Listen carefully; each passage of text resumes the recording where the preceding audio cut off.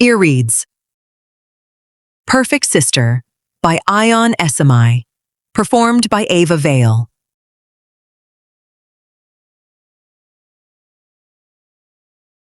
Chapter 1. Meg, the Shirt. The chime announced me like I'd triggered an alarm. The wall clock at Park Avenue Cleaners read 7:14 p.m. The fluorescent lights hummed overhead. That high-frequency buzz that lives just below conscious hearing until you've worked a 12-hour shift, when every sound sharpens into needles. I pulled the ticket stub from my scrub's pocket. The paper was soft from body heat. The number faded. 447. I handed it across the counter. Maria, new girl, maybe 22, name tag still crisp, took it without looking up. 1 second. She disappeared into the back, and I leaned against the counter, forearms flat on the cool formica while plastic rustled and hangers scraped metal racks. The shop smelled like starch and hot steam, chemical clean, the kind that coats your throat. Through the window, the parking lot stretched half empty as streetlights flickered on. September dusk. That particular amber light made everything look older than it was. Maria returned with a bundle wrapped in crackling plastic and hefted it onto the counter. Here you go. Thanks. I signed the slip, lifted the bundle, heavier than expected, and walked out. The bell above the door chimed. The sound followed me to the car. Home was a third-floor walk-up, the kind of building where paint peeled in strips and the elevator worked 3 days out of 7. I climbed the stairs, counting them the way I always did. 23 per floor, 69 total, old habit. Inside, the kitchen table sat empty. 2 chairs, coffee maker on the counter, still half full from this morning. I set the dry cleaning down and pulled the plastic loose. 2 bundles nestled inside. I sighed. A mix-up. My scrubs on top, the teal ones, faded from too many washes, fabric soft and worn thin at the elbows. Underneath them, a second set. Navy, newer. Not mine. Anne's. She'd bought them 6 months ago and they still had that stiff, fresh from the package feel. Not unusual. Same hospital, same last name. Our orders got mixed up sometimes, but under the scrubs, folded beneath them, was a man's dress shirt. My hands stopped. Navy. French cuffs. I lifted it slowly, the fabric smooth and cool against my palms. Anne didn't tell me she had a bow. The monogram caught the overhead light, embroidered in silver thread right above the pocket. Small and tasteful, the kind of detail that costs extra. BF. Probably nothing. My pulse changed, not faster, steadier. The way it did when a patient started coding and alarms went off and training took over. Controlled, focused. I brought the collar to my face and breathed in. Faint, but still there. Acqua di Gio. Ben's cologne. The one I'd bought him last Christmas because he'd run out and mentioned liking it. The scent was sharp enough to taste, and it mixed with the chemical clean smell of the dry cleaner's starch in a way that made my stomach tighten. This shirt. I pulled out my phone and opened photos, scrolling back 3 weeks. Found it. Ben, Saturday morning, September 4th. Kitchen, coffee in hand, wearing this shirt. Navy, French cuffs, silver monogram visible as he reached for the sugar. That was the weekend he went to New York. Pediatric conference. Left Saturday morning, came back Sunday night. That was the same weekend Anne worked doubles. Saturday day shift, Saturday night, Sunday graveyard. She'd told me she barely slept, that she was living on coffee and adrenaline. I zoomed in on the photo, the monogram, same silver thread, same placement. I locked my phone and set it down beside the shirt. The apartment made its settling noises around me, pipes ticking, someone's TV through the wall, traffic outside. Normal sounds. I opened a new note and titled it Variables. Typed 2 lines, Ben, NYC weekend. Anne had his shirt. I needed to think. I locked the screen, went to the sink, and poured out this morning's coffee. Rinsed the pot under water that ran too hot and didn't turn it down. Let it scald my fingers until they went numb. Behind me, on the kitchen table, the shirt waited. Silver thread catching light. Navy against white formica. His shirt in my sister's dry cleaning. Chapter 2. Meg, the Count. I walked to the bedroom, 12 steps down the hall. I counted them without meaning to. Ben's closet opened smooth. He kept the hinges oiled, everything maintained. The shirts hung in their color gradient, dark to light. I found the navy section and started counting. 1. Charcoal navy, almost black, subtle pinstripe. 2. Solid navy, no monogram, Brooks Brothers. 3. Navy window pane, his interview shirt. 4. Navy Oxford casual, the one he wore on weekends. That was all. I counted again, letting my fingers slide across each hanger, fabric cool and pressed under my hands. 1, 2, 3, 4. Should be 5. The shirt on my kitchen table made 5, but that shirt had been gone since the photo, since the morning he flew to New York. I opened messages and found Anne's name. Hey, random question. Did you work September 4th through 5th? The response came in 23 seconds. Yeah, doubles LOL. Sat day shift plus overnight, then sun graveyard. Why? Exactly what she'd told me before. Immediate, detailed, exclamation point and everything. Just trying to remember something. Thanks. 3 dots appeared. Bounced. No prob. Everything okay? Fine. Just checking my calendar. Okay, love you. Red heart emoji. I put the phone down and stood there with my hand still resting on Ben's shirts. Anne had never mentioned seeing Ben that weekend. Ben had never mentioned seeing Anne. And yet here was his shirt, fresh from the dry cleaner, smelling like him, with his monogram in her bundle. 12 breaths per minute. I could hear Ben sleeping from the doorway, steady, deep, trusting. I wanted to wake him, wanted to hold up the shirt and watch his face. But asking meant risking confirmation, and I wasn't ready for that. I slipped out of bed, went to the bathroom, and pulled the door closed behind me. The shower ran too hot. I stood under the spray and let it scald my shoulders, my neck, until steam filled the room, and I couldn't see my own face in the mirror. My skin was red when I turned off the water, like I'd been burned. I pulled on my scrubs. The fabric settled against my skin with familiar weight. Armor. The costume I wore to become the person who kept other people alive. My phone buzzed on the counter, Anne's name on the screen. Good morning. Coffee later? My fingers hovered over the keyboard. I could type it right now. Why was Ben's shirt in your dry cleaning? Send it. Watch her scramble to explain. Instead, I typed, can't today. Busy shift. Her response came immediately. No worries. Tomorrow, I'll think of something. Love you. I put the phone down. That word, love. Ben emerged from the bedroom as I poured coffee. Dark hair rumpled from sleep, green eyes behind the wire-frame glasses he only wore at home. 31, tall stubble shadowing his jaw. He smiled when he saw me. That easy, warm smile that had made me say yes when he proposed. Rough night? He crossed over and kissed my cheek. His lips were warm. A little. He poured his own mug and added cream in one precise pour. No measuring needed.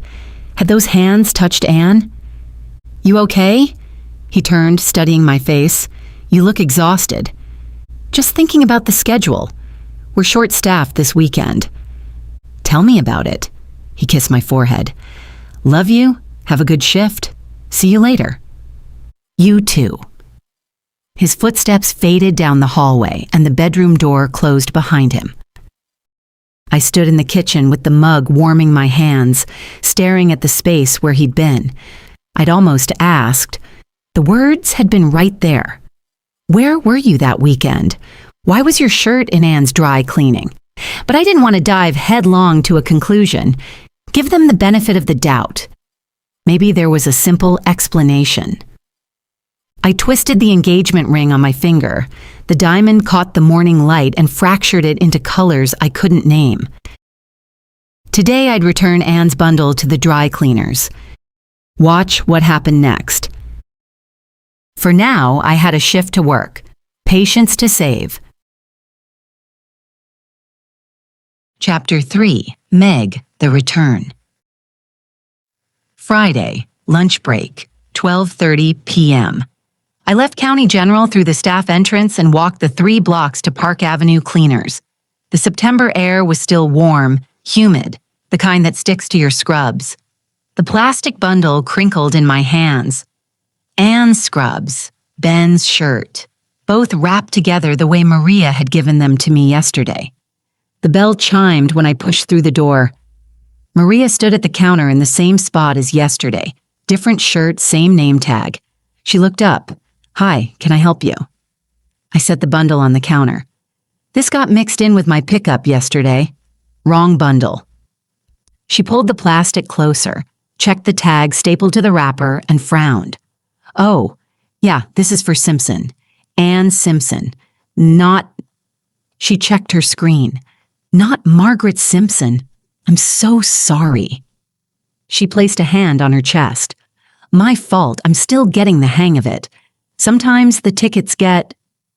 "It's fine. Just wanted to return it." "Of course, thank you so much." She lifted the bundle and the plastic crackled. "I'll make sure it goes in the right spot." Now it would move through the system the way it was supposed to. "Great. Have a good day." I walked out. The bell chimed behind me. Outside, the air felt thicker. Or maybe my lungs worked differently. Hard to tell. I got in my car but didn't start the engine, just sat watching the shop through the windshield. Maria moved behind the counter, answered the phone, wrote something down. Normal movements. Normal day. She'd forget this transaction in an hour. Just another customer returning a mixed-up bundle. Happens all the time. But the bundle was back in circulation now. Tagged, filed, waiting for Anne to pick up. And when Anne picked it up, she'd find Ben's shirt, the navy one, French cuffs, silver monogram, BF. Would she recognize it? Would she know it had been missing for 3 weeks? Would she give it to me or bring it to him? Would they meet somewhere to exchange it? I opened the variables note and added a line. Shirt returned to cleaner, 12:34 p.m., Friday, September 20th, waiting for Anne to retrieve. Saved it. Locked the screen. Started the engine. The cleaners shrank in the rearview mirror. White storefront, faded awning. Maria still visible through the window. Just a girl working a register. No idea she could be part of something larger. I took the long way back to County General down Park Avenue and left on Tatnuck, past the coffee shop where Anne and I met sometimes, past the grocery store, past the running path we used to take together before our schedules stopped aligning. I drove past her building at 247 Tatnuck Street. Red brick, 4 stories. Her window on the 3rd floor, southeast corner. The small balcony she never used because she was afraid of heights. I'd helped her move in 2 years ago. Carried boxes up 3 flights, helped her arrange furniture, christened the place with cheap wine and pizza on the floor because her table hadn't arrived yet. "I love it," she'd said, "and I love that you're only 12 minutes away."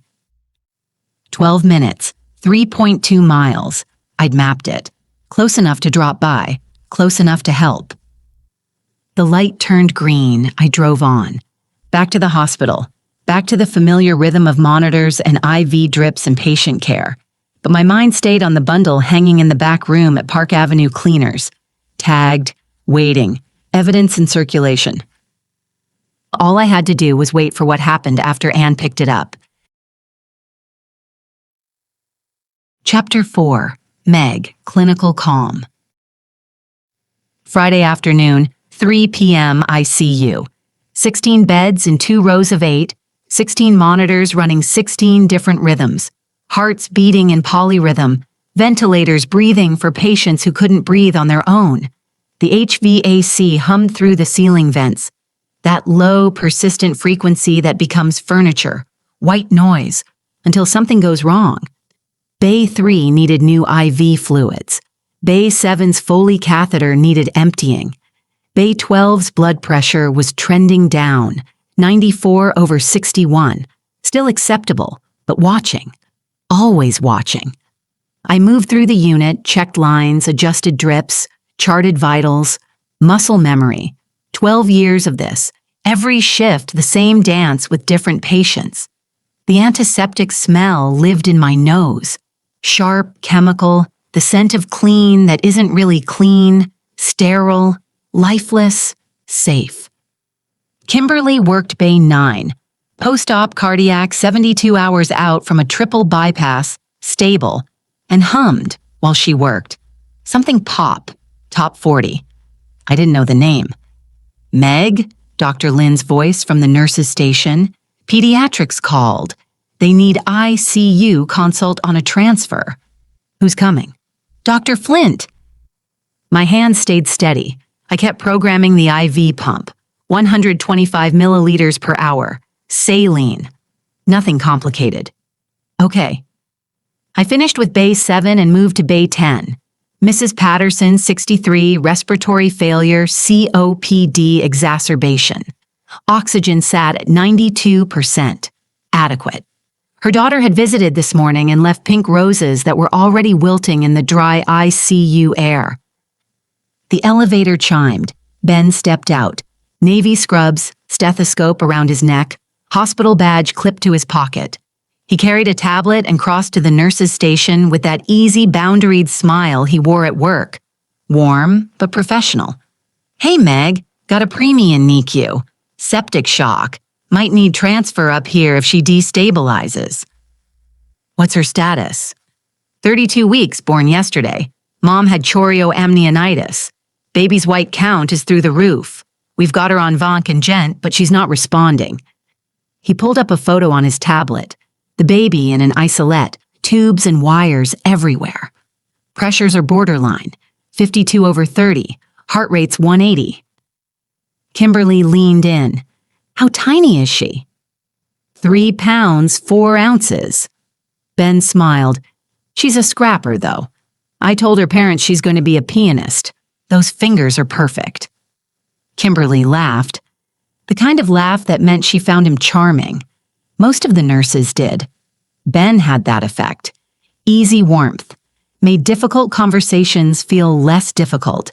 Made scared parents feel heard. He glanced at me. You ready for her if we need to transfer? Bay 14 is prepped for PEDS. Perfect. He gave a subtle wink and turned back toward the elevator, whistling something light and bouncy I didn't recognize. The doors closed. He disappeared. 20 minutes later, at 3:37 p.m., Anne stepped out of the same elevator. Forest green scrubs, ER badge, hair back in a ponytail, dark circles under her eyes from double shifts, and not enough sleep. She carried 3 coffee cups in a paper tray, County General cafeteria, steam rising from the lids.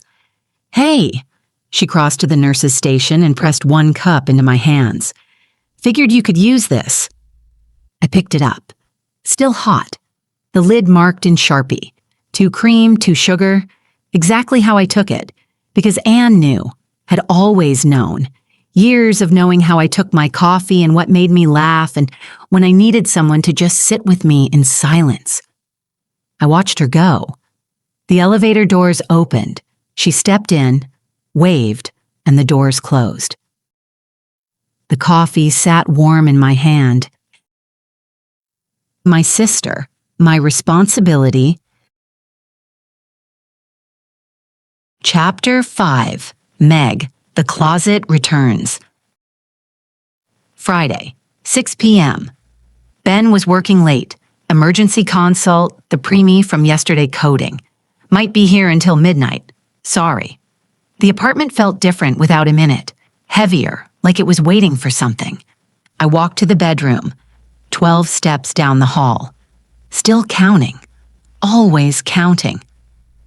Ben's closet open smooth, hinges oiled, everything maintained. The shirts hung in their gradient, dark to light. I found the navy section and started counting, letting my fingers slide across each hanger. Cool cotton pressed clean. 1. Charcoal navy with pinstripe. 2. Solid navy, Brooks Brothers. 3. Navy window pane. 4. Navy Oxford. 5. I stopped. The shirt hung between the gray section and the white. Navy, French cuffs. The monogram caught the light from the bedroom window. Silver thread, BF. The same shirt I'd found in Anne's bundle. The same shirt I'd returned to Park Avenue cleaners at lunchtime. Now back in Ben's closet like it never left. My pulse ticked up. I pressed 2 fingers to my wrist, counted, made myself slow down. Then I checked the other sections. Gray shirts, 4, white shirts, 6, blue shirts, 3. I counted them all. Someone had picked it up from the cleaners, come here with a key, and hung it back in the exact spot, between gray and white the way it had always been. Only 2 other people had keys to this apartment. Ben and Anne. Ben had been at the hospital since 4 p.m. Before that, he'd been with me. We'd had lunch together at the kitchen table, sandwiches, and he'd talked about the preemie's declining stats. Worried, professional, normal. He hadn't gone to the cleaners. Anne had a spare key for emergencies, for watering plants when we traveled, for dropping off groceries when I worked doubles, for entering when no one was home, for returning evidence. I pulled out my phone and photographed the shirt, keeping the monogram in focus. Silver thread sharp against navy fabric. Timestamp automatic, 6:17 p.m., Friday, September 20th. Then I photographed the closet, all shirts visible, the gradient, the organization. Saved both images, created a new folder labeled Evidence, locked it with a passcode. The scent of Aqua di Gio drifted from the closet. Ben's scent. The one that lived on his skin and his pillow, and now this shirt that had been gone for 3 weeks and somehow ended up in Anne's possession and come back here like nothing happened. I hung the shirt between the gray and white sections, exactly where it had been, and closed the closet door. In the kitchen, my phone buzzed. Anne calling. We'd spoken only a few hours earlier when she'd brought coffee to the ICU. I watched her name flash across the screen. The contact photo I'd set of the 2 of us at the beach last summer, arms around each other, smiling, sisters, happy. The phone kept ringing. I didn't answer. Didn't trust what I'd say. It went to voicemail. 2 seconds later, I opened it and held the phone to my ear. Anne's voice filled the space, bright and cheerful. Hey, just wanted to chat, see how you're doing. Call me back. Love you. Too cheerful, the brightness forced, like she was trying too hard to sound normal. I pressed delete. Confirmed. The message disappeared. I went to the sink and poured a glass of water, filled it halfway, brought it to my lips. My hands were shaking. I set the glass down, made myself breathe. 4 counts in, hold, 6 counts out. The shaking continued. I closed my eyes and counted to 10. When I opened them, my fingers were still trembling. Small, visible movements. I made fists, held them tight, knuckles white, and squeezed until the shaking stopped. Released, steady.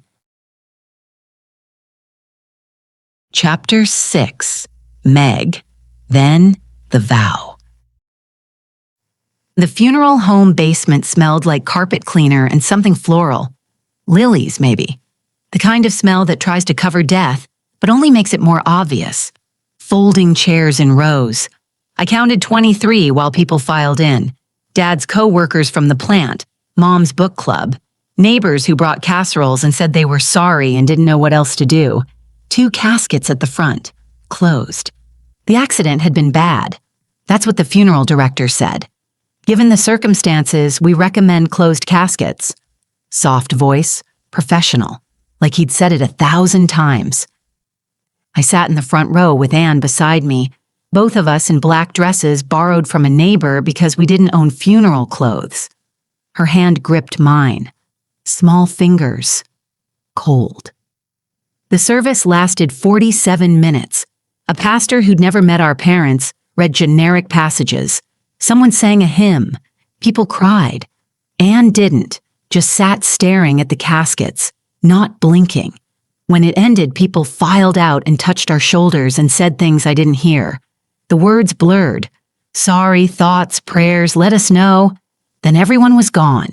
Just Anne and me and 2 caskets and 23 empty chairs. Anne's hand tightened on mine. What happens to us? I looked at her. 12 years old, small for her age, dark circles from not sleeping. She'd cried every night since the accident. Quiet crying through the wall of our apartment. I'd count her sobs until they stopped. What do you mean? Rita said we have to go somewhere. Foster care. She said we can't stay in the apartment alone. Rita Valdez, the social worker. She'd shown up 3 days after the accident, asked questions, taken notes, said she'd be back. We're not going anywhere, I said, but she said, I don't care what she said. Anne's eyes filled. I don't want to leave. I don't want to go live with strangers. My chest went tight. Not metaphor, actual constriction, like someone had pulled a strap around my ribs. I knelt. The basement floor was cold through my tights. I held Anne's face in both hands, small face, wet with tears now. Listen to me, I said. Nothing bad will ever touch you again, I promise. I'll take care of you, always. We stay together, just us, forever. But how? I don't know yet, but I'll figure it out. What if they make us? They won't. I won't let them. Anne searched my face, looking for the lie, looking for the crack. I didn't let her find it. Okay? Okay. Her voice was a whisper. She fell into me, arms around my neck, body shaking. I held her and counted the seconds. 112 before she started to calm, 203 before the sobs turned to hiccups. The funeral director appeared in the doorway and cleared his throat. Take your time, no rush. I nodded and he disappeared. Anne pulled back and wiped her face with her sleeve. Can we go home? Yeah, let's go home. The apartment felt wrong, empty in a way it hadn't been before. Mom's coffee mug still on the counter, Revlon red lipstick on the rim, Dad's jacket on the hook by the door, smelling like Old Spice and the cigarettes he'd quit but whose scent had stayed. Anne went to her room and closed the door. I stood in the kitchen, staring at the mug and the jacket. The apartment that was ours but also wasn't anymore. On the counter was a stack of mail. Bills, mostly, piling up since the accident while I ignored them. I picked up the top envelope. Electric company, past due, $247. I set it back down and sat at the kitchen table with my head in my hands.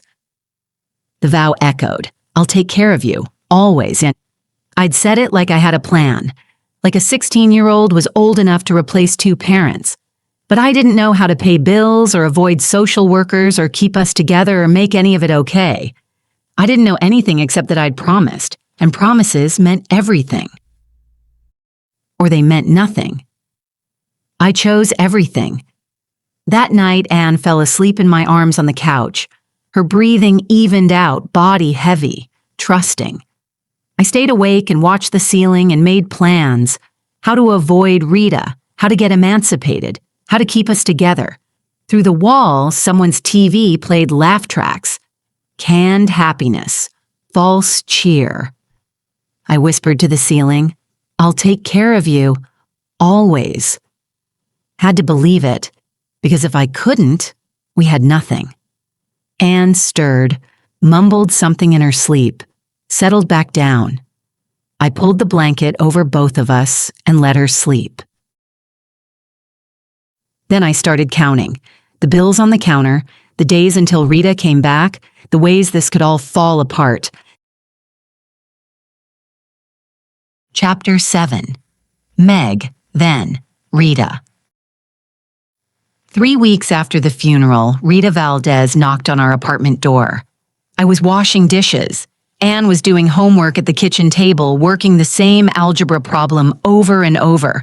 eraser crumbs scattered across the page like tiny casualties. The knock came again, firm and official. I dried my hands and opened the door. Rita stood in the hallway, early 30s, tired eyes, a blazer that had seen better days. She carried a leather bag stuffed with folders, the kind of overstuffed that meant too many cases and not enough time. Margaret, right? Meg. We spoke briefly at the funeral, remember? I'm Rita Valdez, Child Protective Services. I did remember. She'd handed me a card. I'd thrown it away. Can I come in? I stepped aside. She entered and scanned the apartment the way investigators scan rooms. Inventory first, questions second, the dishes in the sink, Anne's homework, the grocery bags on the counter, evidence of life continuing. You remember my sister, Anne? I said. Anne looked up and said nothing. Rita smiled, professional, warm enough to seem genuine. Hi, Anne. How are you doing? Fine. That's good. She turned back to me. Is there somewhere we can talk? Here's fine. Rita glanced at Anne, then back to me. It might be better if... She stays. Rita's smile tightened. She set her bag down, pulled out a folder, and opened it. I'm here to discuss your living situation. As minors without a guardian, the state requires certain arrangements be made for your care and safety. We have arrangements. Her pen hovered. Oh, what arrangements? Our aunt, Rebecca Torres. She's flying in from California next week. There was no Aunt Rebecca. No aunts at all. Both parents were only children. All grandparents dead before Anne was born. No cousins, no uncles, no family anywhere. Just the two of us. The lie came smoothly, easily like I'd been practicing. And maybe I had, in my head, running through scenarios, preparing for this exact moment. Rita wrote something down. Rebecca Torres, and she's your mom's sister. Lives in San Diego. She's a nurse. Works at Scripps Memorial. More details. Specific enough to sound true, vague enough to be hard to verify. Rita's pen stopped. She looked at me. Not the quick professional scan from earlier, but slower, the kind that peeled back layers. And she'll be taking custody? Yes. I'll need to speak with her, get her contact information. I'd expected this. I walked to the counter and wrote down the number for the prepaid burner phone I'd bought 3 days ago. When Rita called, I'd answer it. Put on a voice. Older. California accent. Concerned aunt flying out immediately. I handed her the paper. She studied the number. Money for rent? Utilities? Rebecca's handling it, sending money until she gets here. Another lie. No money coming. No Rebecca. Just me and $8,000 in 12 weeks before it ran out. Rita closed her folder, slid it back into her bag, and stood. I'll be calling Rebecca, and I'll need to come back next week to meet her in person. That's fine. If anything changes, if you need anything, call me. She handed me another business card, same one as before. My cell number's on there, day or night. Thank you. She moved toward the door, then stopped and turned back. You're doing a really brave thing, taking care of your sister, but you don't have to do it alone. There are resources, support systems. We're okay. Rita studied my face, looking for cracks, for the truth underneath the performance. She didn't find it. Or maybe she did and decided it wasn't worth the paperwork, but she didn't leave. She set her bag down again and leaned against the door frame like she had all the time in the world. She didn't. I'd seen the folders. At the funeral, she said, I heard what you told your sister. My throat tightened. What? That promise that you'd always protect her. Her voice dropped, not softer, heavier. That's a beautiful thing to say, Meg, but be careful. Protecting someone and controlling them can look very similar from the outside. She held my gaze. The difference is whether you're doing it for them or for yourself? Heat crawled up my neck. I'm doing it for her. Always for her. I hope you remember that, especially when it gets hard. The door closed. Her footsteps faded down the hall, then the stairwell door, then nothing. I went to the window and watched her gray Civic disappear around the corner. You made up an aunt. I didn't turn around. Anne's pencil had stopped. I could feel her watching me from the table, 12 years old and already reading rooms the way I'd read Rita's face. Yeah, I said, and she knew. Not a question. I turned. Anne sat with her hands flat on either side of the algebra book, the eraser crumbs still scattered in front of her. But she wasn't looking at the math anymore. Maybe, I said. So what happens when she comes back and there's no aunt? I'll figure it out. How? I don't know yet, but I will. Anne studied me the same way Rita had, weighing whether to trust the person standing between her and the system. Then she pushed back from the table, crossed the kitchen, and wrapped her arms around my waist with her head pressed against my shoulder. You'd really do that, she said, voice muffled against my shirt. Make up a whole person, risk everything just so we can stay together? Yes, I said, always. She held on. I let her, counted her breaths. 7 before she spoke again. Okay, she whispered. Okay. I stared out the window at the empty street where Rita's car had been. Protecting someone and controlling them can look very similar from the outside. She was wrong. They weren't similar at all. Were they? Chapter 8. Meg, then the envelope. The envelope came 8 weeks after the accident. I recognized the logo. Midwest Life Insurance. The company Dad had talked about at dinner sometimes. Good policy, he'd said. If anything happens to us, you girls will be taken care of. I opened it standing at the kitchen counter on a Tuesday morning. Anne at school, the apartment quiet except for the radiator tick, and someone's baby crying through the wall. The letter was short. 2 paragraphs. Professional. Polite. Dear Ms. Simpson, regarding policy 847-2194 for Robert and Linda Simpson, our records indicate premium payments ceased 6 months prior to the policyholder's deaths. As per contract terms, the policy lapsed due to non-payment. No benefits are payable. We extend our condolences for your loss. I read it twice, 3 times. The words didn't change. No benefits payable? 0. My hand stayed steady. I set the letter down, walked to the drawer where I'd put Mom's other papers, bank statements, checkbook, the folder marked important documents, and pulled out the checkbook. The balance was written in Mom's careful handwriting, last entry dated 3 days before the accident. $8,247.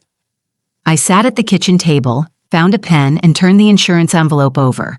Funeral bill already paid, $2,200. Rent, $400 per month. Utilities, electric, gas, water, $180 combined. Food, $600 per month if I was careful. And school supplies, new notebooks, a graphing calculator for algebra, a winter coat, $200. I added it up. $2,200 gone for the funeral, leaving $6,047. Monthly expenses, $1,180. I divided. 5.1 months, 21 weeks, 147 days. Then what? Less if anything unexpected came up, car repair, medical bill, anything. I stared at the numbers. My handwriting covered the back of the envelope in neat columns. The math was simple. The conclusion was devastating. I was 16. Anne was 12. I had no job, no income, no skills anyone would pay for. A sophomore with a B average and perfect attendance, and nothing that translated to money. I could get a part-time job, something after school, fast food, or retail. Minimum wage was $7.25. 20 hours a week, maybe $120 after taxes. $480 a month. Still not enough. And who would watch Anne while I worked? Who would make sure she ate dinner and did her homework and went to bed at a reasonable hour? Who would keep her safe? I'll take care of you. Always. The vow echoed. I'd said it at the funeral, held her face in both hands, and meant every word. But promises didn't pay rent. Promises didn't buy food or keep the lights on or stop the state from splitting us up when the money ran out. The radiator ticked. The baby cried. Through the wall, someone's TV played a game show. Applause and bells and manufactured excitement. I needed a plan. I needed income. I needed something I didn't have and didn't know how to get. The apartment settled around me. Mom's coffee mug still on the counter, Dad's jacket still on the hook, their presence in objects and their absence everywhere else. The baby stopped crying. Sudden silence, then the TV got louder. Someone compensating. I stood and opened the freezer. 2 boxes of fish sticks, 1 bag of frozen peas, 3 frozen dinners, a half-empty container of ice cream. The refrigerator held milk, eggs, cheese, bread going stale, condiments. I counted the cash in my wallet, $43, enough for pasta, sauce, more bread, milk, and cereal for Anne. The door opened. Anne, home from school, backpack heavy, dropped by the couch. I'm starving. Homework first. She groaned but pulled out her algebra book and sat at the table where I'd been doing math of my own. Different equations, same kind of problems that didn't solve. She worked for a while, then got up and went to her room. I folded the insurance letter and put it in the drawer with Mom's other papers. The math envelope I kept, tucked it into my algebra textbook, evidence of the equation that didn't balance. Anne's voice from the bedroom. "What's for dinner?" "Fish sticks," I called back. Through the wall, I heard her groan. She hated fish sticks. I heated the oven anyway. Chapter 9. Meg, First Surveillance. Saturday morning. I parked across from Anne's building at 8:47 a.m. Told myself I was being paranoid.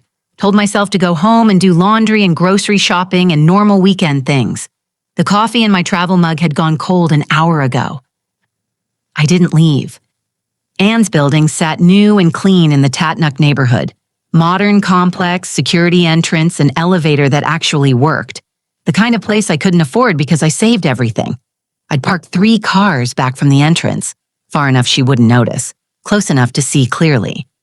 At 9:30, the main entrance opened and Anne emerged. Denim jacket, cream cashmere sweater underneath, dark jeans that fit perfectly, hair curled at the ends, styled not the ponytail she wore at the hospital, not her day-off hair. She stopped at her car, checked her reflection in the driver's window, touched her lip gloss, smoothed her jacket. Getting ready for something, someone. My hand stayed loose on the steering wheel. Clinical observation, the way I'd note a patient's pre-procedure anxiety. She pulled out of the lot and turned left. I counted to 10, started my engine, followed. 3 cars back, close enough to track her turns, far enough that my Civic wouldn't register in her rear view. She drove through downtown past Worcester State and the Art Museum and coffee shops opening their doors, toward Riverside, the expensive district where parking meters took credit cards and boutique windows changed displays with the seasons. Anne's Honda slowed, right turn signal on, and pulled into a space outside a white brick building with large windows and brass lettering above the entrance. Willow and Sage. I'd driven past this place before, some kind of event space, where people performed. I parked across the street and killed the engine. Anne got out, smoothed her sweater, checked her reflection once more. The entrance door opened from the inside and a woman emerged. Blonde, mid-30s, sleek hair in a low bun, tablet in hand. They hugged, familiar, warm, arms around each other. Not a first meeting. Anne's face lit up, and the woman gestured toward the entrance. Anne followed her inside. I sat with the engine off and watched. Through the large windows, I could see them walk the space together. Polished marble floors, white curtains draped ceiling to floor, mirrors on one wall that multiplied everything. At the far end stood a raised platform, a small stage maybe 2 feet high. Anne stepped onto it and looked out at the empty room, while the blonde woman stood below, gesturing, pointing to different areas, testing sightlines. Anne walked across the platform, stopped center. The woman made notes on her tablet. They moved to the back wall where the woman pointed up at lighting fixtures mounted on tracks and speakers built into the corners. Anne pulled out her phone and photographed the platform, then the lighting, documenting, planning something that required a stage. What? My chest tightened. I made myself breathe. 4 counts in, hold, 6 counts out. They returned to the center of the room, where the woman spread something on a table. She pointed out something small. Anne leaned closer and her hand flew to her sternum, eyes widening, like something clicked, like she'd found exactly what she needed. 15 minutes later, they emerged together, Anne laughing, the woman handing her a business card. They hugged again and the woman went back inside. Anne got in her car and pulled out her phone. My phone buzzed. Anne texted, "Morning, what are you up to today?" I stared at the screen. She was sitting 50 yards away. I was tailing you. Guilt wrapped around my spine. I typed back, "Errands." You? Through the windshield, I watched her type. 3 dots appeared on my screen. Same. Boring adult stuff, LOL. Want to grab lunch later? Boring adult stuff. The lie came through the phone screen, through the glass, through the 50 yards between us. Can't, busy, brunch still tomorrow? Of course, love you. She pulled away and drove past my car without looking. I followed, 3 cars back. She parked on Main Street outside the Honeycomb Cafe. Hexagonal amber tiles catching the afternoon light. Succulents in the windows, the kind of place Ben always complained about, too precious, overpriced. Anne went inside. I pulled into a spot 2 spaces down and killed the engine. Through the window, I watched her find a corner booth with her back to the wall. She checked her phone, set it down, picked it up, set it down again. Nervous energy. Waiting.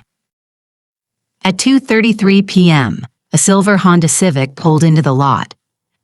Ben's car. My chest went hollow. He got out.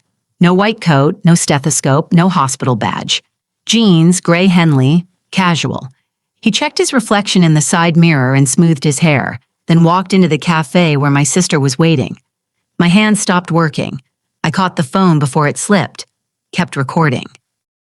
Through the window, I watched him scan the room, find Anne, and his expression shift, soften.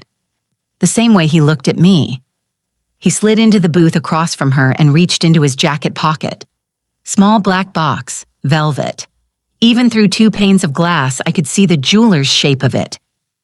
Anne's hand flew to her sternum. Ben opened the box and turned it toward her. Her face collapsed or lit up. Both at once. Hand still pressed to her chest like she had to hold something in. They talked, animated, his hands moving as he explained, her leaning forward, nodding, laughing, touching the box, not taking whatever was inside. Just touching the velvet lid. Ben's hand landed on hers. 5 seconds of contact, fingers laced. I counted. 1, 2, 3, 4, 5. Too long for siblings. Too intimate for friends. He pulled back. Anne closed the box and slipped it into her purse. Coffee arrived. 2 lattes, foam art on top. They sipped and talked. At 2:48 p.m., 15 minutes after he'd arrived, Ben stood, leaned across the table, and kissed her cheek. His lips stayed. I counted. 1, 2, 3, 4, 5. 5 seconds. The same duration as the hand-holding, deliberate, practiced, like they'd done this before. He took a last sip of coffee, walked to the front entrance, and pushed through the door to his car. Anne stayed. She typed on her phone, smiling at the screen, then spoke to the waiter who returned with a to-go cup. She gathered her bag, stood, and walked toward the back of the cafe. Not the front entrance Ben had used. The side door. The one employees used for smoke breaks. The one that opened onto the alley behind the building. The one you'd use if you didn't want to be seen leaving at the same time as the person you just met. Side doors are for secrets. She pushed through, gone. I sat in the car with the engine off, the cold settling in through the windows. My phone had recorded everything. Video file 006, saved, locked. I opened it and watched again. The black box, Anne's hand to her sternum, Ben's hand on hers. 5 seconds. The kiss. 5 seconds. I played it 4 times and counted the seconds each time. Always 5, precise, rehearsed. Then I drove home and felt nothing. That was worse than feeling everything. Chapter 10. Meg, Professional Mask. I picked up the extra shift at 3 p.m. The hospital had called. One of the scheduled nurses had an emergency. I said yes without hesitating. Couldn't sit home, couldn't replay the surveillance footage on loop or stare at walls while my chest vibrated with something that wasn't quite rage and wasn't quite grief. Work kept my hands busy, kept my mind occupied, kept thoughts at manageable volume. County General ICU Saturday skeleton crew. 4 patients, 2 empty beds waiting. Quiet for a weekend. In the back of your mind, it felt temporary. I clocked in, checked assignments, pulled up charts. Bay 3 held Mr. Carlton. 68 post-op cardiac, triple bypass 3 days ago. Stable vitals, oxygen sat at 94%. The monitors beeped their rhythms. 4 different patterns layering over each other across 16 beds. The soundscape I knew better than music. Everything balanced. At 4:17 p.m., Bay 3's monitor alarmed. High priority, blood pressure dropping, 110/70, then 98/65, then 87/58. I moved without thinking. Nurse mode, 7 years of training taking over. Called the Rapid Response Team, checked his pupils, equal and reactive. Skin pale but warm, pulse thready but present.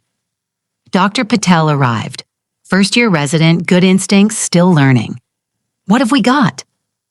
Post-op day 3 cardiac, BP tanking, 82/55 now. Bleeding. I checked the chest tube. Clear. No fresh output.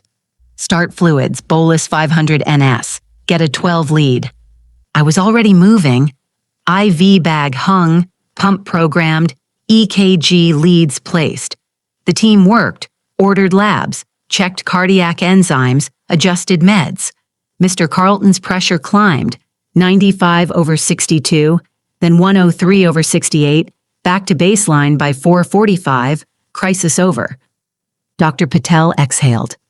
Nice catch, Meg. Just monitoring. Still, you're always so steady.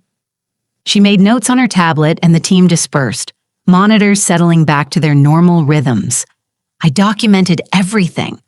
Time of alarm, interventions, response, clean narrative, professional language, no emotion. At 6 p.m., I took my break. The break room sat empty, just me and the ancient coffee maker someone had left on since morning. The coffee in the pot looked like motor oil and smelled worse. I poured a cup anyway, sat at the table and didn't drink it, just held it. I pulled out my phone. The video was still there, 5 hours old now. Black box, 5-second kiss, side door exit. I should delete it, pretend I never saw it. Go back to believing Ben's conference story and Anne's double shift lie. Instead, I opened settings, created a new folder, password protected it, and titled it Evidence. Moved the video inside, Video 006. 6 pieces of proof, 6 different ways they'd lied. The HVAC hummed in the background, louder than it should have been, drilling through my skull. I set the phone down and pressed both palms against my temples. The pressure helped. Slightly. The door opened and Kimberly came in, still in scrubs from her shift, heading for her locker. She looked at me. You okay? You've been weird all week. I forced a smile and dropped my hands. Just tired, too many shifts.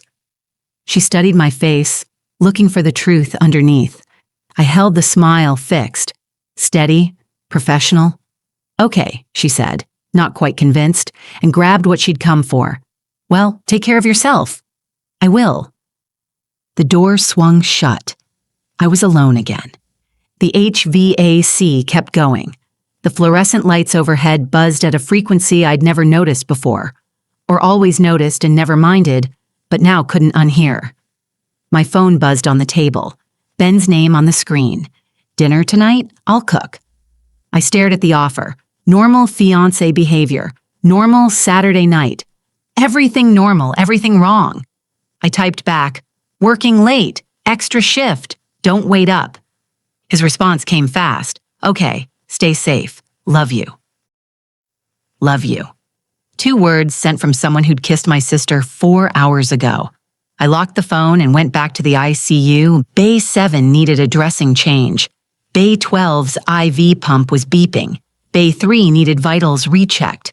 Work, patience, order. The things I could still control. Meg. Kimberly from the nurses' station. Bay 4 needs repositioning. Coming.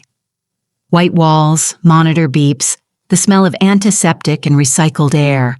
My heart rate finally slowed. 68 beats per minute. Steady, professional, competent, controlled. On the outside, I was perfect. On the inside, the HVAC drilled and the lights buzzed and the evidence folder grew heavier in my pocket. But nobody could see that. Nobody needed to. 5 more hours, then home, then tomorrow. Brunch with Anne, where I'd smile and make eggs and pretend I hadn't watched her kiss my fiancé through a cafe window while Edison bulbs glowed warm, and I sat freezing in a car with the engine off. 5 more hours of professional mask. I could do 5 more after that. I'd been doing it for years. Chapter 11, Meg, Sunday brunch. Sunday morning, 10 a.m. The time we'd kept for 2 years, every Sunday, just us. I'd started the tradition after Anne moved into her own place, worried we'd drift apart with different schedules and different lives. Sunday brunch anchored us, kept us connected. Now I used it to watch her lie. The kitchen smelled like coffee and butter.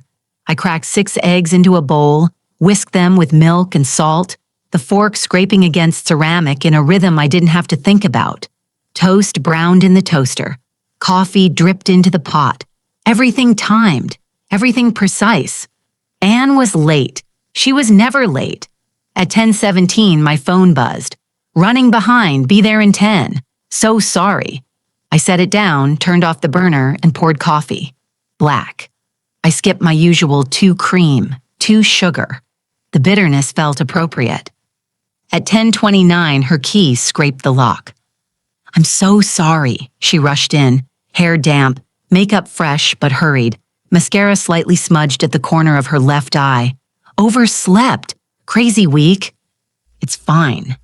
She hugged me, quick and distracted, and her phone buzzed in her pocket before she'd even pulled back. She checked the screen and smiled at it. Not at me. Everything okay? I asked. Yeah, just... She typed something, hit send, looked up. Sorry, work stuff. On Sunday? You know how it is. She pocketed the phone and moved to the counter, poured coffee the way she always did, cream from the fridge, 2 sugars from the cabinet. Knew where everything was without asking. Always had. I turned the burner back on, reheated the pan, poured in the eggs. They sizzled, steam rising. Anne leaned against the counter and sipped her coffee. Her phone buzzed again. She pulled it out, read it, smiled, typed back. I stirred the eggs and watched them scramble, yellow turning to pale curds. How was your week? Good, busy. She set the phone down face up, screen still lit. I caught a glimpse of the preview before the message disappeared. You? She asked. Same, busy. The eggs finished. I divided them onto plates, added toast, set one in front of Anne and took the other for myself. We sat at the table. Anne took a bite. These are perfect. You always make them perfect. Thanks. Her phone buzzed. She ignored it. Took another bite. It buzzed again and her fingers twitched toward it before she stopped herself. Sorry, I'll turn it off. You don't have to. No, Sunday brunch, our time.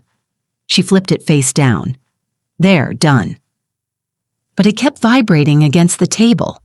Once, twice, 3 times. Someone really wanted her. You can get it, I said. Oh, it's fine. She smiled, bright and forced.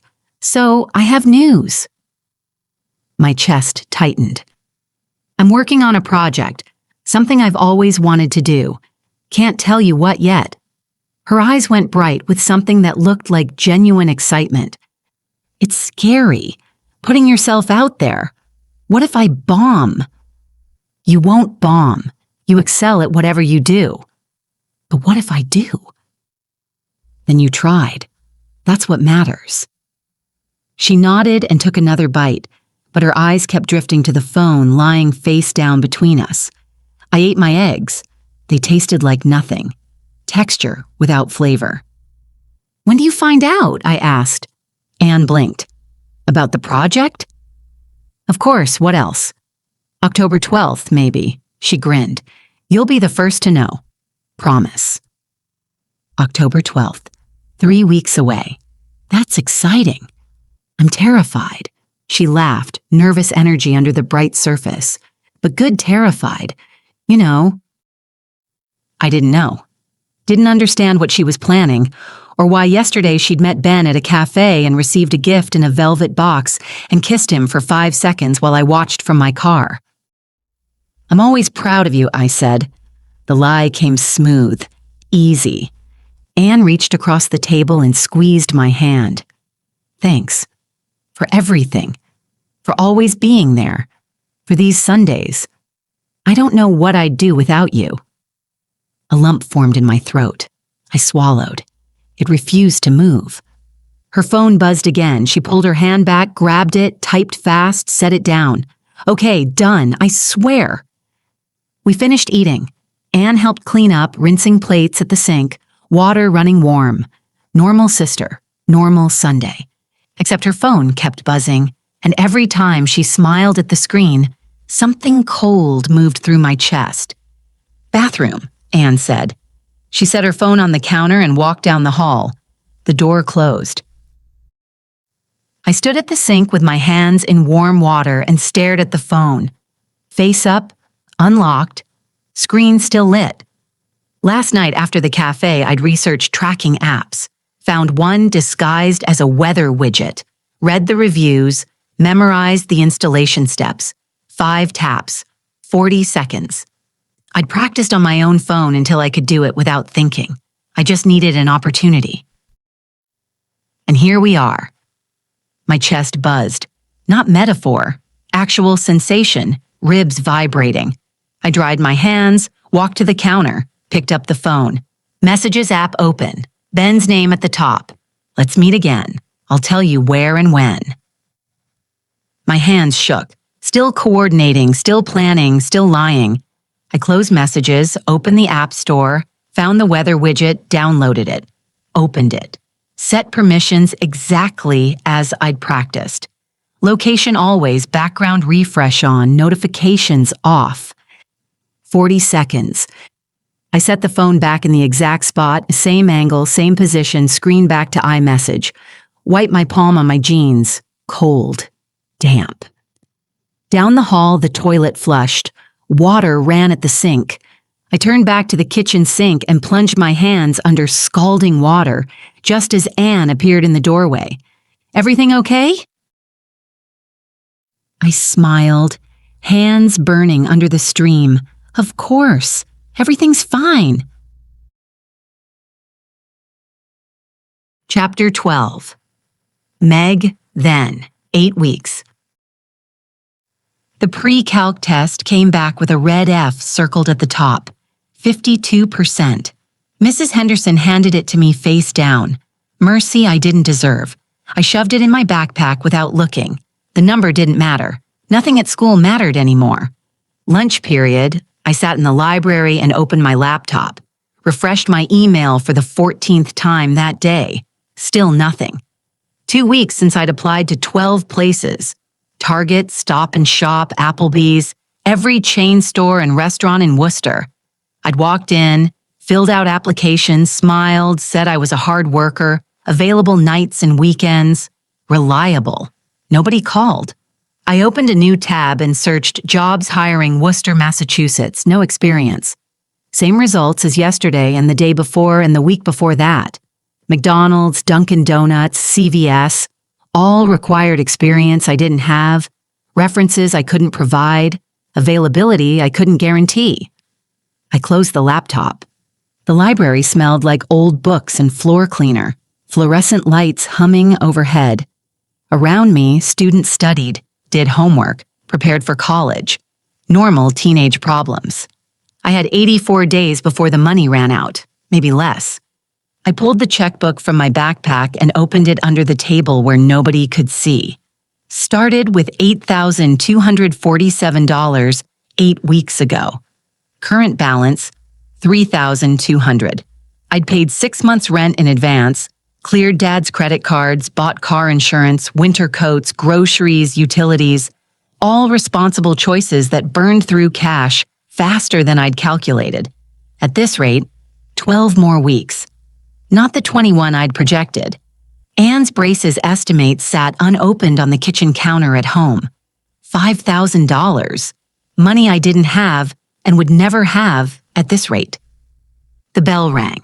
Students packed up around me. I stayed, stared at the balance. $3,200 divided by 12 weeks was $266. Rent covered, but utilities ran a $45 weekly and food another $150. That left $71 for everything else. Gas, school supplies, emergencies. It wouldn't work. I needed income. I needed it now. After school, I walked downtown, down Main Street and side streets, looking for hand-painted help-wanted signs. The desperate kind that meant small businesses that might not ask hard questions about age or experience. The pizza place needed delivery drivers, 18 and up with a valid license. The hair salon needed a weekday receptionist from 9 to 5 while I had school. The convenience store manager looked at me like I was joking when I said I was 16. Come back when you're legal. I kept walking. The October wind cut through my coat, the cheap one from the outlet mall, already inadequate with winter coming and no budget for better. Past the closed plant where Dad used to work, chain link fence and padlocked gate, weeds pushing through cracks in the empty parking lot, past the nursing home where Mom had worked doubles, the brick building with the American flag out front, the lot where her car used to park. I turned down Industrial Drive, warehouses, auto shops, the kind of road people drove through but didn't walk. Carver's Auto sat between a closed furniture store and a scrap metal yard. Cinder block building, one bay, a hand-painted sign taped crooked in the window. Hiring. No experience necessary. I stopped. Through the grimy glass, I could see the garage bay, a lift, tools on pegboards, a man working under a hood, 50-something barrel-chested, grease-stained coveralls. The sign looked painted in a hurry, taped at an angle, like desperation. Same as mine. I'd walked past this shop before and never noticed it. Never needed to. The bank balance was $3,200, 12 weeks left. Anne needed food and heat and a sister who kept promises. I could keep walking, keep looking, wait for Target to call back. But Target wouldn't call. 4 weeks of applications had taught me that. I'll take care of you always. I'd promised. This was how I kept it. I opened the door. The bell above it chimed. The man looked up from under the hood, eyes tracking my movement, assessing. Help you? I pointed at the sign. You're hiring. He straightened and wiped his hands on a rag that came away black. Looked me over. Slow, top to bottom, lingering. You're a kid. 16, I can work. And a girl. My jaw tightened. So? Something shifted in his expression. Not quite a smile, more like recognition, like he'd seen something he could use. I'm Carver. Ronald Carver. I own this piece of shit. He jerked his chin toward the inner office and turned away. Come on in, let's talk. He didn't wait. Chapter 13, Meg, Then, The Offer. The garage bay smelled like motor oil, gasoline, and old coffee, sharp chemical scents that burrowed into clothes and hair and skin. 6 fluorescent lights hummed overhead. I counted them without meaning to. 1, 2, 3, 4, 5, 6. Carver led me past the lift where a Chevy Silverado sat suspended, undercarriage exposed, oil pan dripping black into a catch bucket. His office occupied the back corner. Metal desk, government surplus buried under work orders and coffee-stained invoices. A calendar hung on the wall. Miss October leaned against a Camaro, more breasts than car. He sat behind the desk and gestured at the folding chair across from him. I sat. The chair was cold through my jeans, vinyl seat cracked and patched with duct tape. Carver pulled a flask from his desk drawer and took a drink. Whiskey, probably. The smell drifted across the desk, sharp and mixed with peppermint, breath mints to cover day drinking. He capped it and set it down without offering me any. So, you need a job? Yes. How old are you really? 16. I turned 17 in March. Still in school? I nodded. Grades good? I thought about the pre-calc test, the red F. Good enough. He leaned back, the chair creaking under his weight, and studied me with eyes that had seen too many things and stopped being surprised by any of them. Why do you need money? Why does anyone need money? His mouth twitched, almost a smile. Smart mouth. He let the silence sit for a moment. Most kids your age want jobs for gas money, new phones, concert tickets. You don't look like you're worried about concert tickets. I'm not. So what is it? Boyfriend got you in trouble? My jaw tightened. No. Drugs? No. Then what? I met his eyes and held them. Bills. Something flickered across his face.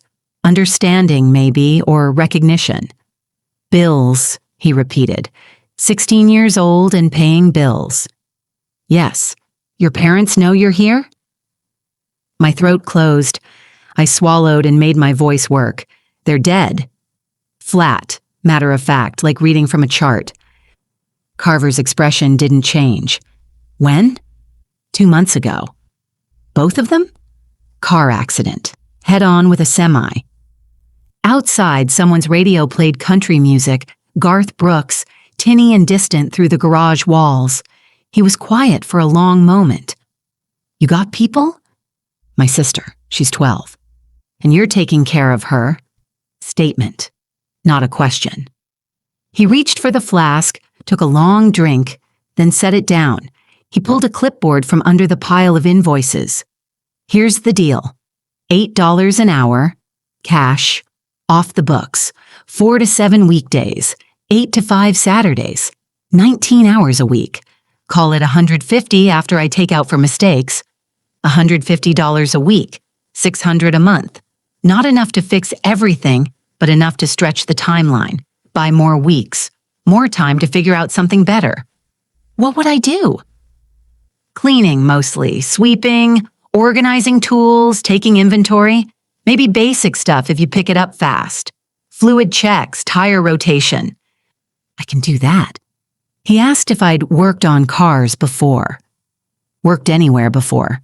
Both times I said no. He set the clipboard down and leaned back, the chair creaking again. You're a kid and a girl with no experience. Most shops wouldn't let you through the door. But you're not most shops. No, he said slowly. I'm not.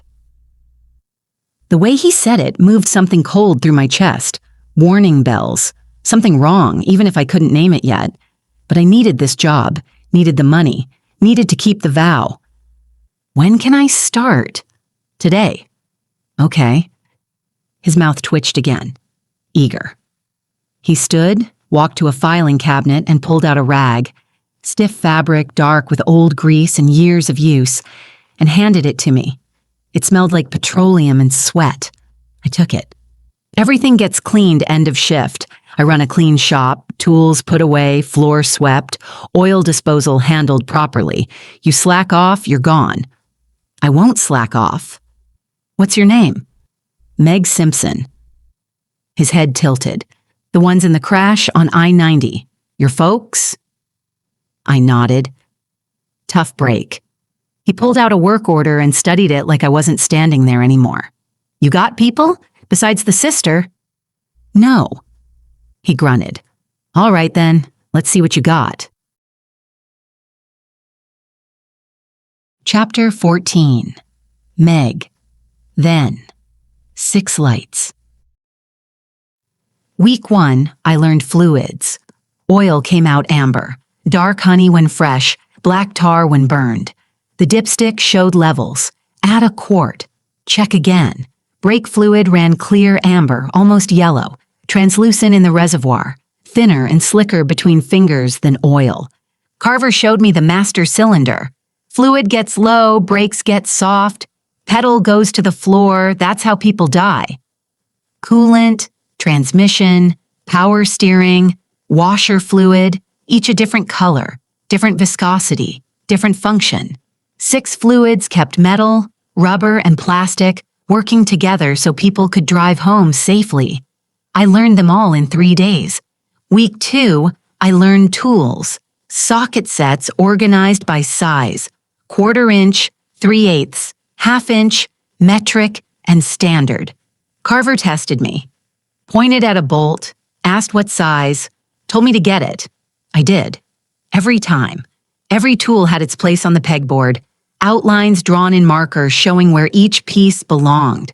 The precision satisfied something in me, order in chaos, control in mechanical systems that followed rules. Week 3, I rotated my first tire. Carver supervised. Where to place the jack, how to loosen the lugs before lifting, how to torque them down in a star pattern. 23 clicks on the wrench. Precise. Specific. No guessing. You're a natural, he said. Not a compliment. Statement of fact. By week 4, he noticed something else. I was under a Honda Civic changing oil when he appeared over me, hands on his hips, assessing. The drain plug had come out smoothly and hot oil poured black into the catch pan. I slid out on the creeper and wiped my hands on the rag.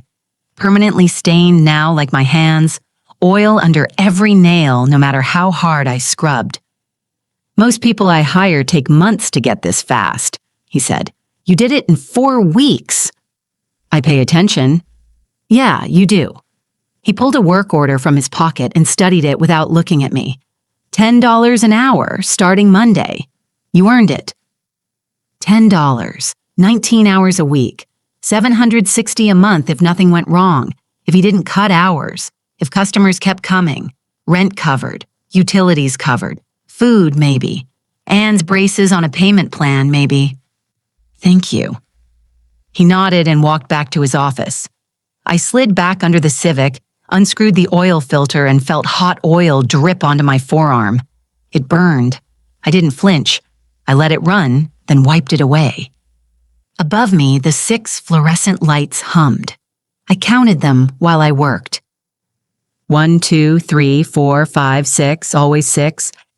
The counting helped, slowed my breathing, steadied my hands, made the anxiety manageable. Carver noticed that too. You always count those lights? Carver asked Friday afternoon. I was sweeping the bay, pushing metal shavings and cigarette butts into a pile at the drain. I looked up. What? The lights. I see you counting them. My chest tightened. It's fine, just noticed. He leaned against the door frame with his arms crossed. Everyone's got their thing. Some people crack knuckles, some people pace. You count lights. I went back to sweeping, bristles scraping concrete. You anxious a lot? No. Okay. He didn't sound convinced. Well, you're doing good work. Real good. Keep it up. He left. I finished sweeping, put the broom in its pegboard outline, and washed my hands at the utility sink. Industrial soap, orange scent, pumice grit, supposed to cut through grease, but never did. Just made my hands raw.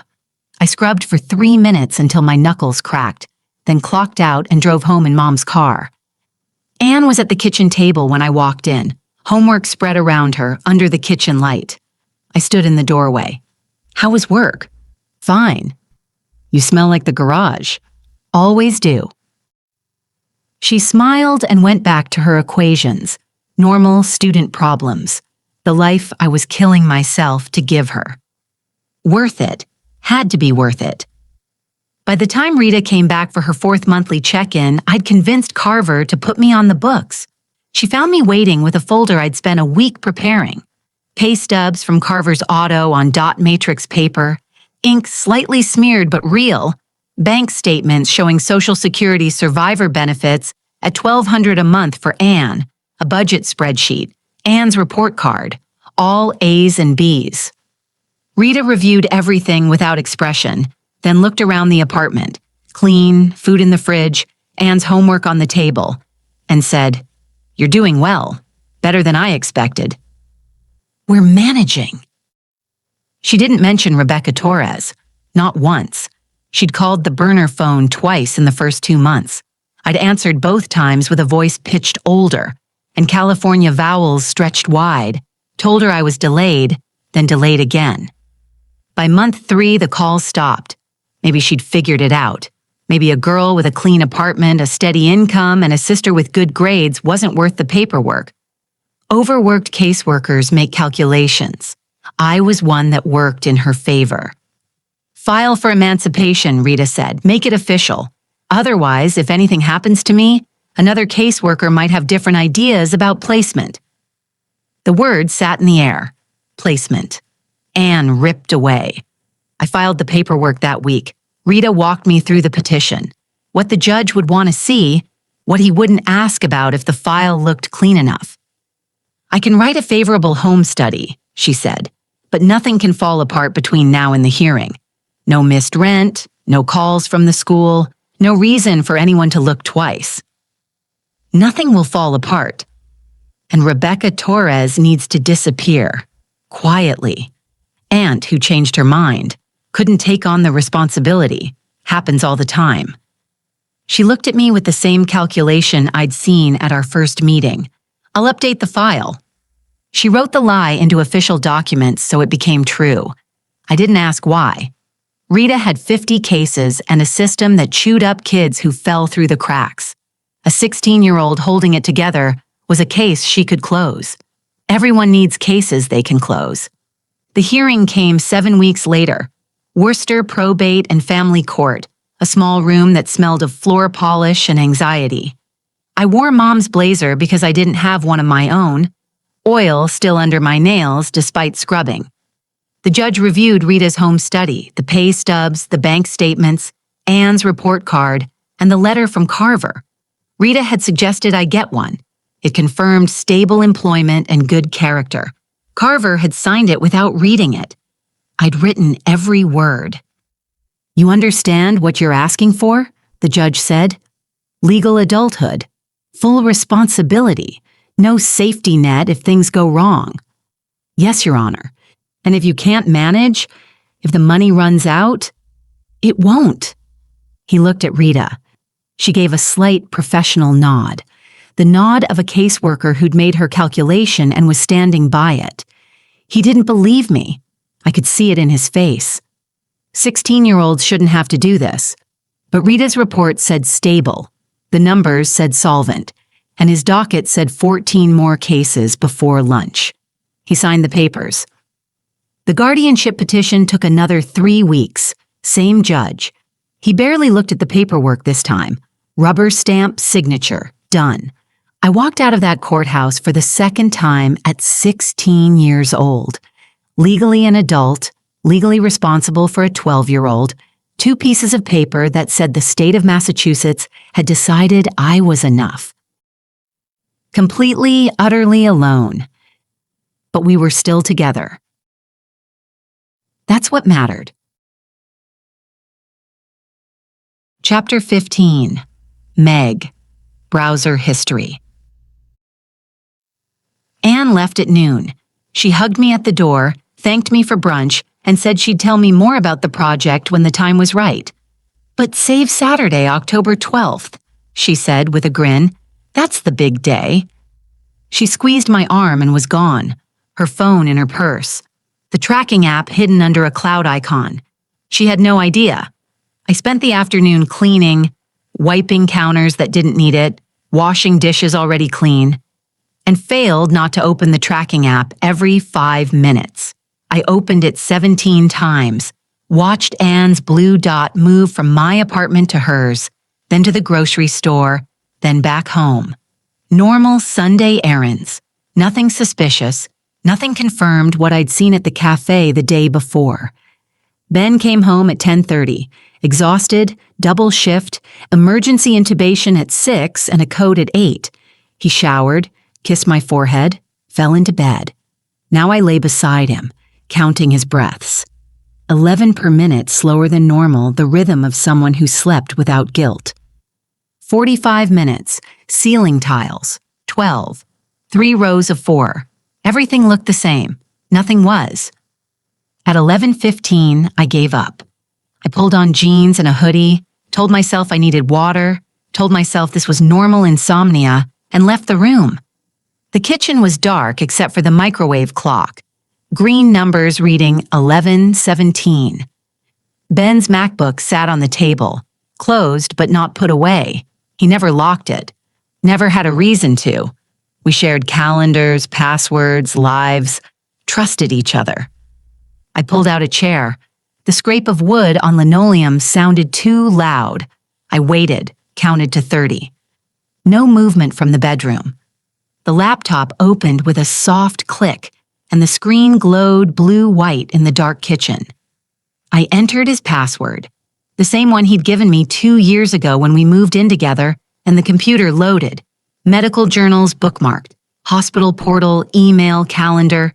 I clicked the browser. History loaded in chronological rows, URLs and timestamps, every site he'd visited laid out like lab results. I scrolled back past today and yesterday, past Friday's takeout menus and weather forecasts, past Thursday's ESPN tabs and pediatric journal articles, all the way to September 1st through 4th, the days before his New York trip, the trip that matched the shirt timeline.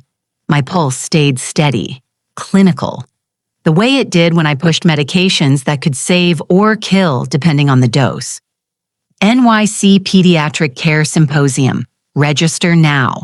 JetBlue 704, Worcester to LaGuardia. 8:15 a.m. departure. Hotels near Javits Center, Manhattan. Conference schedule Saturday sessions. He went. The conference was real. Registration confirmed September 2nd. Flight booked August 28th. Hotel check-in Saturday, check-out Sunday. Something in my chest loosened. Relief tasted like saline. Sterile, temporary. I kept scrolling. Willow and Sage Venue, Worcester. The relief curdled. I clicked the link. White brick building, brass lettering, large windows. The same venue I'd watched Anne tour yesterday morning. Best Bakeries, Worcester, Massachusetts. Flights to Venice, Italy. October. My hands went cold. Not Paris, not some generic romantic getaway. Venice. Specific, intentional, October flights. He'd never mentioned it to me. The refrigerator hummed, the ice maker clicked, and cubes dropped into the bin, a sharp, final sound. I minimized the browser and opened his Google Maps settings, location sharing, currently sharing with Meg Simpson. I turned it off. Then I opened Find My, the app we'd set up years ago as an emergency feature. The one I'd never used. I tapped his name. His blue dot pulsed in our building, right where he slept. I activated tracking. Silent. Real time. He'd never know unless he went looking. Ben didn't go looking. Ben trusted. The screen glowed in the dark kitchen. My reflection stared back from the black edges, hollow eyes, sharp cheekbones, someone I didn't recognize. I closed the laptop. I went to the sink and filled a glass. The water ran too loud in the silence. I turned it off and stood there, the glass cold against my palm. He'd searched for the same venue Anne had toured. He'd searched for flights to Venice in October, a romantic city, a specific destination, and never mentioned it to me. Our anniversary wasn't until March. I opened the tracking app on my phone. Anne's blue dot sat at her apartment, everything normal. Then Find My. Ben's dot beside mine, both exactly where we should be. I took a screenshot and saved it. Evidence 008. 2 dots, his and mine. Together for now. He'd met Anne at a cafe, given her a velvet box, kissed her cheek for 5 seconds while I watched through glass. And tonight his browser history showed venues, bakeries, flights to Venice. With someone, not with me. I drank the water, set the glass down, and walked back to the bedroom. Ben hadn't moved, arm above his head, face turned away. I lay down beside him, without touching him, and counted his breaths. 11 per minute, steady, regular, the rhythm of someone who slept without guilt. I closed my eyes and waited for dawn. Browser history documented, tracking activated, evidence mounting. I could see it in the data, in the search history, and the secret meetings and the lies that balanced too perfectly. Soon something would break. I just needed to apply more pressure. Keep watching, keep documenting, keep the engines running until they couldn't anymore. Chapter 16. Meg, Hospital Schedules. I arrived at 6:30 a.m. My shift didn't start until 7, but I couldn't sit at home anymore. Couldn't lie beside Ben counting his breaths while my mind replayed browser history. Venues, bakeries, Venice flights, all searched while he told me he was preparing for New York. The hospital sat half empty at dawn, gray light filtering through the second-floor windows. Security nodded when I badged in. Night shift winding down, day shift not yet arrived. That 20-minute gap where hallways emptied and nobody watched too closely. I took the stairs to admin, second floor, east wing headed for the scheduling computer. I passed the door to Frank Till's office, the hospital's chief of security. His door was shut. Glad he wasn't there. The scheduling computer lived at a shared workstation near HR, a beige tower with a scratched monitor and an ergonomic keyboard with sticky keys because someone had spilled coffee on it years ago. The space smelled like industrial carpet cleaner and stale recycled air, zero antiseptic smell. I sat and the chair squeaked. My heart pounded. I counted. 87 beats per minute, 89, 92. Tachycardia started at 100. I was close. The login screen glowed blue-white. I entered my credentials and the staff portal loaded. Time cards, payroll, benefits, schedules. Every staff member's schedule accessible to anyone with admin permissions. Nurses needed it for shift trades, coverage requests, time-off coordination. I needed it for something else. I clicked schedules, selected September 1st through 7th, and typed Anne's name. Her schedule loaded in a grid. 7 days, each shift color-coded.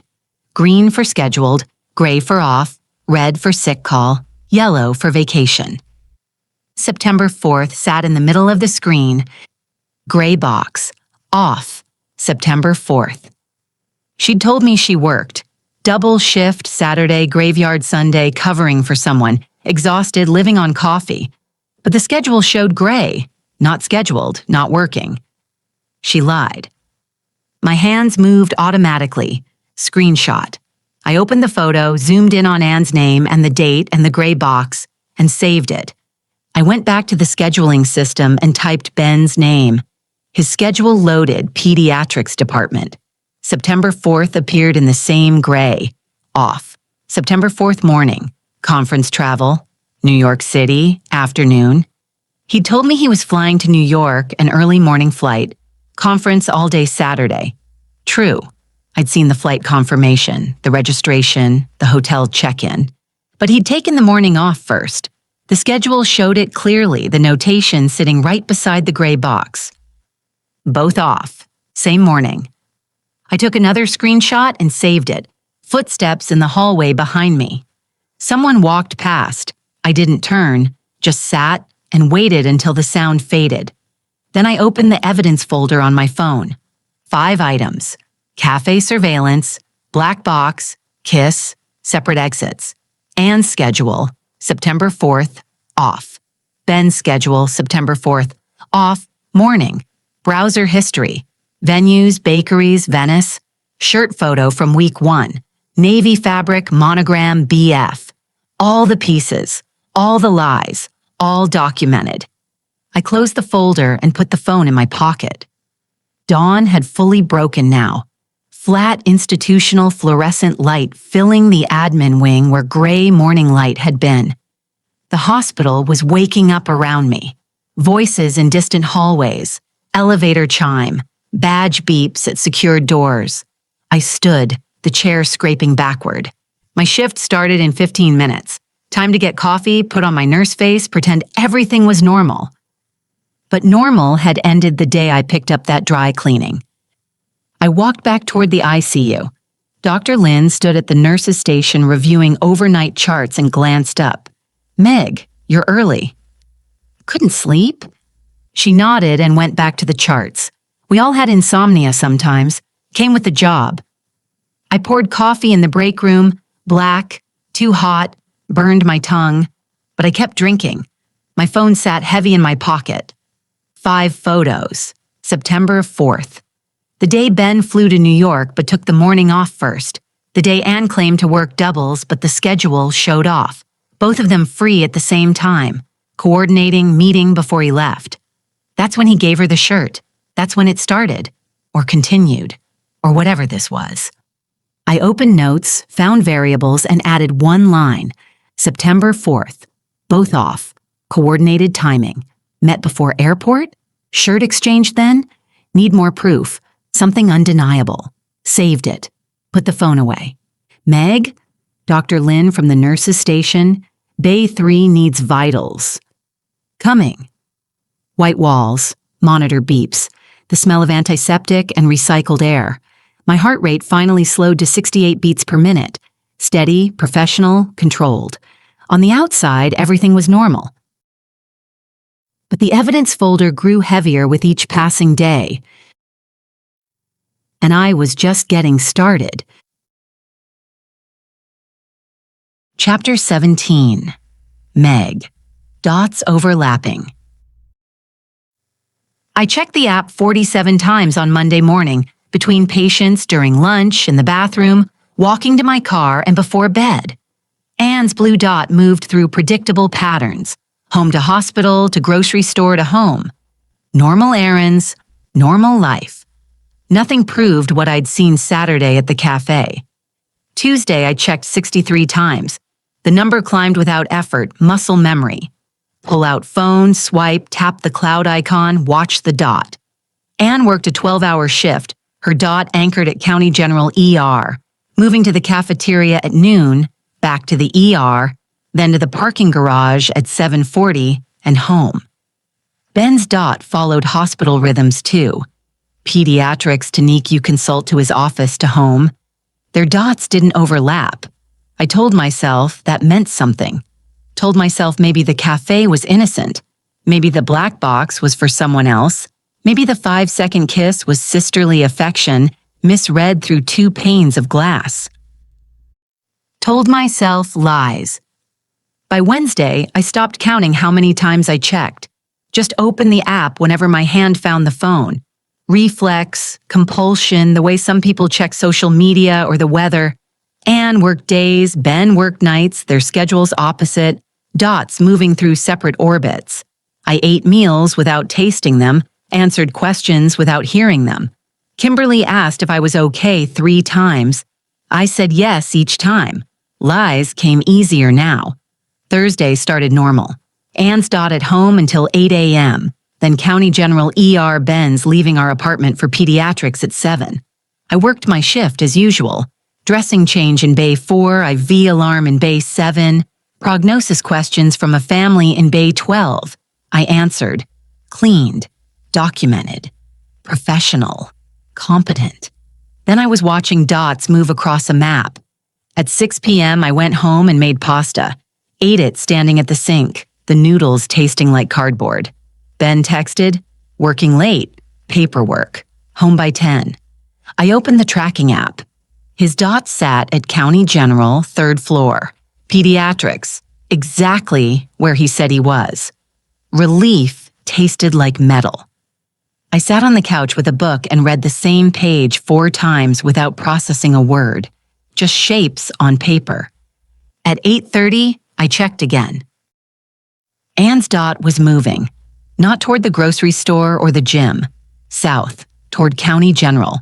My chest tightened as I watched her dot enter the hospital, move from the ground floor up to the 2nd, and drift through the admin corridor. It slowed, stopped.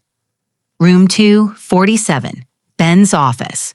I'd been there a few times, dropped off lunch once, picked him up for dinner. Room 247, 2nd floor, East Wing. I opened Find My and checked Ben's dot. 3rd floor, pediatrics. Not his office, but his office was empty, and Anne was there. I sat forward and switched between both apps, watching. Anne's dot motionless in his office. Ben's dot motionless in pediatrics. Then Ben's dot moved. Down.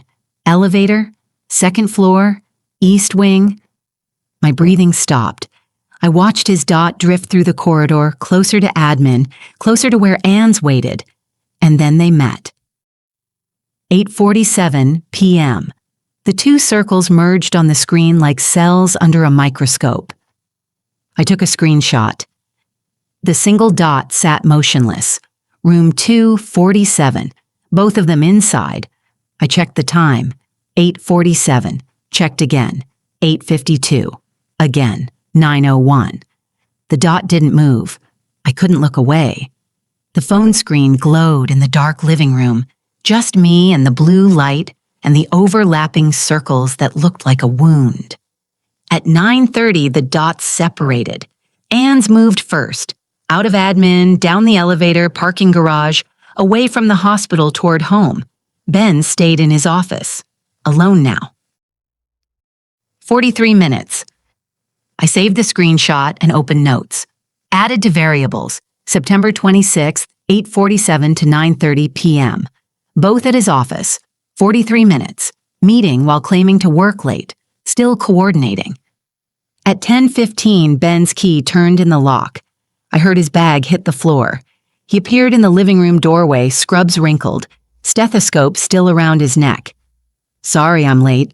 Paperwork took forever. I looked up from the same page I'd been staring at for 2 hours. It's okay. He kissed my forehead.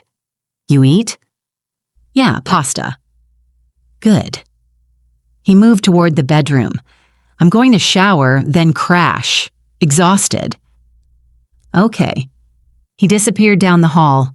I sat with the phone in my lap and the screenshot open on the screen. 2 circles merged into one. All week I'd watched them move separately through parallel lives. But tonight they'd met for 43 minutes while he told me he was doing paperwork, and I had the proof, time-stamped and location verified, and saved. The shower ran. Steam drifted from under the bathroom door. Ben came out in sweatpants and a t-shirt, hair damp, glasses fogged. I'm hitting the sack. You coming? In a minute. He was asleep by the time I reached the bedroom. I lay beside him in the dark, phone in my hand, watching the tracking app. Anne's dot sat at her apartment, motionless. Ben's pulsed beside mine. Home. Right where he belonged. But for 43 minutes tonight, he'd been somewhere else. With someone else. And tomorrow they'd both pretend it never happened. I locked the phone and set it on the nightstand. Stared at the ceiling. 12 tiles. 3 rows of 4. The evidence folder was growing. Photos, videos, screenshots, browser history, schedules, tracking data, all of it pointing to the same conclusion. They were lying, both of them, together. And I was building a case they couldn't deny. Chapter 18. Meg. Then, the leering begins. January, 3 months at the garage. School was a blur. Worcester North High, junior year, except I wasn't really there, not mentally. I showed up because the judge had made attendance a condition of emancipation, sat in the backs of classrooms and caught sleep when teachers weren't looking. My grades had slid from B's to D's. No one called home. There was no home to call. I'd had friends once. Before. Katie, Jess, and Morgan. Girls I'd eaten lunch with, studied with, complained about teachers with. They'd reached out after the funeral, texts and offers to hang out and awkward sympathy, and I'd stopped responding. What was I supposed to say? Can't go to the movies, I have to work. Can't study at your house, I have to make dinner for my 12-year-old sister. Can't meet at the mall, I need to figure out how to pay the electric bill. Eventually, they stopped asking, found other friends, and I saw them sometimes in the hallways laughing about things that didn't matter. They'd wave, I'd wave back. Neither of us pretended it meant anything. By January, I ate lunch alone, did homework between work shifts, and existed in the spaces between obligations. It was fine. I didn't need friends. I needed money. I was under a Chevy Tahoe changing brake pads when the pattern started. The hydraulic lift hissed. Cold air seeped through the bay doors, and my hands were numb even through the work gloves. Carver's boots appeared beside the lift, steel-toed, scuffed leather, visible from where I lay on the creeper. How's it going under there? Almost done. I loosened the caliper bolts. The brake pads slid out, worn to nothing, rotors scored with grooves underneath. You're getting good at this. His voice dropped. Too close. Real good. I slid out from under the Tahoe. He stood over me and didn't step back when I sat up. I stood and had to turn sideways to get past him, my shoulder brushing his chest. He smiled. Growing up fast, aren't you? I didn't answer. I walked to the parts shelf, found new brake pads, brought them back to the Tahoe. He was still standing there, watching. You're filling out nice, he said. My hand stopped, just for a second. Then I opened the brake pad package and slid the new pads into the caliper. 17 now, right? Yes, sir. Thought so. He moved closer. You look older, more mature. The fluorescent lights hummed overhead. I counted them without looking up. 1, 2, 3, 4, 5, 6. I tightened the caliper bolts, torqued them to spec, moved to the other side of the Tahoe. He followed. Pretty girl like you probably has boys calling all the time. No, sir. No? He sounded surprised. That's hard to believe. His hand landed on my shoulder and stayed, heavy, warm through my work shirt. Shy, huh? That's sweet, old-fashioned. Not a lot of girls your age have that anymore. I kept working. Bolts, torque wrench, click, click, click. Finally, he moved away, back toward his office. Keep up the good work. I stood beside the Tahoe with my hands on the fender, the metal cold under my palms, and told myself it was nothing. Bosses complimented employees, encouraged them, normal workplace behavior. My skin crawled anyway. The next day, I was at the parts counter taking inventory. Motor oil, brake fluid, air filters. When Carver came up behind me, close enough that I could smell him, motor oil and coffee and something else sharp and chemical. Whiskey and mint. The kind of mint that came from gum, the kind meant to hide the whiskey. You're good with numbers, he said, his breath warm against my ear. Smart girl. I stepped forward and put the counter between us. Just finishing inventory. Take your time. He leaned against the counter with his arms crossed. You know, you got your mother's coloring. Dark hair, light eyes. Real striking. My throat closed. You knew my mother? Saw her a few times when she brought the car in. He tilted his head. She was a beautiful woman. You're going to look just like her. I turned back to the inventory sheet and wrote down numbers I couldn't read. The pen shook. I made it stop. How's your sister doing? He asked. Fine. Good. You're taking good care of her. That's what I like about you, Meg. You're responsible, mature, not like other girls your age. He pushed off the counter and walked back to his office. I stood at the counter and stared at the inventory sheet until the numbers blurred. 3 months. That's how long it took for the comments to start. The standing too close. The hand that stayed. I told myself I was overreacting, reading too much into friendly encouragement. But the whiskey mint smell stayed in my nose, and his words played on loop. You're filling out nice. Pretty girl like you. You got your mother's coloring. That night, Anne asked for $30. Field trip to the Science Museum due by Friday. I had $43 left after groceries. Of course, I said. I'll write the check tomorrow. She smiled, hugged me, and went back to her homework. I stood in the kitchen and counted the floor tiles. 18. 3 rows of 6. Carver paid me $160 a week before taxes. Maybe $120 take home. Every dollar already spoken for. Rent, utilities, food, Anne's field trips and school supplies and the braces consultation still sitting in her future. I couldn't quit. Couldn't complain. Couldn't risk losing the only job I could get at 17 with no diploma and no references. I'd go back Monday, take the shifts, ignore the comments and the whiskey mint smell and the way my skin crawled when he stood too close. For Anne, for the field trip, for the braces, for keeping us fed and housed and together. I could handle comments, could handle standing too close, could handle a hand on my shoulder that stayed a few seconds longer than necessary. It wasn't really anything, just uncomfortable, just inappropriate enough to notice, but not enough to report. Not enough to walk away from a paycheck we desperately needed. Small things, manageable things. The pattern was just beginning.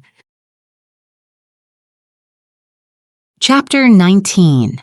Meg, then, the trap tightens. February. The pattern escalated. Every shift now. His hand on my shoulder when he walked past, fingers brushing mine when he handed me tools, standing close enough that I could smell the whiskey mint combination. Close enough that I had to step back or let him touch me. I stopped stepping back. The comments grew bolder. You should wear your hair down more. Looks nice. Those jeans fit you good, real good. I didn't answer, just picked up tools and went back to work while he stood in the bay doorway watching. Always watching. The economic trap tightened at the same rate. Anne needed a winter coat, February in Worcester, 20 degrees most mornings, $100 at Target, marked down, warm. She needed field trip money, $30 for the Science Museum, a graphing calculator for advanced algebra, $120, new sneakers, $60. The money disappeared faster than I could earn it. $10 an hour, 16 hours a week, $160 gross, minus taxes now that Carver had put me on the books, minus gas and utilities. Maybe $100 left per week if I were careful. $400 a month for food, clothes, and school needs, braces payments, the electric bill, the phone bill, car insurance. The math didn't work. Not really. School had gotten worse. Pre-calc, AP English, chemistry. I'd stopped pretending to keep up. The guidance counselor called me in twice, concerned about my grades and my future and whether I'd thought about college applications starting next year. I hadn't. I thought about rent instead, about utilities, about Anne's field trip money and her braces. Katie had stopped waving in the hallways, just looked past me now like I was furniture. Maybe I was, a ghost haunting Worcester North while everyone else lived actual teenage lives. Fine. I didn't need acknowledgement or AP credits or anyone's concern about my future.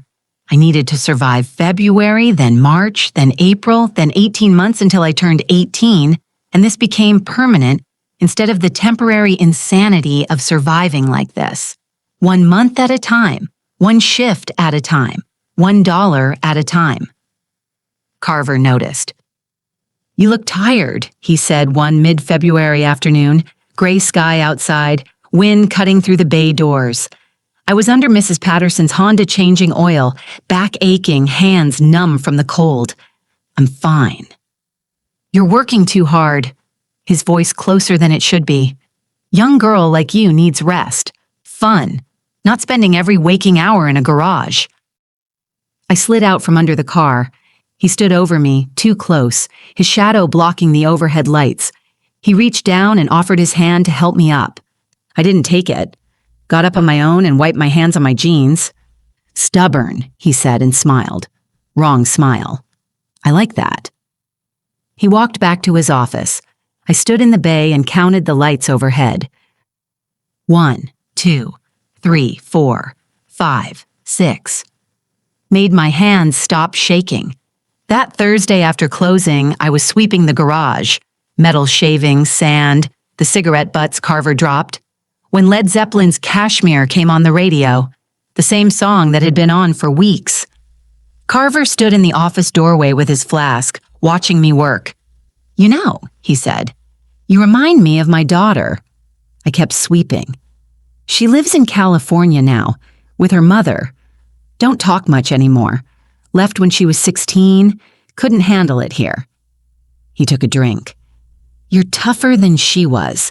She couldn't handle hard work. Not like you."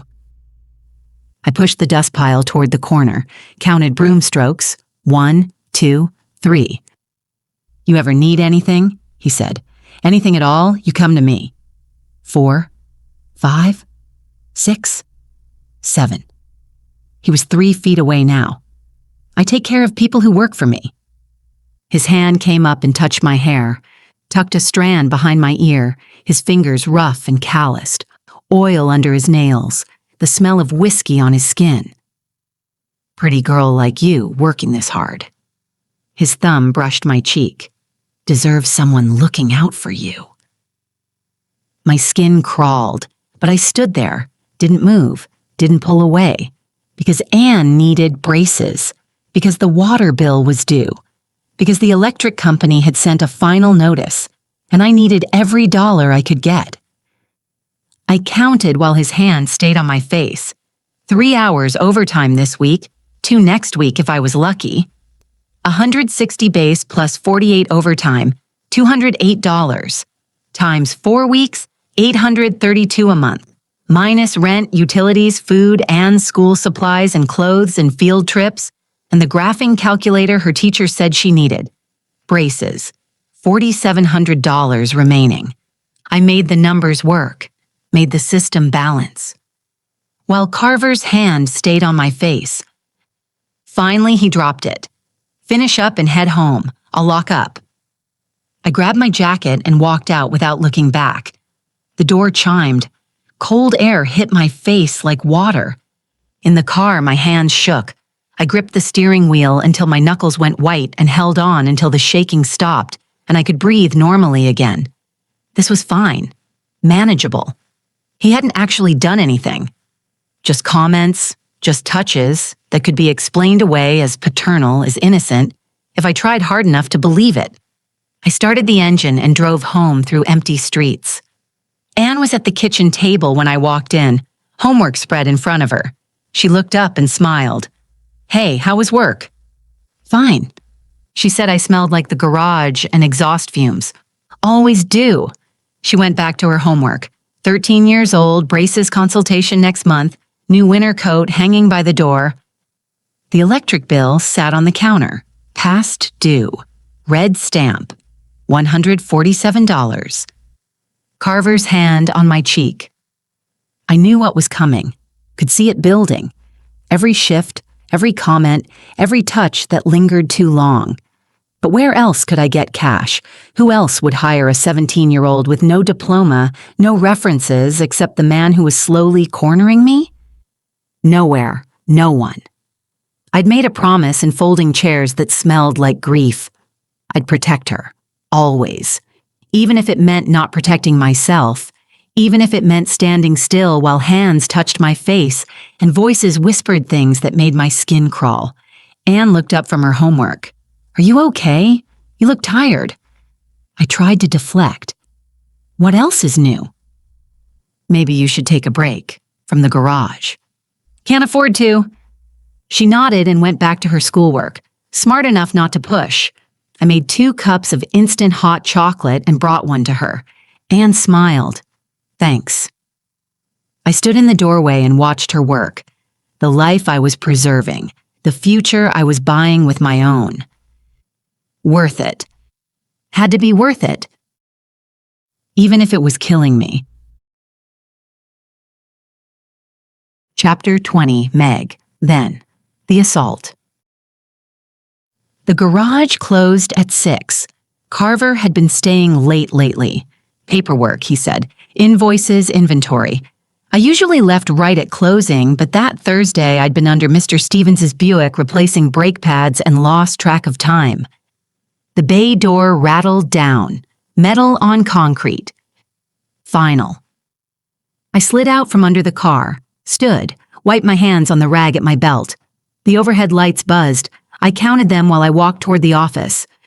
1, 2, 3, 4, 5, 6. Carver stood in the doorway, blocking it, filling the frame. "Good work today." His voice came out too casual. "You're getting better with the hydraulics." "Thanks." I moved to step past him. "I should get home. Anne's waiting." He didn't move. "Stay a minute. Need to talk about next week's schedule." My skin felt too tight. Wrong tension, like a bolt cross-threaded. "Can we do it tomorrow? I'm already late." "Just a minute." He stepped back into the office and expected me to follow. I did. Stupid, I knew better. But being 17 and poor meant you didn't argue with the person signing your paychecks. The office smelled the same, stale coffee and engine oil. His desk sat against the back wall, metal, government surplus, covered in work orders and grease-stained catalogs. He moved behind it. I stayed near the door. "Close that, would you? Draft coming through." I turned and gave the door a pull toward me, not enough to shut it. When I turned back, he'd moved. Closer. "You're doing real good here, Meg, real good. Be a shame if something happened to change that." My throat closed. Not figurative, actual closing. Like someone pulled a drawstring. My voice wouldn't work. "You understand what I'm saying?" He took another step. "About how important this job is. For you. For your sister." I understood. 1, 2, 3, 4, 5, 6. The lights hummed. I counted them again, kept my eyes up, on the ceiling, on the fluorescent tubes behind their metal cages. Metal groaned, his chair scraped, or maybe the desk moved. I didn't look, just kept counting. 1, 2, 3, 4, 5, 6. Zipper. I heard that, cloth rustling. Then the crinkle of wrapper tearing. I didn't know what it meant. Not then. My hands hung at my sides, numb. Dead weight. I tried to make them move, tried to reach for the door handle. My body wouldn't respond. Some failure in the signal pathway, brain to muscles, nothing transmitted. 1, 2, 3, 4, 5, 6. His whiskey and peppermint breath engulfed me, too close. His hand on my shoulder. Pressure, downward force. I counted the lights. 1, 2, 3, 4, 5, 6. Afterward, the garage stood silent. Only me and the hum of fluorescent lights. I moved on autopilot, walked to the bay, put tools away, each in its designated place, wrenches by size and sockets in their tray. Everything organized, everything clean. At the utility sink, I scrubbed my hands under water so hot it turned my skin red, pumped soap and scrubbed again. The soap smelled like oranges and lye. I scrubbed until my knuckles cracked, dried off on the rough brown paper towels, put on my coat, and went home. Anne looked up when I came through the door, sitting at the kitchen table with homework spread around her. 13 years old. How was work? Fine. She smiled and went back to her homework. She did need braces. I stood in the doorway a moment, then went to the bathroom and scrubbed again. My whole body this time, under water as hot as I could stand. I only stopped when the shower ran cold. In my room, I sat on the bed and stared at the wall until the numbers stopped making sense. I went back on Monday morning, clocked in, changed oil on Mr. Newton's F-150, rotated tires on a Subaru, and replaced a timing belt. Carver watched me work and didn't speak unless necessary. Neither did I. $5,000 for braces. Rent due on the 1st. Groceries, utilities. The emancipation hearing had freed me from foster care, but not from bills.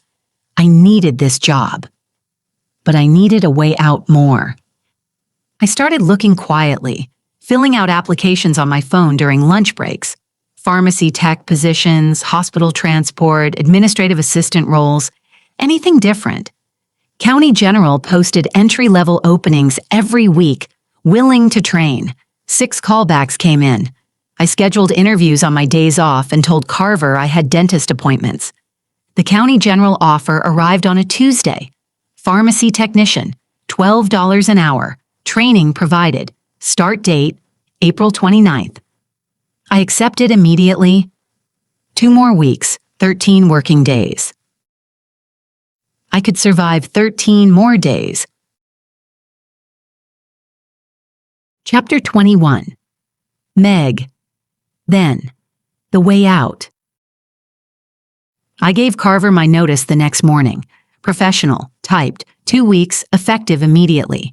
He read it without expression, then set it on his desk. That's how it is? I got a better opportunity. The words were out before I could frame them more carefully. Better.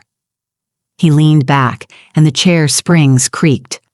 You think they'll treat you better somewhere else? You think you're special? I didn't answer. He stood and moved around the desk. Too close, the way he always got too close. You think you can just walk away after everything I've done for you? Everything he'd done. The phrase hung in the air like exhaust fumes. I gave my notice, 2 weeks. My voice stayed flat, clinical.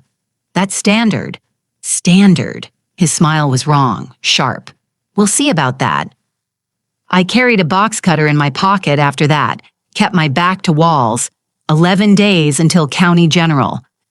Later, in the parts room, he grabbed my arm without warning.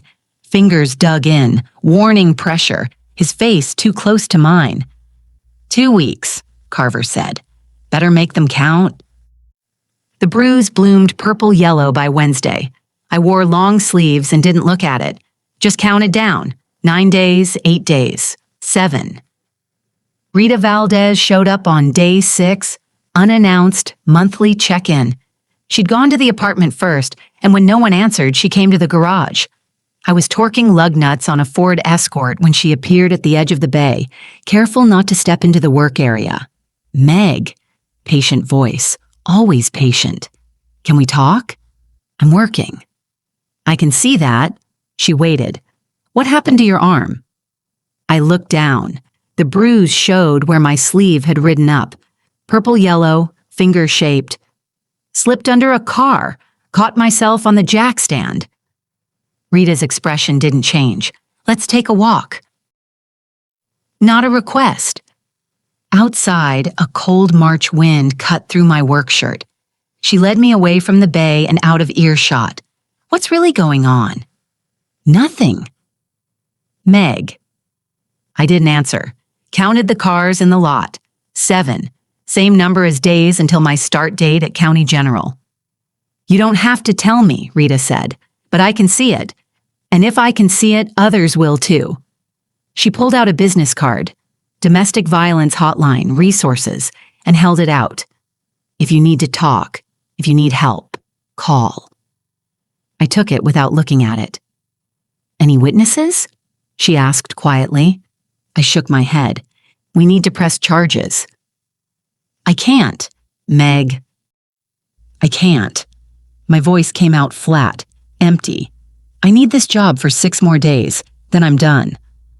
Rita studied my face. You're leaving? I start at County General next week. Pharmacy technician. $12 an hour. They'll train me. The tight concern in her face relaxed. Good. Oh, that's good. She squeezed my shoulder. The one without bruises. Best thing you can do? Stay away from him after that. Don't come back. Not for any reason. I won't. 6 more days. I could survive 6 more days. That Saturday, 7 a.m., police lights strobed across the garage when I arrived. 2 cruisers in the lot. Officers standing near the bay entrance. My chest tightened. I pulled into my usual spot and walked over. One of the officers saw me coming. Young guy, early 20s. You work here? Yes. I'm sorry to tell you this, but there's been an incident. His voice was professionally sympathetic, rehearsed. Ronald Carver, the owner, was killed last night. Single vehicle accident. The world went very quiet, just wind, traffic, my pulse in my ears. What happened? Dead Man's Curve, Route 140 North, you know it? I nodded. Everyone knew Dead Man's Curve, the turn that killed people every few years. Sharp bend, no shoulder, trees close to the road, speed limit 30, but people took it at 50. His truck went off the road around 8:30 last night, rolled twice. He wasn't wearing a seatbelt. The officer checked his notes. Preliminary report suggests metal fatigue, mechanical failure, maintenance issue. Dead Man's Curve, 8:30 p.m., right when Carver always drove home. The garage is closed while we conduct the investigation. You'll need to file for unemployment if you need financial support. He handed me a pamphlet. Did you ever notice issues with his truck? Anything he mentioned about his vehicle? I looked up and met his eyes. No, sir. He maintained his own vehicle mostly. Did all his own work. Okay, thank you. We'll be in touch if we have more questions. I walked back to my car, got in, and sat. Carver was dead. Dead at Dead Man's Curve. I started the engine and drove home. Didn't call Rita. Didn't call anyone. Anne was surprised to see me. You're home early. Garage is closed. Owner died. Her face fell. Oh my God, I'm so sorry. It's okay. I stood in the doorway watching her. 13 years old, safe, fed, normal. That night, I lay in bed and stared at the ceiling. Anne slept in the next room, her breathing audible through the thin wall. Steady, peaceful. I waited for guilt, for grief, for the weight of his death to land on me. Nothing came. Just relief. Clean, complete. Like a wound closing. He couldn't hurt anyone anymore. Couldn't corner another girl in his office or use economic desperation as leverage or touch me again. Freedom tasted like copper. Metallic, sharp, necessary. I slept through the night, 8 hours, first time in weeks. Monday, April 29th. County General, clean white coat and a name badge with my photo, training in sterile compounding, medication dispensing, and inventory management. Night shift, 11 p.m. to 7 a.m. I'd work, then drive straight to Worcester High for third period. Sleep during study hall if Mrs. Hoover didn't notice. Graduate in June if I don't collapse first. Rita stopped by that first month. A brief follow-up visit, just checking in since I'd aged out of her caseload. She smiled when she saw the white coat and the name badge. You did it? I nodded. This work experience would look good on your college applications. I didn't tell her college wasn't guaranteed, that I was just trying to keep the lights on, keep Anne fed, keep us off the street. She left and didn't come back. I missed her. She was the only one who had genuinely wanted to know how we were doing. Kids with relatives or parents who hurt them got her attention now. From dirty garage to sterile pharmacy. I never spoke Carver's name again. Chapter 22. Meg. Small Adjustments. Monday, September 30th. Thursday night, I'd watch the dots overlap. 43 minutes. Ben's office. Anne waiting. Then they met. While he claimed to be working. While he texted me about loving me. While they both lied. Friday, I worked my shift. Professional, competent, normal. Saturday, I stayed home and told Ben I wasn't feeling well. He brought soup, kissed my forehead, asked if I needed anything. I needed him to stop lying. Sunday, we had brunch, just the two of us. Anne was on call. He made pancakes and talked about a patient's recovery and smiled at me across the table, like everything was fine. Like he hadn't been with my sister 2 days ago. By Sunday night, my mind was made up. No more surveillance, no more watching, no more building evidence folders on my phone. Time for action. Monday morning, I arrived at pediatrics at 5:12 a.m. Ben had worked the night shift. At that hour, the hospital ran half asleep. Night shift winding down. Day shift not yet arrived. A 20-minute gap where the hallways emptied and no one watched too closely. Haley was at the pediatric nurse's station. Night nurse, young, tired. She looked up when I approached. "Hi, Meg. I think Ben went to the cafeteria, said he'd be back in 10. Darn. I kept my voice casual. "I'll wait a few minutes, then go find him downstairs." "See ya." She picked up a wound dressing kit and ducked into a patient's room, pulling the curtains behind her. I walked past the empty beds to the medication room at the end of the hall. The Pyxis machine stood against the back wall. Tall metal cabinet, touch screen. Every narcotic in pediatrics lived inside. I glanced back at the hallway. Empty. The monitor beeps were distant, steady. My finger hovered over the screen. The login prompt blinked, cursor waiting. This was the point of no return. Once I entered his credentials, the system would log it. Timestamp, user ID, medication requested. A digital fingerprint that pointed at Ben, not me. I knew exactly how to do this. I knew the blind spots in the logging system, the gaps between audit cycles, the way a single discrepancy could look like clerical error while two would become a pattern.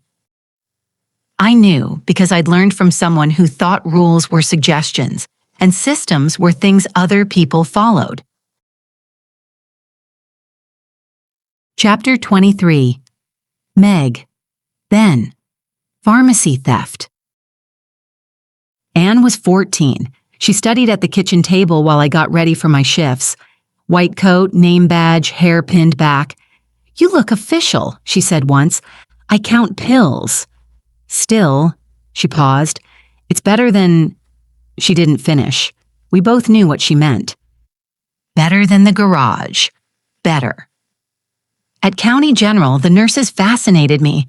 I'd watch them during my restocking rounds. The way they moved through patient rooms, efficient but gentle, checking vitals, adjusting IVs, explaining medications in voices that made scared patients feel safe. Not like mechanics working on machines, not like pharmacy techs counting pills in back rooms while patients waited on the other side of the wall. Direct care, human connection, purpose. One nurse, Jennifer, ICU, 10 years experience, noticed me watching one afternoon while I restocked the Pyxis cabinet in the hallway. "You thinking about nursing school?" "I don't know." She signed for her medication withdrawal and glanced at me. "You should. You're careful, precise. That matters. Talk to your guidance counselor. There are pathways." I did exactly that. The guidance counselor pulled out brochures. BSN program, 3 years full-time or 4 part-time. Prerequisites first: anatomy, chemistry, biology. "Financial aid exists," she said. "Loans, grants, work study. You're smart enough, Meg. Question is whether you can make the numbers work." The numbers were brutal, but not impossible. I graduated high school in June, walked across the stage in my cap and gown with my pharmacy uniform in my backpack. Night shift started 2 hours after the ceremony. Anne sat alone in the auditorium and cheered when they called my name. Afterwards, she hugged me. You did it. First one in the family. I'm next, she said. I looked at her. 14 years old, straight A's, already talking about college like it was a given. Yeah, I said. You're next. I applied to Worcester State's nursing program that fall. Part-time track, 4 years instead of 3. Classes during the day, pharmacy shifts at nights and weekends. The acceptance letter came in March. I opened it standing in the kitchen. Anne at school, the apartment silent except for the refrigerator hum, and read it 3 times. Financial aid enclosed. Federal loans approved. Scholarships applied based on merit and need. But the gap was right there in black and white. $8,000 per year. $32,000 over 4 years. We had $6,000 saved. Not enough, but close enough to try. I enrolled.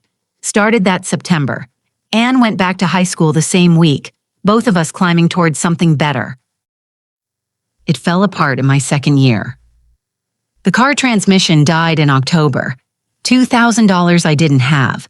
$3,000 in savings became $1,000, and the spring deposit was 4 months away. You look exhausted, Donald said. I looked up from the medication cart. He stood in the doorway of the medroom, coffee in hand. He always had coffee. 64 hours this week, I said, logging into the Pyxis to pull the dilaudid for room 418. Need the money. Still short on tuition? I didn't answer, just counted the pills. 2 milligrams, scanned the barcode, logged the dose. How much do you need? 8,000. The number came out flat. I'd said it so many times it had stopped meaning anything. Donald was quiet for a moment. Then his voice changed. Lower, careful. You know how the override function works, right? For emergencies, patient coding, need meds fast, no time to wait for pharmacy verification. You override the system, pull what you need. I nodded. But here's what most people don't know. He lowered his voice even though we were alone. The override creates a temporary log entry. System flags it for pharmacy review. But if the med gets documented in the patient chart within 72 hours, the flag clears automatically. And if it doesn't get documented, then pharmacy investigates, flags the nurse who pulled it, starts an inquiry. He paused. You know what Dilaudid goes for on the street? $30 per pill. Oxy is $40. Percocet, $25. He took a sip of coffee, casual as if discussing the weather. Interesting how much money sits in these machines. Thousands of dollars, just sitting here. That's theft, I said. Only if you get caught, and you only get caught if you're sloppy. He held up his hands. I'm not suggesting anything, just making conversation. You're a smart woman, Meg. Smart enough to understand opportunities when you see them. Donald left. I stood alone in the medication room. The Pyxis hummed. Fluorescent lights buzzed overhead. Down the hall, a call bell rang. Normal sounds, normal day. The math ran anyway. I couldn't stop it. 6,000 divided by 35 average. 171 pills. Over 4 months, 10 or 11 per week. The numbers arranged themselves clean and logical in my head before I'd decided anything. That night, I sat at the kitchen table with the laptop open. Bank balance, $2,247. Amount needed, $8,000. Shortfall, $5,753. I ran the overtime numbers first. Maximum extra hours, 4 months of grinding. $5,280 before taxes. After taxes, not enough. I closed the spreadsheet, opened it again, added a new column with no label, mixed medications, $32 per pill average, 180 pills over 120 days, 1.5 per day, manageable, barely noticeable. I stared at the numbers. This was wrong. I knew it was wrong. But nursing school was right. Supporting Anne was right. Sometimes right things required wrong methods. That's what I told myself. That's what I needed to believe. I closed the laptop and sat in the dark, counted the ceiling cracks. 11. Same 11 I'd counted every night for 3 years. I only had one option. Or one option I was willing to see. Same thing, wasn't it? Chapter 24, Meg. The Steal, Monday, September 30th. I logged in with Ben's credentials. I'd memorized his access months ago, back when we used to chart together after late shifts. The login accepted, the request screen loaded, and I entered the controlled medication order. No patient assignment, just the override function Donald had taught me years ago. Different time, different life. The Pyxis drawer slid open with a soft click. My hands didn't tremble. They never did in the middle of a code, and they didn't now. It wasn't courage that steadied me, but muscle memory. Years of inserting IVs, charting doses, moving through protocols with practiced precision. The vial was cool and heavy in my palm, amber glass catching the fluorescent light. OxyContin, 10 milligrams. A controlled substance, a controlled risk. I slid it into my scrub pocket as if it belonged there. 31 seconds, I counted. I returned to my unit expecting a text from Ben, but it never came. Maybe Haley forgot to mention I'd stopped by, or she assumed we'd already met somewhere. Either way, it worked in my favor. Time for the second part. Around 9 a.m., I walked down to the security office. Frank Till's door sat slightly open, banks of monitors glowing behind him. I knocked twice. He looked up, irritated then alert. "Morning, Frank." I smiled. "You got a minute?" He thumbed an unlit cigarette stub from an ashtray, habit, not indulgence, and waved me in. The room smelled of damp wool and stale donuts. I let my eyes drift across the camera feeds while I planted the seed. "Morning, Meg." He piled some folders on top of each other. "Sorry about the mess. Everything okay?" I wanted to flag something. I kept my voice casual, light. Probably nothing, but Ben mentioned some oddities in his narc counts on the pediatric Pyxis. "Oh yeah, what?" "Medications logged out under his name but with no matching patient orders. He thinks it's keying errors. You know, Ben, he assumes the best. But I couldn't let it go. I'd hate for it to snowball into a pharmacy audit and reflect badly on his department when it's probably just someone getting sloppy with override codes." Frank spread his hands. "Why didn't he come to me himself?" "You know how he is. Doesn't want to make waves. Figures it'll sort itself out." I shrugged. "I'm the worrier in the relationship. Please don't tell him I came. He'll say, I'm overreacting." He jotted something down. "I'll mount a camera to cover the corridor around the Pyxis machine. If someone's skimming, the activity will be documented." "Thank you, Frank." I turned to leave. "Meg." I stopped. What did I not foresee? I faced him, eyebrows raised. He stared at me a moment, then smiled. "Ben is lucky to have you."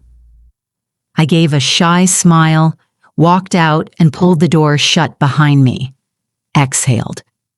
Frank would be looking now, tightening his focus, watching the feeds, running reports. People leaned toward obvious solutions. They didn't suspect the person who'd reported the problem in the first place. At 4 p.m., I checked Ben's location. 3rd floor, clinic. Pediatric consult scheduled until 5:30. I walked to pediatrics. The unit door required badge access, so I waited around the corner until a transport aide pushed through with a wheelchair and caught it before it closed. No badge swipe. No digital record of Meg Simpson entering pediatrics at 4:07 p.m. Don't leave footprints where your feet shouldn't be. Donald's voice years later, still useful. The evening crew had started, Haley long gone, different faces at the nurse's station. "Hey Meg, looking for Dr. Flint?" "Not this time. Shortcut to the east elevator." I gestured down the corridor. "The main one's packed." "Tell me about it. If it's not a bed transport blocking it for 20 minutes, it's something else." I rolled my eyes in solidarity and kept walking. Just a nurse cutting through. Scrubs, name badge, somewhere to be. The medication room was empty. Same Pyxis machine, Same metal cabinet. The new camera Frank mentioned wouldn't be installed until tomorrow at the earliest. IT would need time to mount it, run cables, and configure recording. Today I still had a window. I logged in. Same override. Same medication. OxyContin 10 milligrams. 2 vials this time. The drawer opened and my hands moved fast. Grab, pocket, close, log out. No counting this time, I didn't need to. The line was already crossed. Crossing it again was just walking. I nodded to the nurses on my way out. They were not even looking. In the stairwell, I breathed. Twice in one day. 2 separate thefts, both logged under Ben's credentials, both with no patient assignment, both during times he was verifiably elsewhere. One discrepancy could be explained. A system error, a clerical mistake. 2 was a pattern. 2 meant investigations, suspension, questions he couldn't answer because he hadn't been there. Because I had. That night, I couldn't sleep. Ben left for his night shift at 11 and I lasted 30 minutes before I gave up. I needed air. I slipped into jeans and a hoodie and took the elevator down to the parking garage. Monday night, most residents asleep, the structure nearly empty. My Civic in spot B217, Ben's space beside it vacant. I opened the hood and propped it. Cold metal under my fingertips, the engine block still warm. The smell hit me. Motor oil, rubber, metal, familiar, grounding. The smell of Carver's garage, but without him in it. My fingers moved without thinking. Found the dipstick, pulled it, checked the oil level by the dim overhead light. Amber, clean, halfway between the marks. Wiped it on my hoodie sleeve the way Carver taught me. Touched the serpentine belt. Tension good, no cracks in the rubber. Checked the coolant reservoir, green-blue, full. I read the engine like vitals, heart rate, blood pressure, oxygen levels, different machine, same diagnostic instinct. Some skills you never lose. Some knowledge stays in your hands long after you've scrubbed them clean. I closed the hood, locked the car, and rode the elevator back up. In the bedroom doorway, I stopped, looked at the dent in the mattress where Ben's body had been.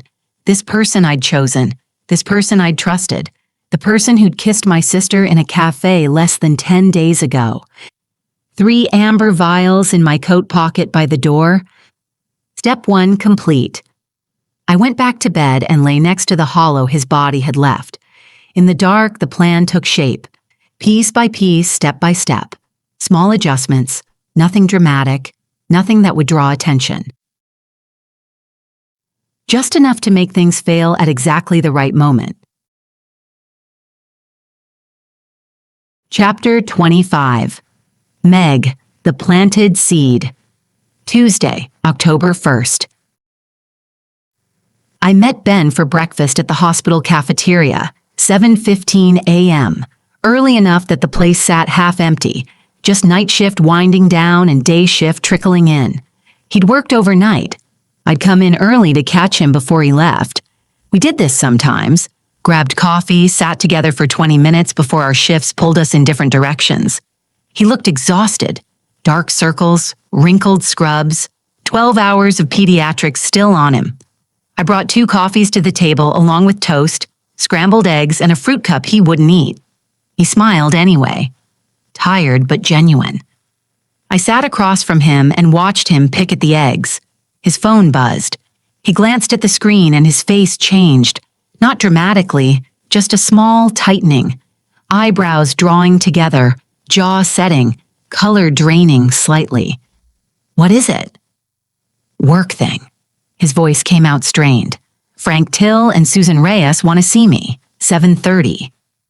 Security? Pharmacy director? I looked at my phone. That's in 15 minutes. Yeah. He stood and pushed the eggs away. Half-eaten, coffee untouched, and reached for his white coat on the back of the chair. I stood and touched his arm. I'm sure it's nothing, probably just some administrative thing. At 7:30 in the morning? He didn't sound convinced. After I worked all night? I squeezed his arm. Whatever it is, you'll handle it. You're the most careful doctor I know." He tried to smile, failed, and kissed my cheek instead. "Love you. Love you too." I watched him walk toward the elevators fast, worried. I counted to 60 and pulled out my phone. His blue dot moved through the hospital, ground floor to second, east wing, conference room 2B. I had 8 minutes before my ICU shift started. I'd arrive early, walk past, just a coincidence. Conference room 2B sat at the end of the administrative hallway. Small, windowless, the kind of room where people got fired or reprimanded or told their performance wasn't meeting standards. I walked past at 7:28 a.m., slowing my pace. The door stood half open. I stayed just outside the doorframe, angled so that anyone inside would see only the hallway if they glanced up. A vent blew hot air directly overhead, filling the space with a steady, mechanical wheeze. Too warm, oppressive. Ben sat on one side of the table. The pharmacy director, Dr. Susan Reyes, faced him. 50-something severe expression, gray hair pulled back tight. Frank stood near the door with his arms crossed. "Dr. Flint." Reyes's voice cut through the HVAC hum. "There are irregularities with controlled substances logged to your access code." Ben's hands went to his hair. "That's impossible. I document everything." "Perhaps." She slid a printout across the table. "Monday morning, 5:12 a.m. 2 vials of OxyContin are logged under your credentials. Patient. None assigned." I didn't. He leaned forward, studied the page. "I wasn't even in the ward at that time. I was in the cafeteria. My badge log will show." "Your badge shows entry to the pediatric wing at 5:04 a.m. Silence, just the HVAC, blowing, too warm. Ben's face had gone pale. Someone must have used my credentials, stolen my badge. "You didn't report any theft," Frank said. "Is your badge missing?" Ben's hand flew to the lanyard around his neck. "No, it's right here." His voice was low now. Reyes pulled out a second printout. "There's a second incident. Monday afternoon, 4:18 p.m. Same medication, same discrepancy." "What?" His voice cracked. "That's impossible. I was in the clinic. I had patients." "Your access code was used to log in at 4:15 p.m. I stood just beyond the doorframe. The ICU charge nurse walked past me, nodded. Concerned colleague in the hallway. Nobody looked twice. "This is a mistake," Ben said, his voice going hoarse. "A system error. I would never." "We're investigating." Reyes stood. "I'm sorry, Dr. Flint, but we have to suspend your Pyxis access pending review. You'll continue clinical duties and written prescriptions, but no controlled substance authorization. Dr. Lynn will handle ICU narcotics until this is resolved." "You're accusing me of theft." Dr. Lynn shook her head. "We're not accusing you of anything. Due process will be followed." Frank cleared his throat. "We've installed additional surveillance near the Pyxis machines. Moving forward, all access will be monitored more carefully." Relief flickered across Ben's face. "Good. The camera will show it wasn't me." "That's the whole idea." Frank's voice stayed neutral. I walked away, down the hallway around the corner to the ICU nurses' station. The camera would show nothing. I was done with the Pyxis. There were other ways. Ben texted me to meet him in the cafeteria after the meeting. He dropped onto the bench beside me, his head in his hands. "They think I'm stealing." His voice was barely audible, scraped raw. "What?" I touched his arm. "What happened?" He explained. The meeting, the accusations, the suspension, hands gesturing, words tumbling out too fast. I listened, nodded, and said the right things. "They'll figure it out. Probably just a system error." "What if they don't?" He looked at me, eyes red-rimmed. "What if—" I put my hand on his. "You're too careful. Everyone knows that." The lie tasted like nothing, easier each time. I documented everything, he said. Every patient, every dose, every signature. I know. I squeezed his hand. They'll see that. Your records are perfect. He wanted to believe me, needed to, so he did.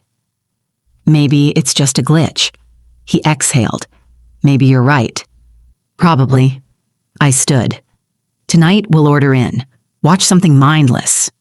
Just be together. He checked his phone, scrolled to his planner. I'm on call. We'll order in some other time. He nodded like he was convincing himself. I squeezed his shoulder and left him sitting on the bench, waiting for something he couldn't name. Exoneration, vindication, proof of innocence. None of it was coming. That evening, I sat on the couch with my phone in my lap, tracking app open. 8 p.m., Ben's dot at the hospital. 3rd floor, pediatrics. On call, proving his reliability, showing everyone he wasn't running, wasn't guilty. Anne's dot moved from her apartment in Tatnuck, south toward downtown, then west, toward the administrative wing, toward Ben's office. I zoomed in. The dots drifted closer, then settled.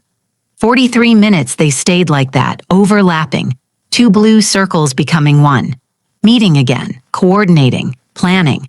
While he was under investigation, while his career balanced on a knife edge, while he claimed innocence to me. I took a screenshot, timestamp visible, both locations documented, 43 minutes of overlap. The screen glowed in the dark living room, just me and the blue light and the 2 dots that looked like a wound. This was working. The plan. The pieces falling into place. Ben suffering, Ben desperate. Ben proving himself while secretly continuing the affair. And Anne, grateful, sweet Anne, meeting him anyway. I opened my messages and typed a message to Anne. Thinking of you. Love you. 3 dots appeared immediately. Always so quick. Love you too. Can't wait for you to see what I've been planning. It's going to be amazing. I stared at the exclamation point, the enthusiasm, the secrets she thought she was keeping. Let them have their cake. Let them plan their future. Let them enjoy each other in his office, smile at their phones, and think they'd gotten away with it. They had no idea their future was already over. Chapter 26. Meg, the Alteration. Wednesday, October 2nd.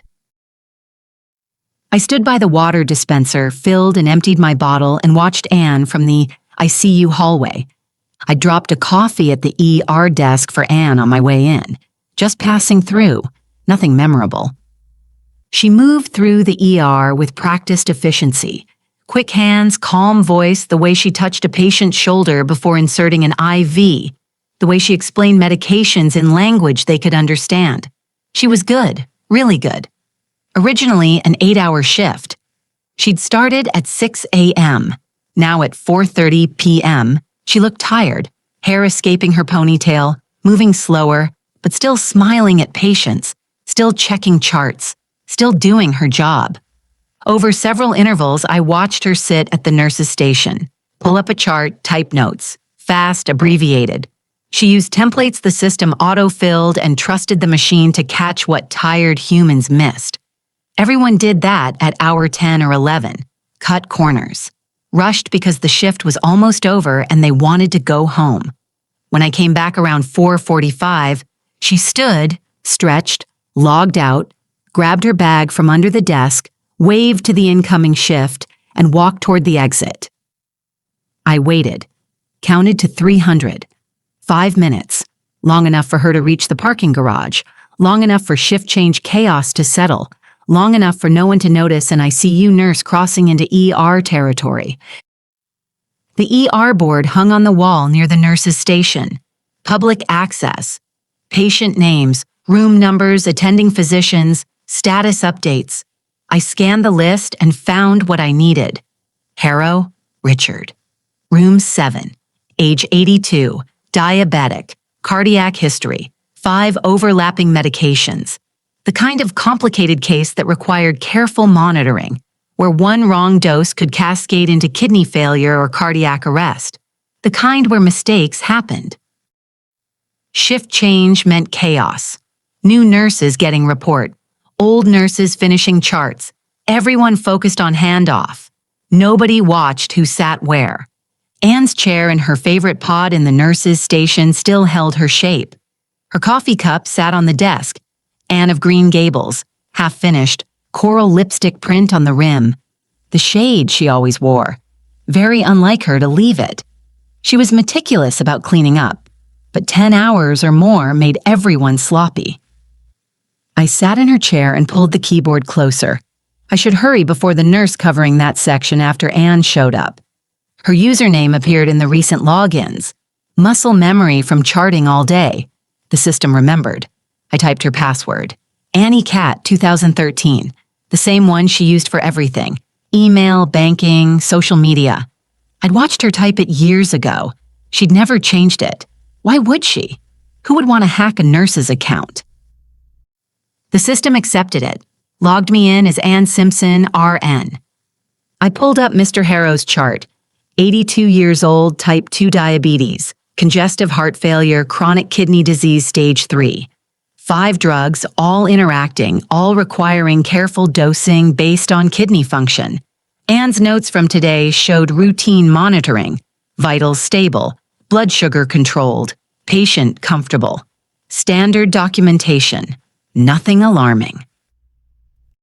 The cursor blinked, steady, waiting. I opened the MR and changed lisinopril from 20 milligrams to 10 milligrams. Halved the dose. It would look like Anne had transposed numbers. Tired, rushed, human error. Then I changed metformin from 500 milligrams to 1,000 milligrams. Doubled. Dangerous for someone with compromised kidneys, but plausible if a nurse wasn't paying attention. If templates auto-filled and she didn't catch it. I scrolled to the nursing assessment and added a checkbox Anne had missed. Renal function monitoring required. The kind of detail an exhausted nurse might overlook at hour 14. The keyboard clicked too loud, each keystroke sharp in the quiet station. The other nurses charted across the room. Nobody looked over. I checked the timestamps. All modifications showed during Anne's shift between 2 and 4 p.m., when she'd actually been caring for Mr. Harrow, when she'd actually documented his care. Perfect. I saved the changes, logged out, closed the session, and stood. Nothing would happen now. Mr. Harrow was stable. The altered doses wouldn't be administered until tomorrow, when the discrepancies would surface during medication reconciliation. When someone would notice the dosing errors, when questions would be asked. Why did Anne have the blood pressure medication? Why did she double the diabetic medication for a patient with kidney disease? Why did she miss the renal monitoring requirement? Pattern building. Anne makes medication errors. Ben steals narcotics. Both compromised, both under investigation. I left the coffee cup where it sat. Anne of Green Gables with her coral lipstick smile. I was almost to the exit when I heard footsteps around the corner. Anne appeared. My heart stopped, actually stopped, then slammed back into rhythm, double time, 130 beats per minute. Tachycardia, code level panic. She was coming back. Did she see me? Did she forget something? Would she go to her station, notice someone had been logged in as her, and see the alterations? My lungs refused to work. Breath caught somewhere between throat and chest. Hands gone cold, fingers numb. She looked up, saw me, smiled. Hey, thanks for the coffee earlier. The breath released, shaky and too fast. I forced it to slow, forced my face into a smile, forced my hand up in a wave. Of course, anytime. She kept walking, but not toward her station, toward the supply closet. She pulled out her jacket from the hook on the wall. Not going to her computer, not checking charts, just the jacket she'd forgotten. My heart rate dropped, 120, 110, slowly normalizing. She turned and waved again. See you Sunday for brunch? I nodded. Couldn't trust my voice yet. She left. Actually left this time, humming that tune, the same one Ben always whistled. I stood in the hallway and counted to 60, waiting for my pulse to settle. 80, 75, 70. Too close. One wrong move, one more chart to check, one more medication to verify, and everything would have unraveled. But she just needed her jacket. Let her smile, let her hum. Let her thank me for coffee while I dismantled her life one keystroke at a time. She had no idea, neither of them did. Chapter 27, Meg. Digital Breadcrumbs. Wednesday, October 2nd, 6 p.m.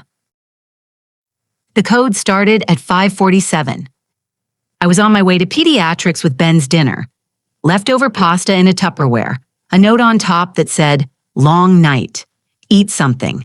The concerned fiancé, the perfect partner. Evidence of normalcy in case anyone remembered seeing me later. The overhead page stopped me mid-corridor. Pediatric emergency, room 312, all available staff respond. By the time I reached the unit, Ben was already leading the team, hands moving fast and precise, calling out orders. Mia Patterson, 6 years old, cardiac arrest, starting compressions. The girl looked tiny on the gurney, pale, lips blue, her mother screaming in the hallway while security held her back. 8 minutes. Compressions, medications pushed, defibrillator charged, Ben's voice steady through all of it. At minute 6, an IV ripped out and blood sprayed. Arterial, hitting his scrubs, his face, his hands. He didn't stop. At minute 8, Mia gasped and breathed on her own. The team stepped back. Ben stayed, checking vitals, adjusting oxygen, his scrubs soaked through and a smear of blood on his cheek where he'd wiped sweat. "Good work, everyone." His voice came out hoarse. "Let's get her to PICU." He stayed until Mia was safely transferred, until her mother stopped crying long enough to thank him. Then he walked toward the physician's lounge. I followed at a distance, the Tupperware still in my hand. My reason for being here if he turned around. He didn't. He pushed through the lounge door. 2 residents sat at the table inside, charts spread between them, coffee cups, dinner break between rounds. I watched through the door glass. Ben nodded to them and grabbed his phone from where it charged beside the coffee maker. Hospital policy during codes. All personal devices stayed silenced and stowed. He checked the screen, set it back down, said something to the residents, and headed toward the bathroom. The shower started. I slipped into the lounge, set the Tupperware on the counter by the coffee maker, visible, natural, the fiancé who'd come and gone. The residents barely looked up. I poured coffee I didn't want, slow and deliberate, the carafe clinking against ceramic. Ben's phone sat 3 feet away, charging, screen dark. The residents kept their heads down, 10 feet away, focused, but there. I counted to 10, made my hands steady, and picked up the phone. Lock screen. A photo of us from last summer, a beach trip, both smiling. I typed his password. My birthday, June 14th. The phone unlocked. I opened messages and scrolled to Mrs. Patterson, Mia's mother. Ben had texted her that morning. Professional, medical update, pre-op instructions. I tapped the text field and typed slowly, "I miss you too." Just hard with her around. Left it unsent, backed out of the thread. The conversation list now showed a preview beneath her name. Draft. "I miss you too." I opened the thread again. "Can't wait to see you tonight. I'll say I'm covering double again, unsent. Back to the list. 2 lines of implication where there had been none. One more. Can't wait until this is over and we can stop hiding. 3 drafts. Pattern building. A doctor and a vulnerable patient's mother. Messages written but never sent, hidden in plain sight. The kind of evidence that ended careers. The kind that made the Pyxis discrepancies look like part of a larger unraveling. A man losing control of his professional boundaries across the board. I set the phone back exactly where it had been. same angle, same position on the charger. The resident still charted, hadn't looked up once. The shower shut off, water pipes groaned in the wall. I picked up my coffee, took a sip, left it beside the Tupperware, and walked out without glancing at the residence. Down the corridor, around the corner, out of sight. Then my legs weakened, almost buckled. I caught myself on the wall, cold sweat breaking across my back, and kept walking until I reached the ICU break room, empty. I sat down and counted breaths. 16 per minute, too fast, slowed it. 12, 10, 8, pulse steadied. 71, 70, 68. Normal, safe. My phone buzzed, Ben's name on the screen. Can we talk tonight? Something important. My stomach dropped. That elevator falling sensation, bile rising. Important about what? Did he check the drafts? Did someone see me with his phone? I breathed. In for 4, hold for 4, out for 6. No, impossible. I'd been careful. The residents hadn't been watching. Ben had been in the shower. The phone was exactly where I'd left it. The Tupperware explained everything. He couldn't know. I typed back, hand steady. Of course. Everything okay? 3 dots appeared, disappeared, appeared again. Yeah, see you at home. See you at home. I set the phone face down on the table. He didn't know. Whatever he wanted to talk about, it wasn't the drafts. Work stress, maybe. The investigation. Or Anne. Maybe the guilt was eating him alive and he needed to confess. Let him. Let him try to explain. It wouldn't save him. Nothing would. Chapter 28. Meg, the Audit. Thursday, October 3rd, 2 p.m. I positioned myself in the hallway outside conference room 4C at 1:58. Break time. Coffee in hand. Just an ICU nurse passing through the administrative wing. Nothing unusual. The door stood closed, frosted glass, shapes visible inside. 3 figures sitting, 1 standing. The standing figure was Anne. Quality control review. That's what the email had said. Medication audit. Please report to conference room 4C at 2 p.m. Thursday. Bring your badge and current patient assignments. Anne had texted me that morning, panicked. Do you know what this is about? Did you get one too? I'd texted back immediately. No idea. Probably routine. They do random audits all the time. Don't worry. She'd sent back a heart emoji, trusting, grateful. I sipped my coffee and waited. Through the frosted glass, I could see movement. Papers sliding across the table, heads turning, Anne's silhouette shifting into a defensive posture, arms crossing. No windows in that room, narrow table, 4 chairs, the kind of room where careers began to unravel. I'd been in rooms like that before, different context, same oppressive walls. At 2:43, the door opened and Anne emerged, face pale, eyes wide. She didn't see me at first, just stood in the hallway staring at nothing. I walked over. Anne? She looked at me and blinked.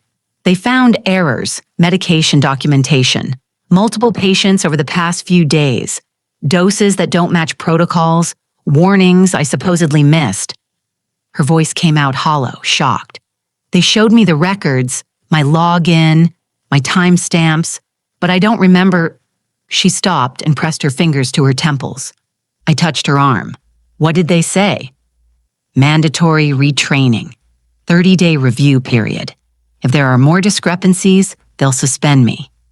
She looked at me, fear plain in her eyes. Meg, I've never made mistakes like this. Never. I check everything 3 times. You know I do. I know. I pulled her into a hug and she collapsed against me, trembling. I don't understand how this happened, she whispered. The records show my documentation, my login, but the doses are wrong, the renal warnings unchecked. How could I? You didn't. I held her tight. There has to be an explanation. She pulled back and wiped her eyes. What if there isn't? What if I'm losing it? What if I'm making mistakes and don't even realize it? You're not losing it. I gripped her shoulders and looked her in the eyes. You're the best nurse I know, the most careful, the most thorough. Something else is going on here. Like what? I don't know. System glitch? Someone else using your login by mistake? It happens. The lies came easily now, smooth, practiced. We'll figure it out. I'll help you go through everything, every chart, every timestamp. We'll find what's wrong. Her face crumpled. Thank you. I don't know what I'd do without you. You don't have to know. I'm here, always. She hugged me again, harder. You're the best sister. I stroked her hair. Go home, rest. We'll tackle this together tomorrow. Okay. She stepped back and managed a weak smile. Okay. She walked away down the corridor toward the elevators, shoulders hunched, defeated. I stood in the hallway and watched her disappear around the corner. Above me, the new camera blinked red. Frank's security upgrade mounted near the Pixis machine. Mechanical witness, recording, documenting, seeing but not understanding. For a moment, I wondered, what if Anne really hadn't made the mistakes? What if the system had glitched? What if my changes hadn't registered correctly? I pulled out my phone and opened the hospital's secure mobile portal. Searched for Harrow, Richard. The chart loaded. Lisinopril 10 milligrams, half the prescribed dose. Metformin 1,000 milligrams, double. Renal warning checkbox left blank. All there, timestamp to Anne's login, 2:47 p.m. during her shift. Perfect. Relief washed through me, cold, clean. Then something else, something that might have been shame. I locked my phone and put it in my pocket. The camera blinked red above me, steady and rhythmic, its mechanical heartbeat keeping time. Chapter 29. Meg, Joining Dots. Friday, October 4th, 9 a.m. Frank's office smelled like burnt coffee and printer toner, the smell that lived in every security office, every administrative space where careers ended. Ben sat across from Frank's desk, hands gripping his knees, jaw clenched so tight I could see the muscle jump. I stood behind him with my hand on his shoulder, supportive fiancé, concerned colleague. Frank shuffled his printouts, Pixis access logs with timestamps highlighted in yellow. Dr. Flint, we're seeing a pattern. Multiple vials logged to your access code. No corresponding patient orders. No documentation. That's impossible. Ben's voice came out hoarse. I document everything. Every access. Every patient. I'm sure you do. Frank's tone stayed neutral, professional. But the logs show otherwise. Monday, 7:12 a.m. and 4:15 p.m. 3 OxyContin vials. No patient assigned. Ben's shoulder went rigid under my hand.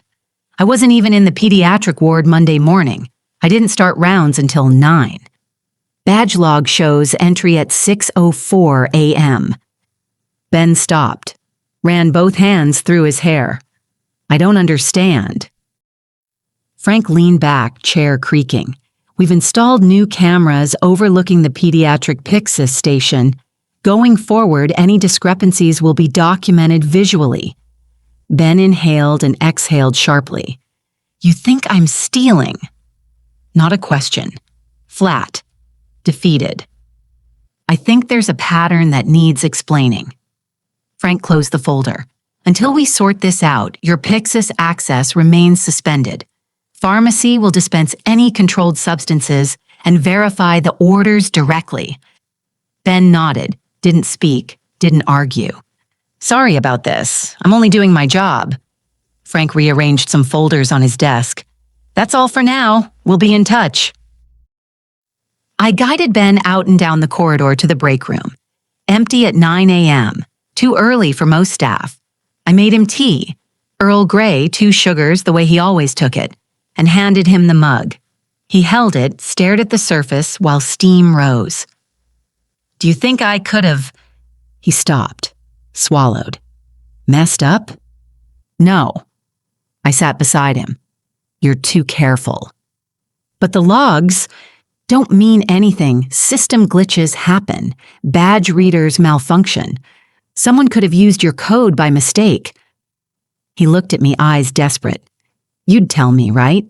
If you thought I was losing it? Of course. I touched his hand. But you're not. This is a mistake. We'll figure it out. He nodded slowly, unconvinced. I keep going over it. Monday morning is clear to me. Cafeteria in the morning, clinic in the afternoon. Then someone else accessed the system using your credentials. It's the only explanation. Maybe.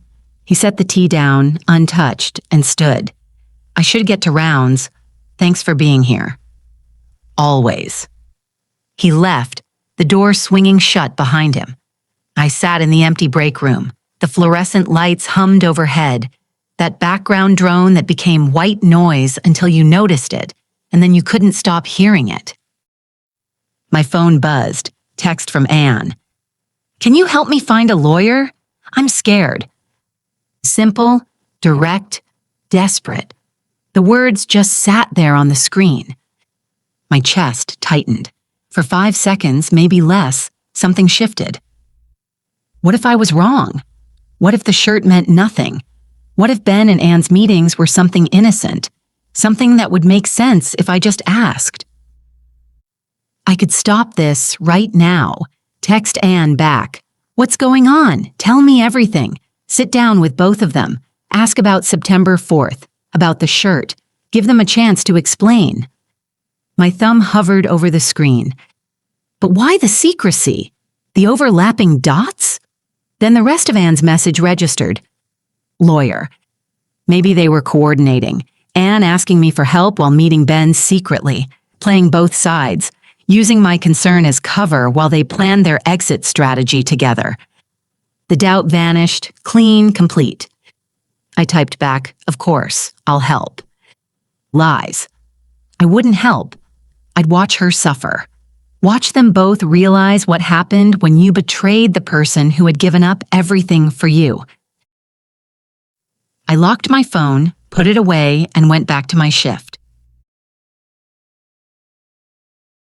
Chapter 30. Meg. Not the same. Friday, October 4th, 11 p.m. That night, I couldn't sleep. Ben was in the bedroom, door closed, his breathing audible through the wall, deep, even, exhausted from the day, from the accusations, from carrying guilt that belonged to me.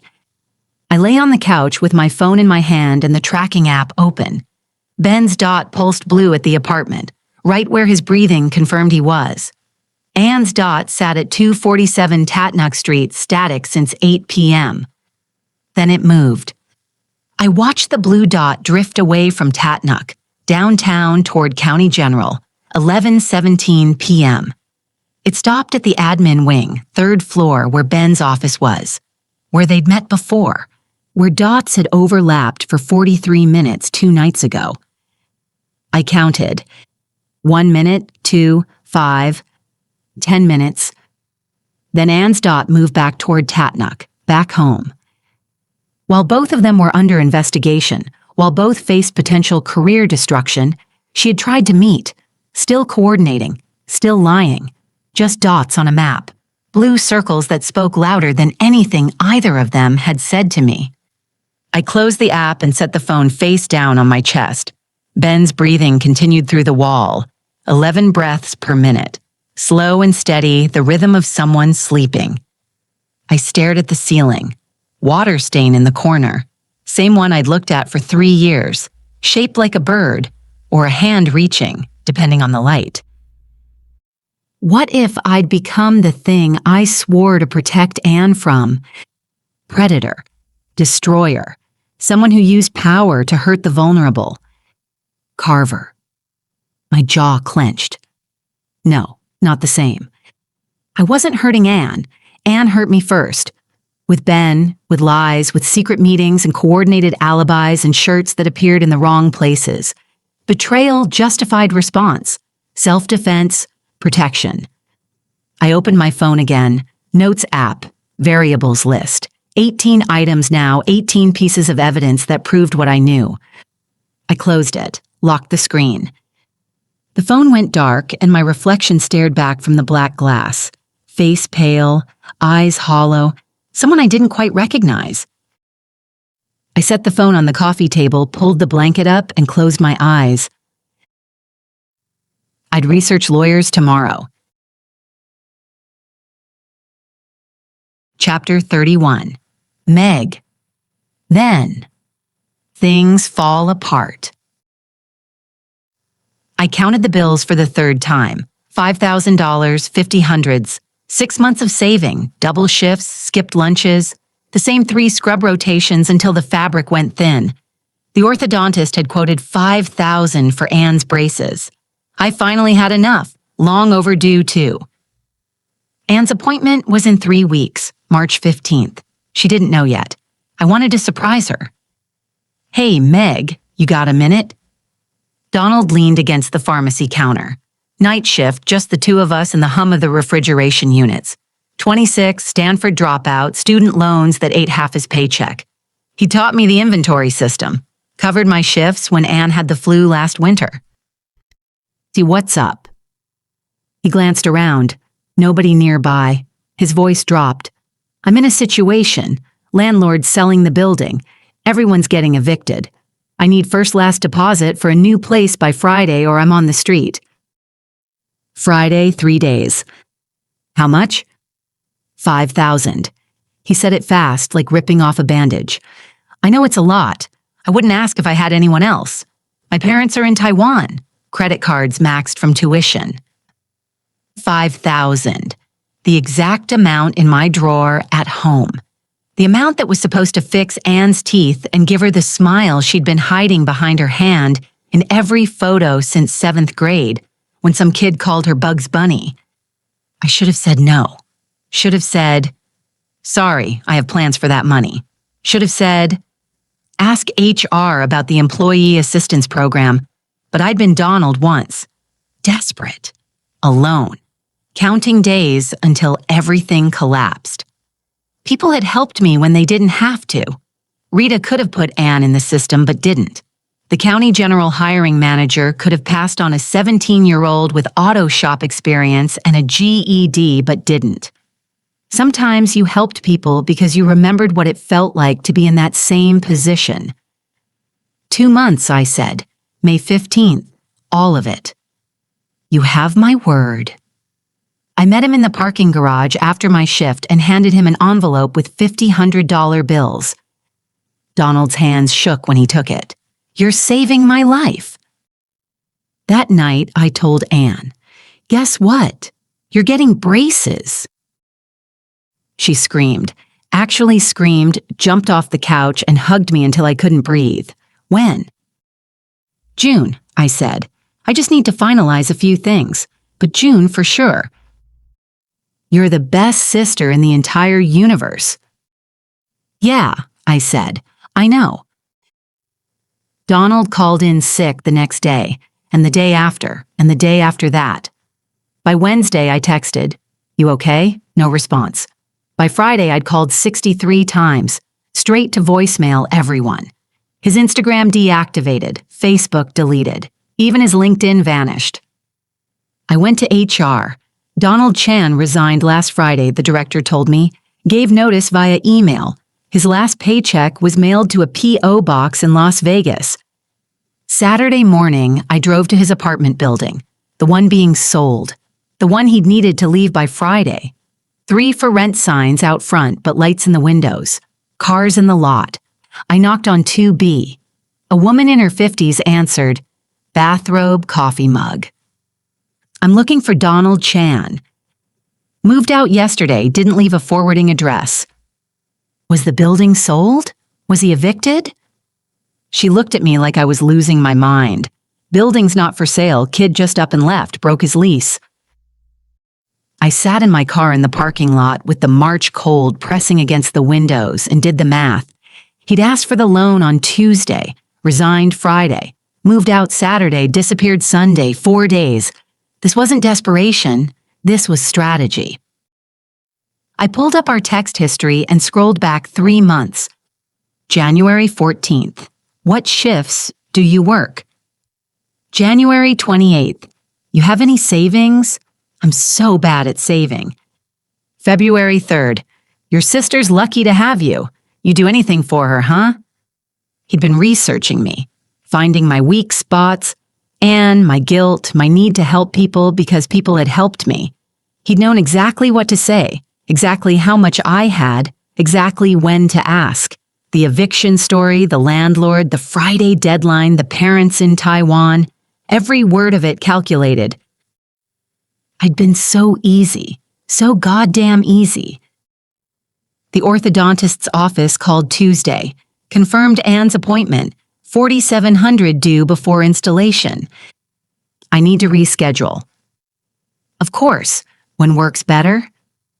When would I have $4,700 again? 6 more months of double shifts. September, maybe October if nothing came up. I'll call back, I said and hung up. I sat on the bathroom floor with the tile cold against my legs. Anne was in the living room watching TV, laughing at something. Happy because she thought in 4 days she'd get braces. Thought her big sister had it handled. I made the list in my head the way I always did when the math stopped working. Tell Anne the truth. Borrow from someone. But who? Bank loan. Checked that night. Denied. Credit too low. Payday loan, 400% interest, 2 years to pay off. Cancel the braces. Let her wait another 6 months, a year, longer if something else came up. Option 6. I stared at the blank space where it should be. Through the wall, someone's TV played a laugh track. Canned happiness. Anne's laughter joined in from the living room. Real this time. The kind I was supposed to protect. I closed my eyes and counted the floor tiles from memory.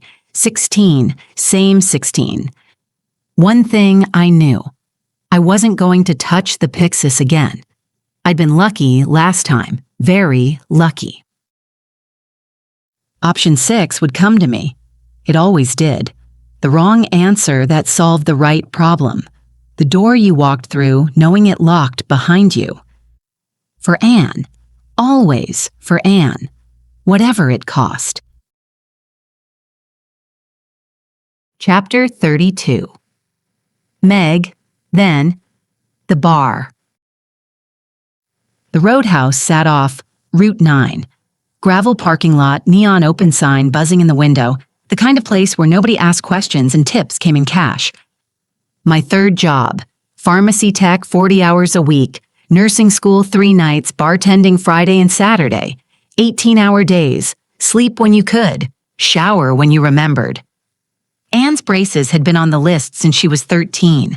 Nice to have back then. Lots of kids grew into their teeth. She didn't. Now she was 17 with a smile she'd stopped showing anyone, covering her mouth when she laughed, hiding behind her hand like she was ashamed of her own face. Kids at school called her Snaggletooth, Rabbit. I'd saved for it twice. The first time, the car transmission died. The second time, Donald disappeared to Las Vegas with every dollar I had. The orthodontist's estimate sat folded on our kitchen counter, creased from handling. $4,700. Might as well have been $47,000.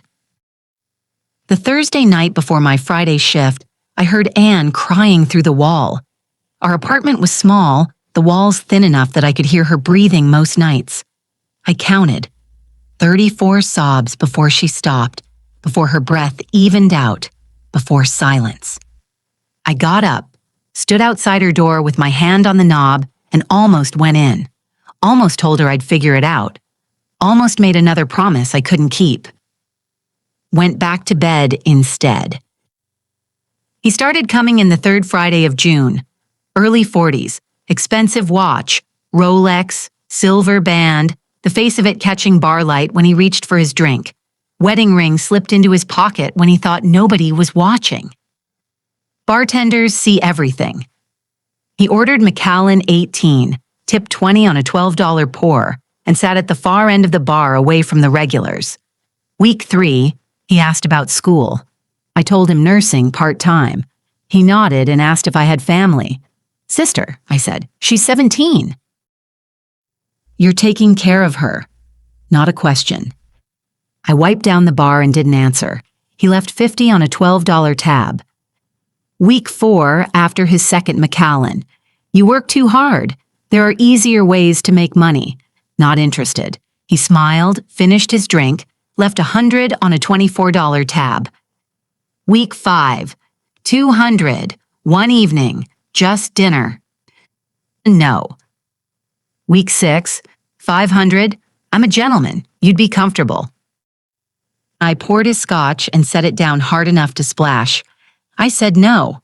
He didn't flinch, just sipped and watched me work and left his usual tip. Week 7, the week after. Anne cried through the wall 34 times.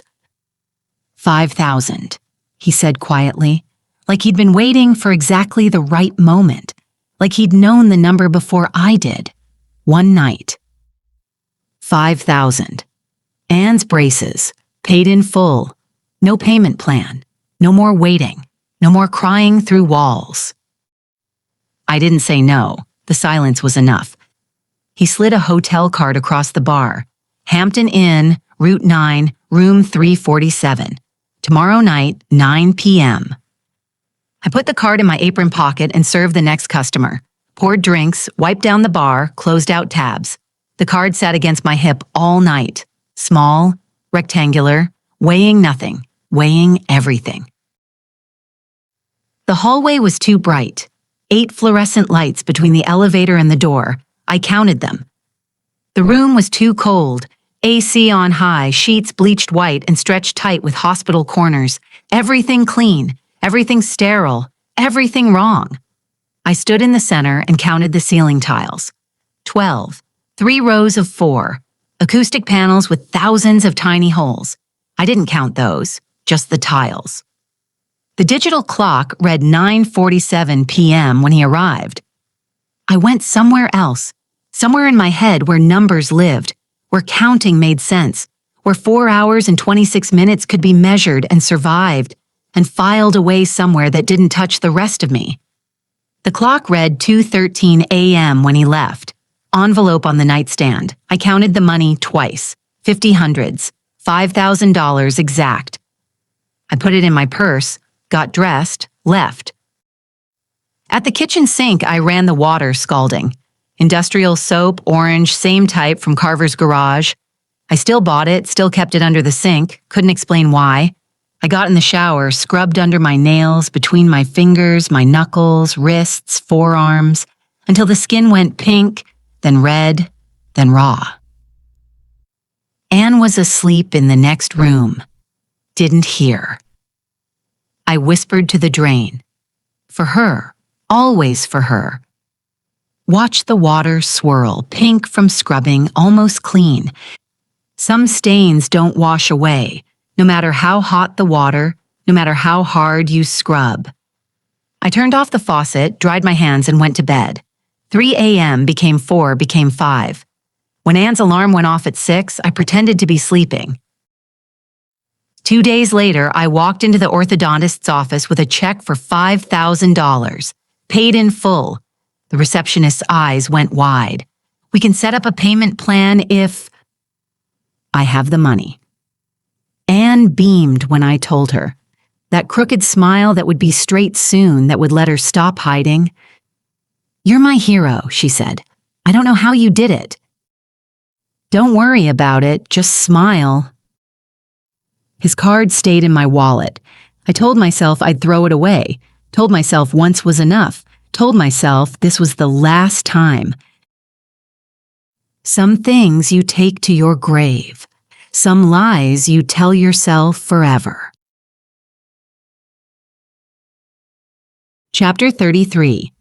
Meg, Counting Down. Monday, October 7th. It took one more chart alteration to get Anne suspended. The first, Mr. Harrow, had earned her mandatory retraining, a warning, 30 days to prove herself. I gave her 5. Sunday night, 2 a.m. I opened my laptop, logged into the EMR with Anne's credentials, and found her patient list from Saturday's shift.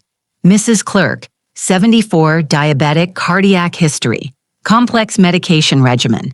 I have the insulin dose, doubled the beta blocker, left the renal warning unchecked, changed, saved, logged out, 90 seconds total.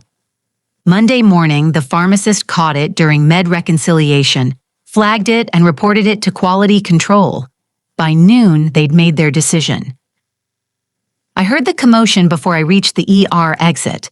Voices, footsteps, the particular rhythm of crisis that made nurses turn their heads. I pushed through the double doors, expecting a code. Saw Anne instead. 2 security officers, 1 on each side, not touching her, not restraining, just present, guiding her the way you'd escort someone who wasn't under arrest but wasn't free to stay either. Her badge hung crooked on the lanyard. Nurses whispered. A paramedic stopped mid-stride. Even visitors stared. Anne's face was gray, tear-streaked, her head shaking back and forth too fast, denying something nobody had said out loud yet. Anne! She turned and found me. They're saying I put patients at risk. Her voice broke. I would never. I crossed to her and caught her before she fell, wrapped my arms around her, felt her shaking. I know, Annie, I know. She pulled back and looked at me, eyes searching. This is happening so fast. I documented everything correctly. I know I did. My throat closed. 3 words pressed against the back of my teeth like something physical, something I could taste. I did this. Then her hand found mine and squeezed, the way she used to squeeze my hand at 12 years old, at the funeral, in the apartment when Rita knocked. The words dissolved, swallowed back down. Because if I told her now, here, in front of security and nurses and the paramedic who'd stopped mid-stride, I wouldn't just lose Anne. I'd lose everything I'd built to protect her, every sacrifice, every crime, every ceiling tile I'd counted in hotel rooms, all of it meaningless if I opened my mouth. I squeezed her hand back. We'll fix this. Will we? Her voice came out small, childlike, the way she'd sounded at 12 when our parents died, when she'd asked me what would happen to us.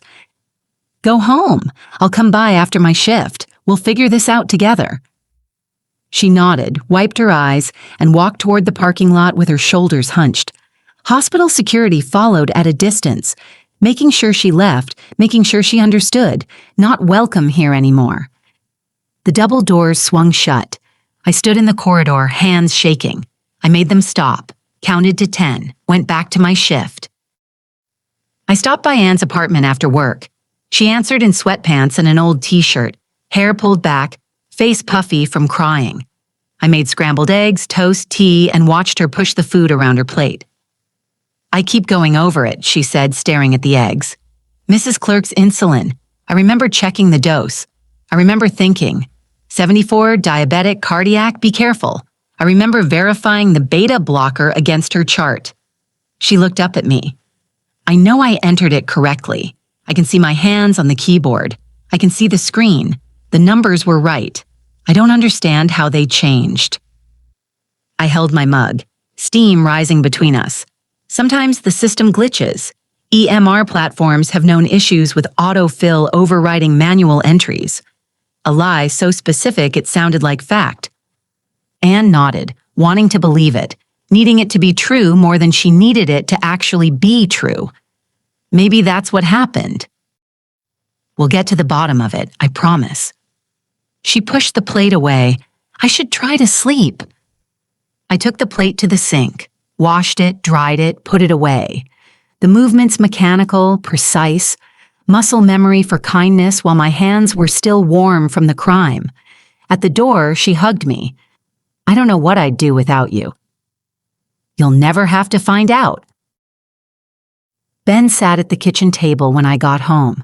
Single lamp on, rest of the apartment dark, his phone face down beside him. I noted that. Face down meant he'd been using it recently and didn't want the screen lighting up, or didn't want me to see who'd called. Anne had been suspended 6 hours ago, crying, desperate, the kind of desperation that made you call the people closest to you. I filed it, checked later. Printed narcotic logs lay scattered across the table, highlighted and annotated in Ben's handwriting. Desperate attempts to make sense of evidence that didn't make sense. "Meg, look at this." His voice was low, tired. He tapped a timestamp. "These access times don't match my schedule. I was on rounds here, in the clinic here. I couldn't have been at the Pyxis machine." Panic clawed up my throat. "Someone's using your codes." I kept my voice steady, "making it look like you." "But who would do that?" I reached across the table and took his hand. "I don't know, but we'll figure it out. I'll help you document everything. Build your defense." He looked at me. Hope and heartbreak twisted together in his eyes. "I love you." He pulled me close and kissed me and held me. I let him, his heartbeat against my chest. 82 beats per minute, elevated stress hormones flooding his system even at rest. I counted 4 seconds, 5, 6, then stepped back. "I love you too." 11 p.m. Ben asleep. I stood at the window while rain streaked the glass, phone in my hand, Anne's number on the screen. Thunder rolled low and distant, getting closer. My thumb hovered over the call button. Almost pressed it, almost called, almost told her everything. Didn't. I set the phone down and counted seconds between lightning and thunder. 3, 4, 5. The storm moved closer. Both of them suspended. Both of them desperate. Both of them exactly where I needed them. The storm kept coming. Chapter 34. Meg, dots. Tuesday, October 8th. My phone buzzed at 2 p.m., Anne's name on the screen. "Can we talk?" I stared at the message. Couldn't respond. Couldn't face her yet. Couldn't hear her voice without hearing lies underneath. Couldn't think about her without seeing Ben's shirt, the meetings, the coordinated schedules, the dots overlapping.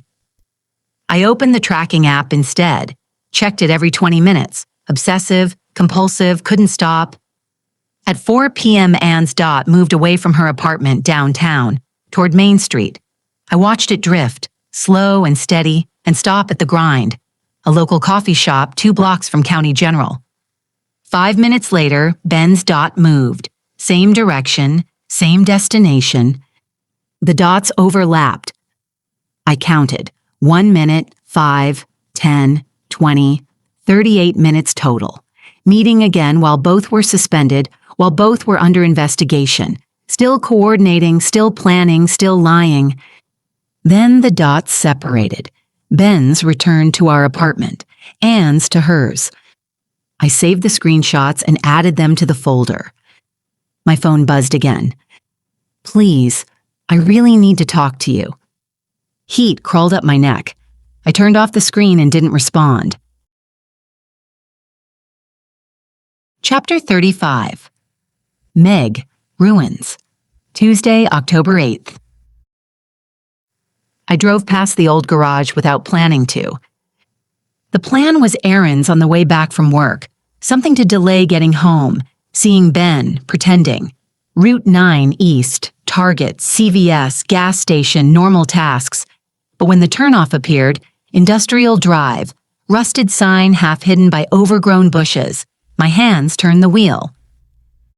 Muscle memory, 13 years old but still there. Carver's Auto sat at the end of the dead-end street. Cinder block building, flat roof, chain link fence with a rusted padlock hanging loose. For sale sign in the window, sun bleached to illegibility. Phone number faded to nothing. Nobody wanted it. Nobody had wanted it for years. I parked across the street, cut the engine, and sat in the silence. My phone buzzed in the cup holder. Anne's name, 3rd call in an hour. I left it there. Her voice would ask about the implosions circling her life, about the cracks. I caused those cracks. I wasn't ready to hear her not know it yet. I got out and crossed the street to stand at the fence. The padlock hung open, broken, probably for years. I touched it anyway, metal warm from the sun, rust flaking off on my fingers. Through the fence, the second bay sat empty, weeds pushing up through cracked pavement, dandelions, crabgrass, nature reclaiming what humans had abandoned. But the oil stains were still there, dark patches where trucks had parked for decades, permanent marks that 13 years of rain and snow couldn't wash away. Some things didn't need you to come back, they just waited. I gripped the fence, metal biting into my palms, and felt the old draw in my wrist, the urge to put a wrench to something, make it obey, tighten until it couldn't move, until control returned and the world made sense again. The building's windows were boarded up, plywood nailed across the glass, but gaps remained. Through them, darkness, and 6 fluorescent light fixtures still hung from the ceiling, even though the power had been cut years ago. Metal cages around the tubes, institutional lighting, the kind that drilled into your skull. 1, 2, 3, 4, 5, 6. Old habit. Old anchor. Something was taken from me here. The world takes from girls like me, unless they take first, unless they learn to tighten bolts until things snap. A kid rode past on a bike, maybe 8 years old, a card clipped to the spokes, clicking against the frame. Tick, tick, tick, tick. Rhythmic, mechanical, like wheels on gravel, like a Silverado truck pulling into the lot at closing time, like footsteps in the hallway when you're the last one there. I shuddered, breath caught, forced myself steady. In for 4, hold for 4, out for 6. The kid disappeared around the corner and the clicking faded. I let go of the fence, walked back to my car, and pulled away from the curb without looking in the rearview mirror. Didn't need to. Could see it anyway. Boarded windows, rusted fence, oil stains that wouldn't wash away. Some places carve themselves into you and never let go. 2 blocks down, Route 140 East. The turnoff toward the hills, 3 miles to Dead Man's Curve, arrow pointing right. I kept driving straight. Not today, but someday. In the rearview mirror, the garage shrank. Boarded windows like closed eyes, like something sleeping, like something that would wake when called. I accelerated onto Route 9 West, toward home, toward Ben and Anne, and lies and surveillance and everything that had brought me back here without my deciding to come. I didn't look back again, didn't need to. The 6 lights were already burned into memory, had been for 13 years, would be forever. Chapter 36. Meg, Practice Run, Tuesday, October 8th. Ben was already asleep by the time I got home. I lay beside him for an hour, staring at the ceiling, counting his breaths, watching shadows move across the wall. Couldn't sleep. At 11, I got up, pulled on jeans and a hoodie, and slipped out without waking him. The elevator down to B1 hummed. 6 fluorescent lights overhead. I counted automatically. 1 flickered, off on, an irregular rhythm that scraped at something behind my eyes. The garage was cold. Concrete smell, motor oil and exhaust, air that never fully circulated. My car in Spot B217, silver Honda Civic 2015.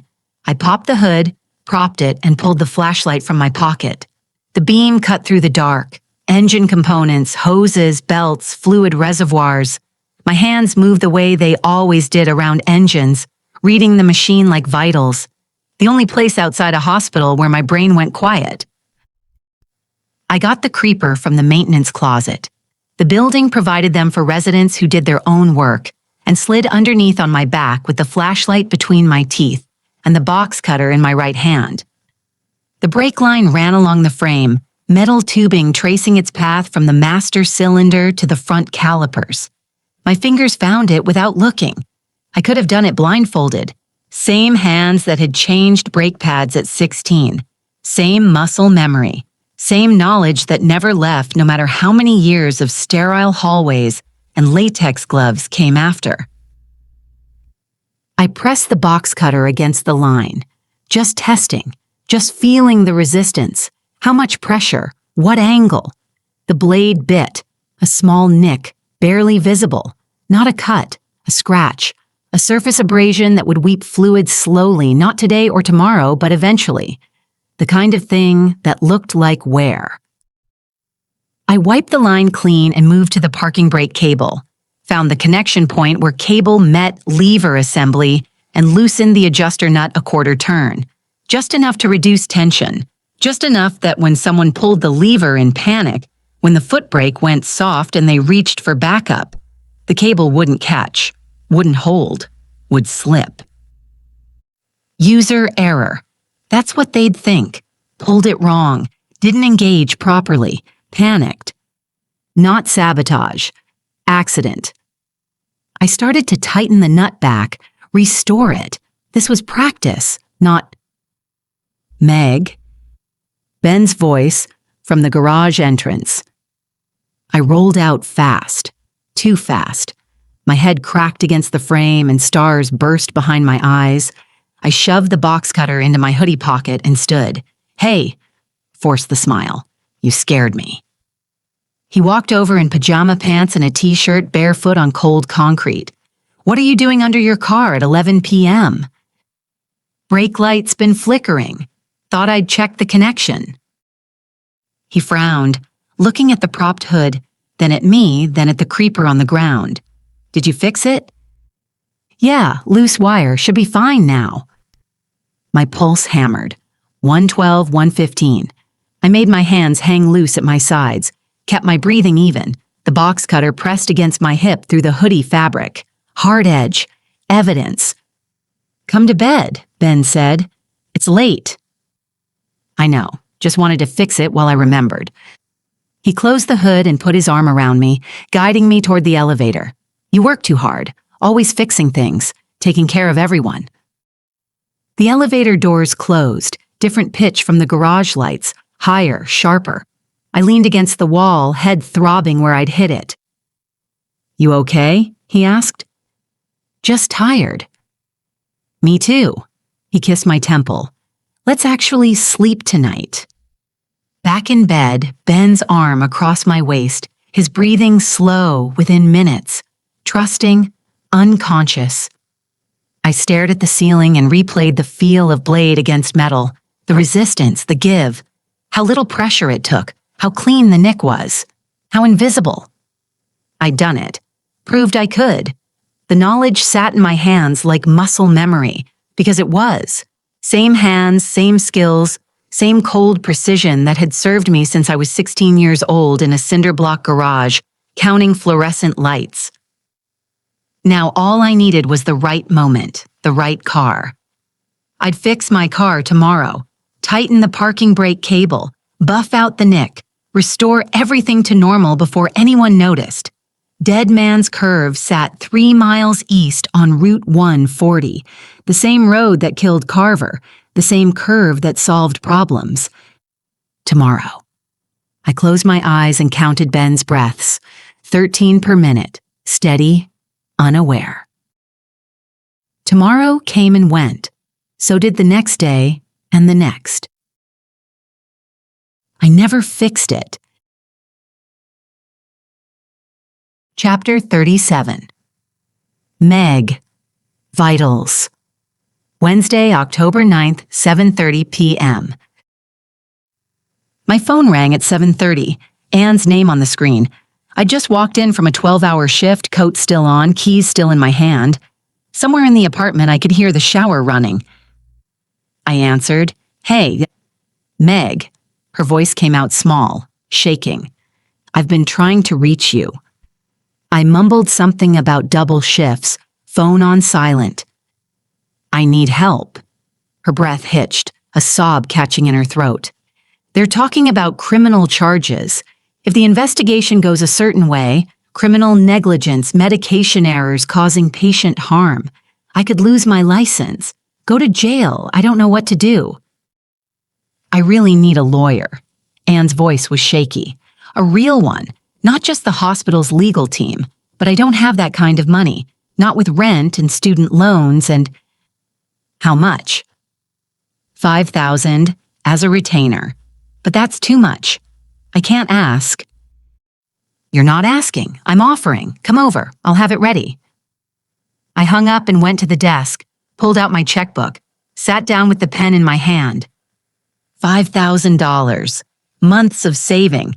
$85,000 a year as ICU charge nurse. Savings built over 5 years. Emergency fund, down payment fund, future security fund. Now Anne's legal defense fund. Against charges I'd created. Against evidence I'd fabricated. Against a pattern I'd manufactured. I wrote carefully, neat block letters. Pay to the order of Anne Marie Simpson. Amount $5,000.00. Memo legal retainer. Signed my name and tore the check along the perforated line. The sound was too loud in the quiet apartment. Anne arrived 20 minutes later, eyes red, face pale, hands shaking when she took the check. She stared at it, at my handwriting, at the amount. I can't. You can. I pulled her into a tight hug and felt her ribs through her shirt. Just stay strong. We'll get through this. We won't. You won't. This is your end. But I said, I'll always take care of you. The promise I'd made at 16 at the funeral, kneeling in front of her while she cried and holding her face in my hands. I'll take care of you. Always. Now twisted. Weapon. Threat disguised as love. She pulled back and wiped her eyes. You're the best sister ever. I love you so much. I love you too. I watched from the window as she walked to her car, got in, and drove away. Taillights disappearing around the corner. $5,000 in her purse. Freedom bought with my savings and her trust. The perfect sister, always taking care of her, even now, especially now. Ben came out of the shower 10 minutes later, towel around his waist, hair dripping. He stopped when he saw my face. You okay? Anne called. She needs a lawyer. They're talking about criminal charges. His expression shifted into the gentle gravity he wore when delivering bad news to parents. I talked to her this afternoon. I was thinking we could split the cost, $2,500 each. I already wrote her a check, $5,000. He stared at me. The full amount? She's my sister. He crossed the room and kissed the top of my head. You're amazing, taking care of everyone even now with everything going on. He held me and I let him, counted to 3, stepped back. Someone has to, I said. If only he knew. 11 p.m. Ben asleep, his breathing uneven, inhale 2-3, exhale 2-3-4, irregular, stress disrupting even his unconscious rhythm, his body carrying tension in sleep. I stared at the ceiling. Water stain in the corner. Same stain, bird or hand or nothing, depending on the light. I pulled out my phone and opened notes, stared at the variables list. 18 items, 18 pieces of evidence, 18 reasons why I was right. At the bottom I typed, what if I'm wrong? 3 words, cursor blinking. Because if I was wrong, then the Pyxis theft, the chart alterations, the $5,000 check, all of it became unforgivable. Better to be right. I deleted it. Watched the letters disappear. Typed again. What if I'm wrong about the affair? If I was wrong, everything I'd done was monstrous. Deleted it. What if they're innocent? The words looked foreign, impossible. Deleted them too. Because I couldn't afford doubt. Last week I'd almost texted Anne to ask about the shirt. Typed the question, hovered over send, deleted it. I chose surveillance over communication, control over trust. Same choice now, same fear. If I asked and the answer was innocent, I was a monster. Better not to ask, better to be right. I had to be right. I closed the app, locked the screen, and set the phone on the nightstand. My reflection stared back from the black glass. face pale, eyes hollow, someone I didn't recognize. Someone who wrote $5,000 checks while destroying the person receiving them. Someone who kept promises by breaking them. Beside me, Ben's breathing continued. Inhale 2-3, exhale 2-3-4. Irregular, wrong, broken. Like everything else. Chapter 38, Meg, the Voice. Friday, October 11th, 10 a.m. The phone buzzed during morning rounds. Anne's name on the screen. I was in the ICU med room, 16 beds visible through the glass, monitors beeping in synchronized rhythm. I stepped into the hallway before answering. Hey! Her voice was bright, almost breathless. Just wanted to check in. Thanks so much for the check. I promise I'll pay you back. I leaned against the wall, the antiseptic smell sharp in my nostrils. It's fine, don't worry about it. You're amazing! Seriously. Warm. Genuine. The way she used to sound before everything. So, how are you doing? Fine, busy. I know things have been crazy with the investigations and everything. A pause, static on the line. Then her voice lifted again. But I'm excited for Saturday. Remember, my project reveal. You're still coming, right? She sounded too excited. It occurred to me she might be with Ben. I put on my hands-free earpiece and opened the tracking app. 2 dots on the map. Ben at our apartment on Shrewsbury Street. Anne at hers, 247 Tatnock, separate. But for how long? Of course I'm coming, I said. Good, because it wouldn't be the same without you. She spoke faster now, that nervous energy she got when something mattered. You've always been there for everything, every important moment. This one's special, really special. But you never told me what it's about. I counted my heartbeats. 73, 74, 75. You'll find out tomorrow. Love you, Meg. The words landed like stones. Love you too. I hung up before my voice could break. The phone stayed warm in my hand, Anne's excitement still echoing. Real joy, genuine happiness. About Saturday, about her project, about me being there. For what? This one's special, really special. Special because she'd announced she was leaving with Ben? Special because she'd destroy everything I'd sacrificed for? Because after 14 years of holding us together, Anne had chosen someone else. Someone I'd chosen for myself. No, stolen someone I'd chosen for myself. My chest went cold. My hands shook, and I pressed them flat against the cool wall until they stopped. My phone buzzed again. Text from Anne. Can't wait for you to see it. It's going to be perfect. Down the hall, a monitor alarmed. Someone else's emergency. Kimberly poked her head into the hallway. Meg, you look worried. Everything okay? I nodded and slipped the phone into my scrubs pocket. Mr. Carlton's asking for you. He's coming. I walked back to Bay 3, professional, competent, normal. 2 days. Saturday. Then it would be done. Chapter 39. Meg, Suitcases. Friday, October 11th, 9 p.m. The drive home took 22 minutes. 4 red lights, each one too long. Anne's voice still in my head. This one's special, really special, the whole way. The apartment was dark except for the bedroom. I stopped in the hallway. Ben moved between the closet and the bed. Blue duffel already packed, black roller suitcase open beside it, clothes folded, toiletries organized in a clear bag. Dread pooled in my stomach. What are you packing for?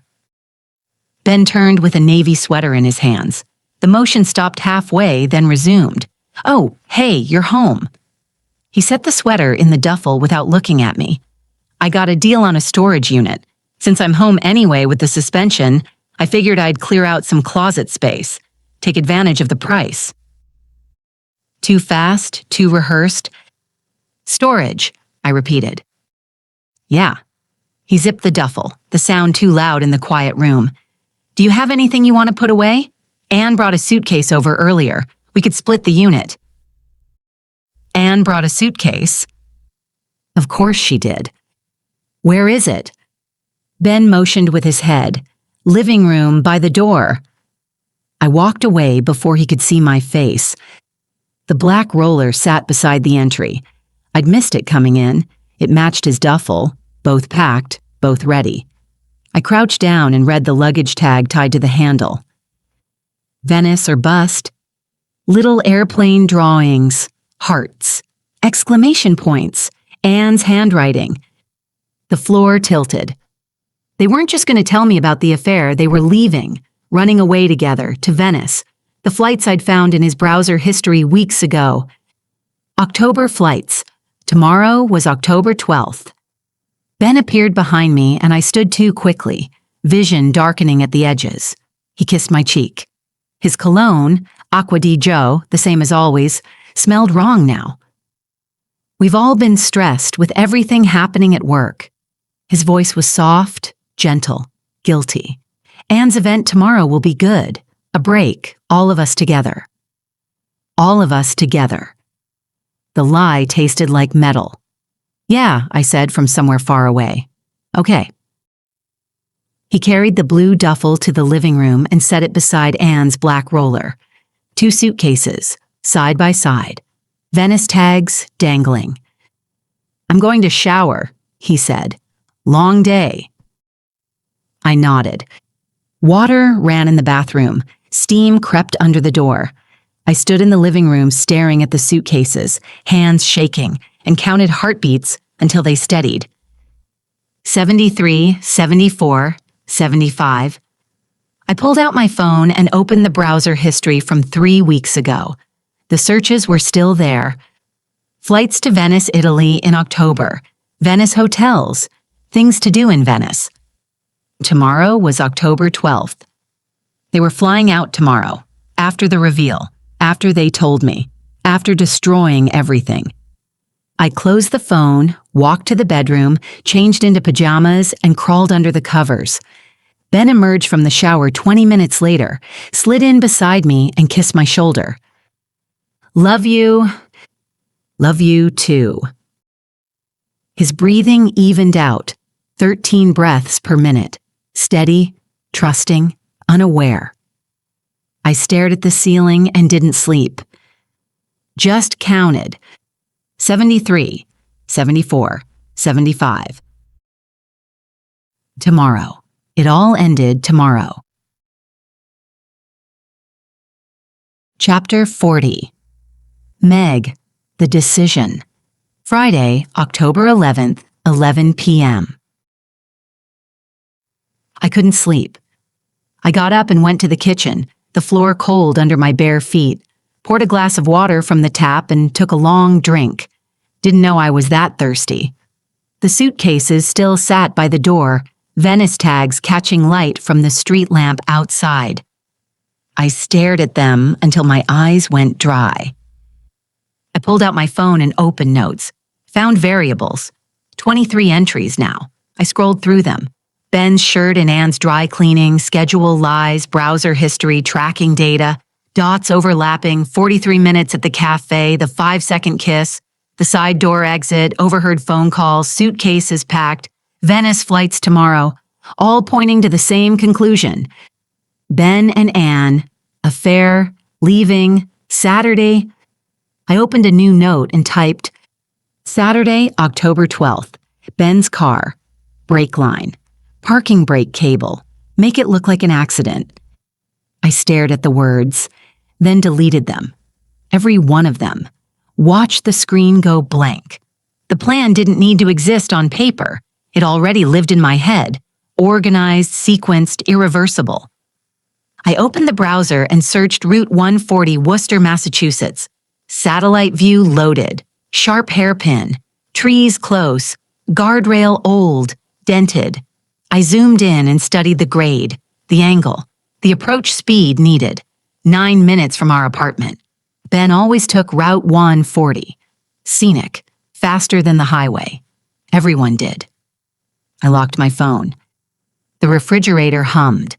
Traffic passed outside, tires on wet pavement, that soft hissing sound. Tomorrow morning, 5 a.m., parking garage, B1 level. Ben's car in spot B218, right next to mine. I knew the spot, knew the configuration, knew exactly what to do. I'd already practiced on my own car. Same method, same Honda, same result. Box cutter in my pocket. I carried it everywhere now. 5 minutes, 10 at most. Early morning, before Ben woke, before anyone else was in the garage. Then wait. Wait for him to get in the car. Wait for him to drive. Wait for it to end. The plan spread out in my mind the way a procedure did. Clean. Precise. Step 1, Step 2, Step 3, assess, execute, monitor. I picked up the water glass, rinsed it, and placed it on the rack to dry. Walked to the bedroom. Ben lay on his side, face peaceful, breathing steady. 13 breaths per minute. Normal. Trusting. Unaware. I could stop this. Could wake him right now. Could ask, "Are you having an affair with Anne?" Give him a chance to explain, to deny, to save himself. I didn't. Because asking meant risking the truth. And the truth, whatever it was, wouldn't change what I'd decided. They'd lied, coordinated, met secretly, planned together, broken what couldn't be unbroken. I'd break something too. Something permanent, something that couldn't be undone. I set my phone alarm for 5:30 and crawled into bed. Ben shifted in his sleep, his arm draping across my stomach. Heavy, warm. I didn't move. I stared at the ceiling, the same ceiling I'd stared at for 3 years. Water stain in the corner shaped like a hand, cracks spreading from the light fixture, familiar patterns that had watched me through worse nights than this one. Closed my eyes. Didn't sleep. Just waited for dawn. Chapter 41. Meg, the Toolkit. Saturday, October 12th, 5:30 a.m. The alarm hadn't gone off yet. I'd been awake for hours. I changed it to 6:30 and lay there a moment longer, listening to Ben breathe. 13 breaths per minute, steady, unaware. I slipped out of bed and dressed in the dark. My usual at this time of the morning, jeans and hoodie. Box cutter in my pocket, I always carried one now, and the small wrench I'd taken from the kitchen catch-all drawer, 5:30 a.m. The building was quiet. I took the service elevator to the parking garage, avoided the lobby, avoided the cameras, avoided anyone who might remember seeing me. Fluorescent lights hummed overhead, 6 of them, same pattern as Carver's garage. I counted automatically. 1, 2, 3, 4, 5, 6, old habit. A grounding technique that didn't ground me anymore. Ben's car sat in spot B218. Silver Honda Civic, same model as mine in B217, right beside it. I'd chosen that spot deliberately when we moved in. Wanted to park next to him. Wanted our cars together like our lives.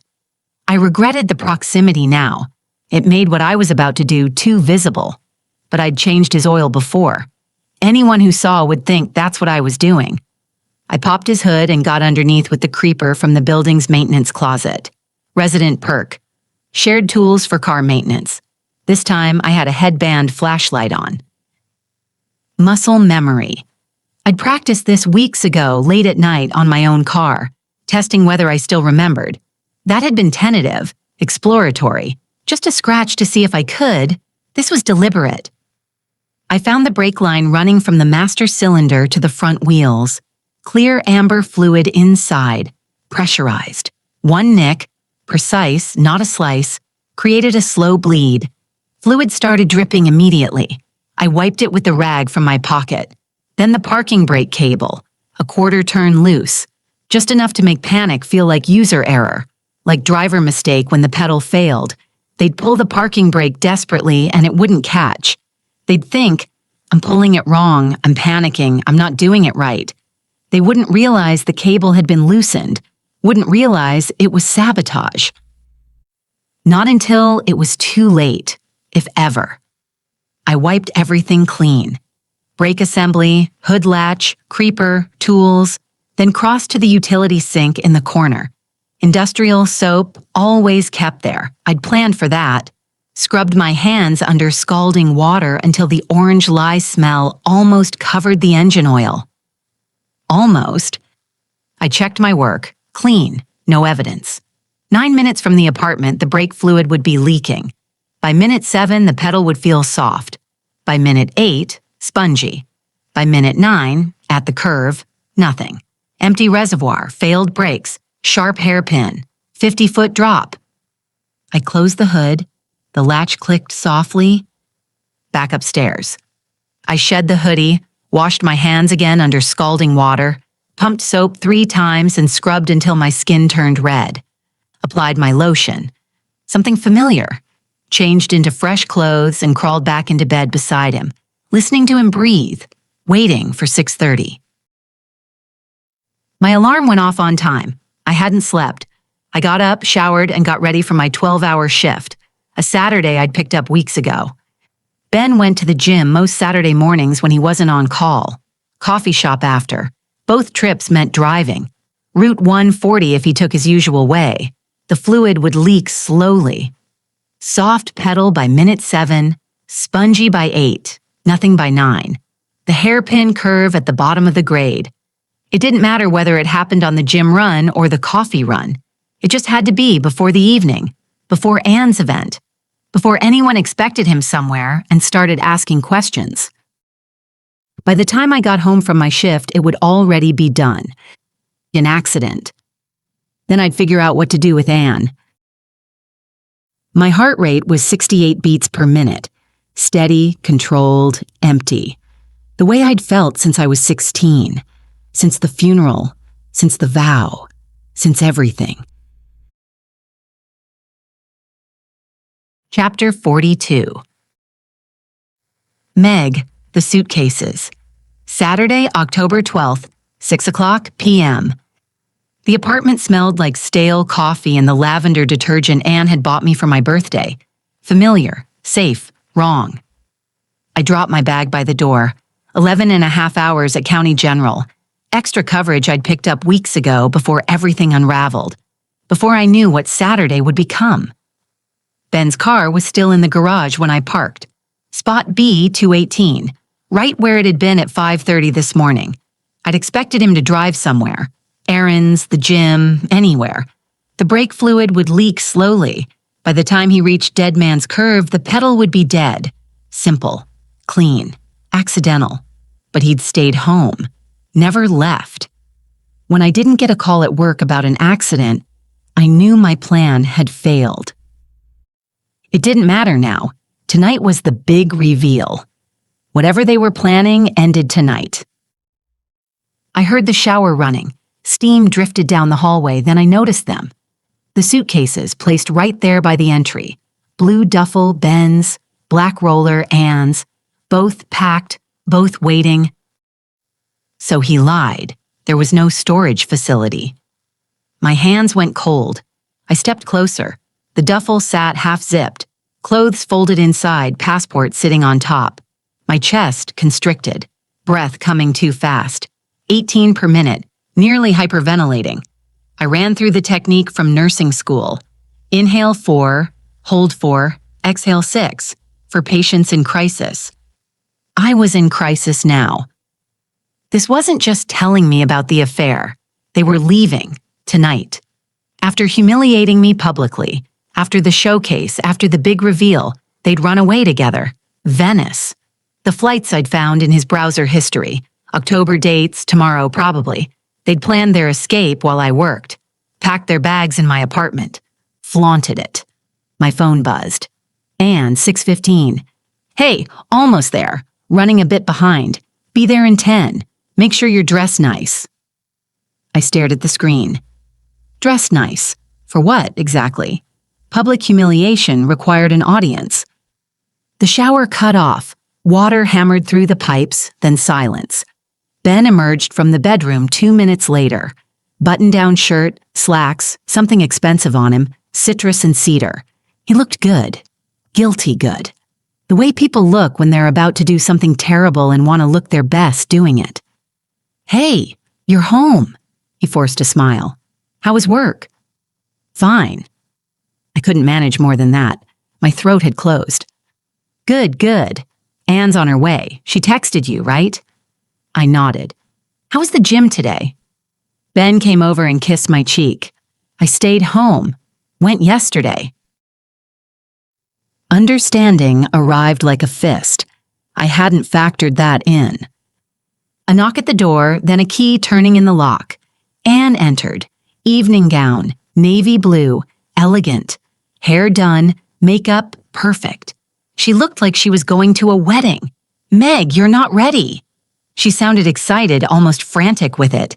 "We need to leave at 7:30. That's barely an hour." "I just got home." I know. I'm sorry." She talked fast, nervous energy radiating off her.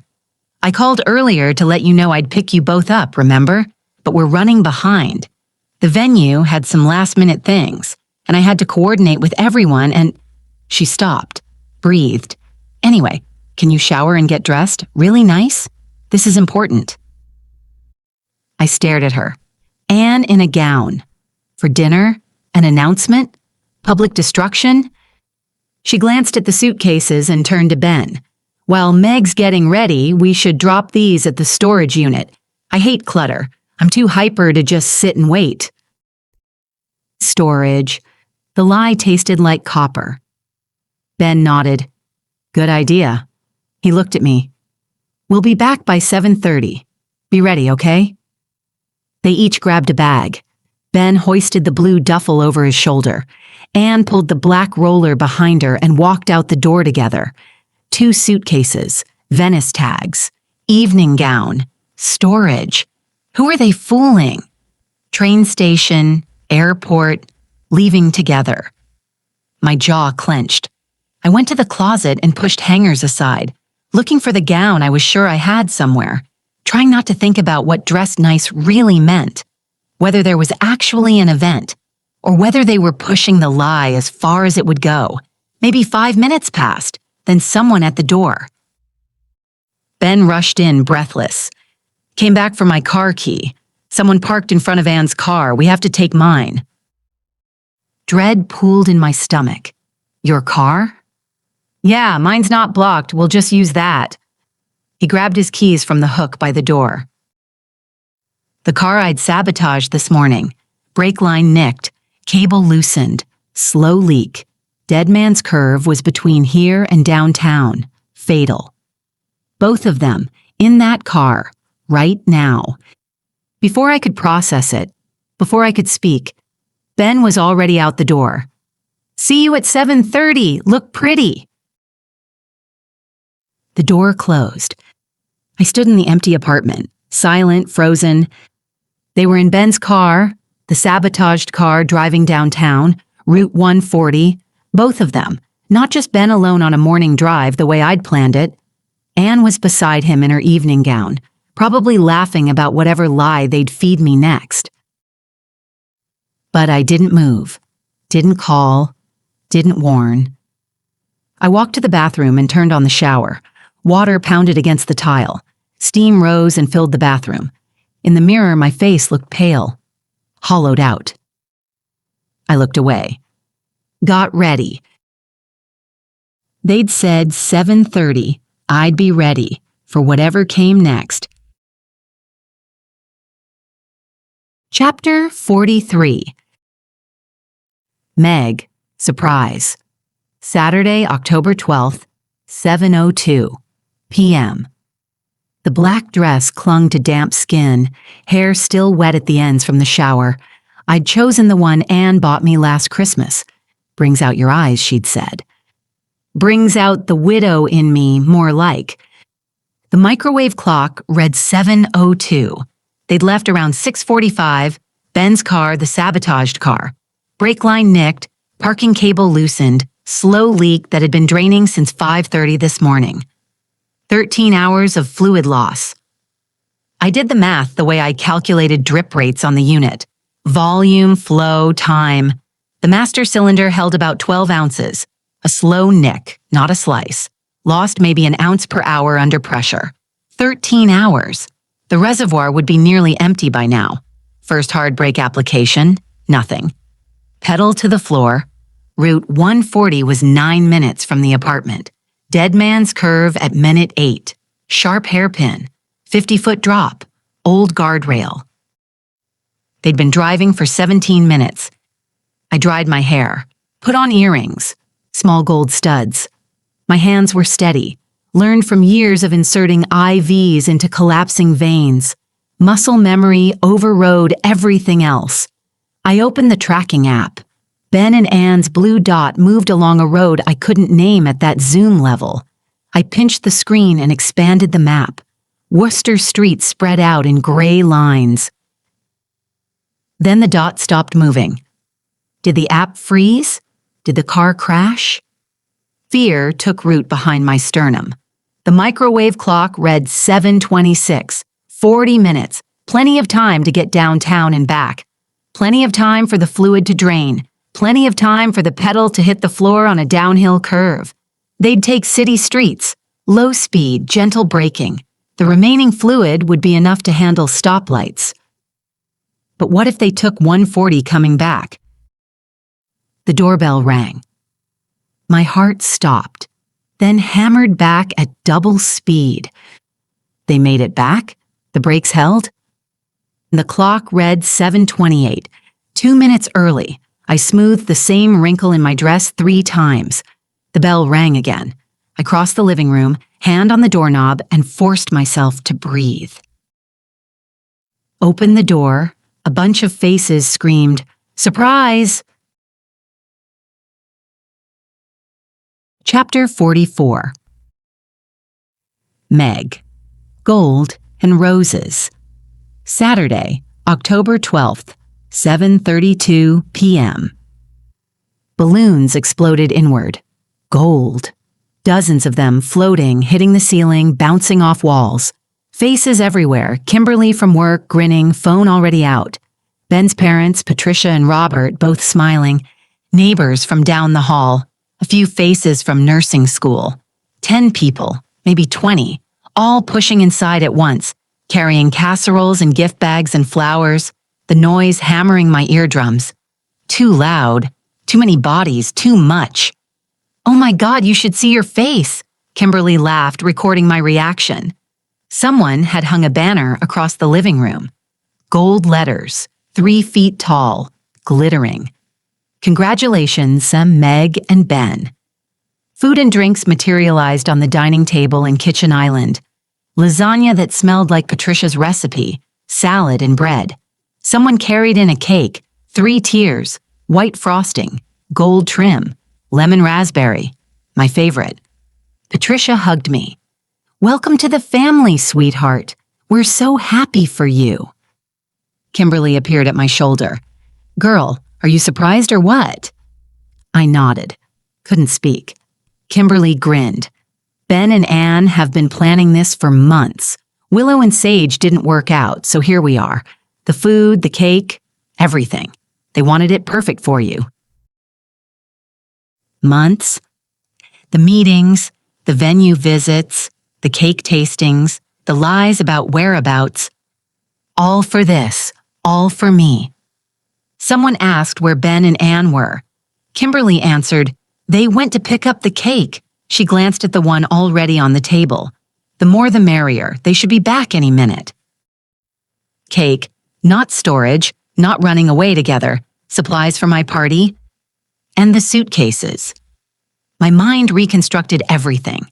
The suitcases, the Venice tags. After tonight, we can go straight to the station. Not escaping. Not leaving me behind. Ben taking me. A romantic trip. A gift. A surprise vacation after a surprise engagement party. The shirt in Anne's bundle. The secret meetings. The surveillance I'd done. All of it. Every single thing. Innocent. And the car. Oh God, the car. They were in it right now. Ben's car. Brake fluid dripping, cable loosened, driving back here with decorations and final touches for my party. Driving the sabotaged car. Dead Man's Curve sat between here and wherever they'd gone. Party store, bakery, it didn't matter. Everyone took Route 140, scenic, faster than the highway, 9 minutes from here to the curve. They'd left at 6:45. The clock read 7:32, 47 minutes. They should be back. They should be here. Something old and buried clawed its way up. Unless they crashed, unless the brakes failed, unless they were dead because of me. My chest tightened. The room spun. Too many people, too much noise, balloons and gold roses and cake and congratulations everywhere, all of it for me, all of it ruined. I pushed through to the bathroom and locked the door behind me, splashed cold water on my face and looked in the mirror, face white, eyes too wide, hands shaking. I gripped the sink and forced them to stop. I had to get to them. I yanked open the bathroom door and pushed through the crowd. Someone asked if I was okay. I didn't answer. Out the apartment door, down the hall, stairs instead of the elevator, faster. Parking garage, B2 level. I fumbled for my keys. Patricia's gray Camry sat sideways across my bumper. Of course. She'd arrived in a rush, unloading casseroles, not thinking about parking lines. No time to find her. No time to ask her to move. I ran back toward the building entrance. Kimberly stood by the lobby doors, unloading the last balloon bouquet from her Subaru, engine still running by the fire lane, driver's door open. Kimberly, I grabbed her arm. Your keys. I need your keys. Now. She blinked. They're in the ignition. I was just, Meg, what's wrong? You're not wearing shoes. I didn't answer, just ran. Slid into her Subaru, barefoot, black dress, hair still damp, slammed the door and floored the accelerator. Chapter 45. Meg, barefoot. Saturday, October 12th, 7:34 p.m. Tires squealed as I pulled out of the garage. The party guests probably heard it from the apartment above.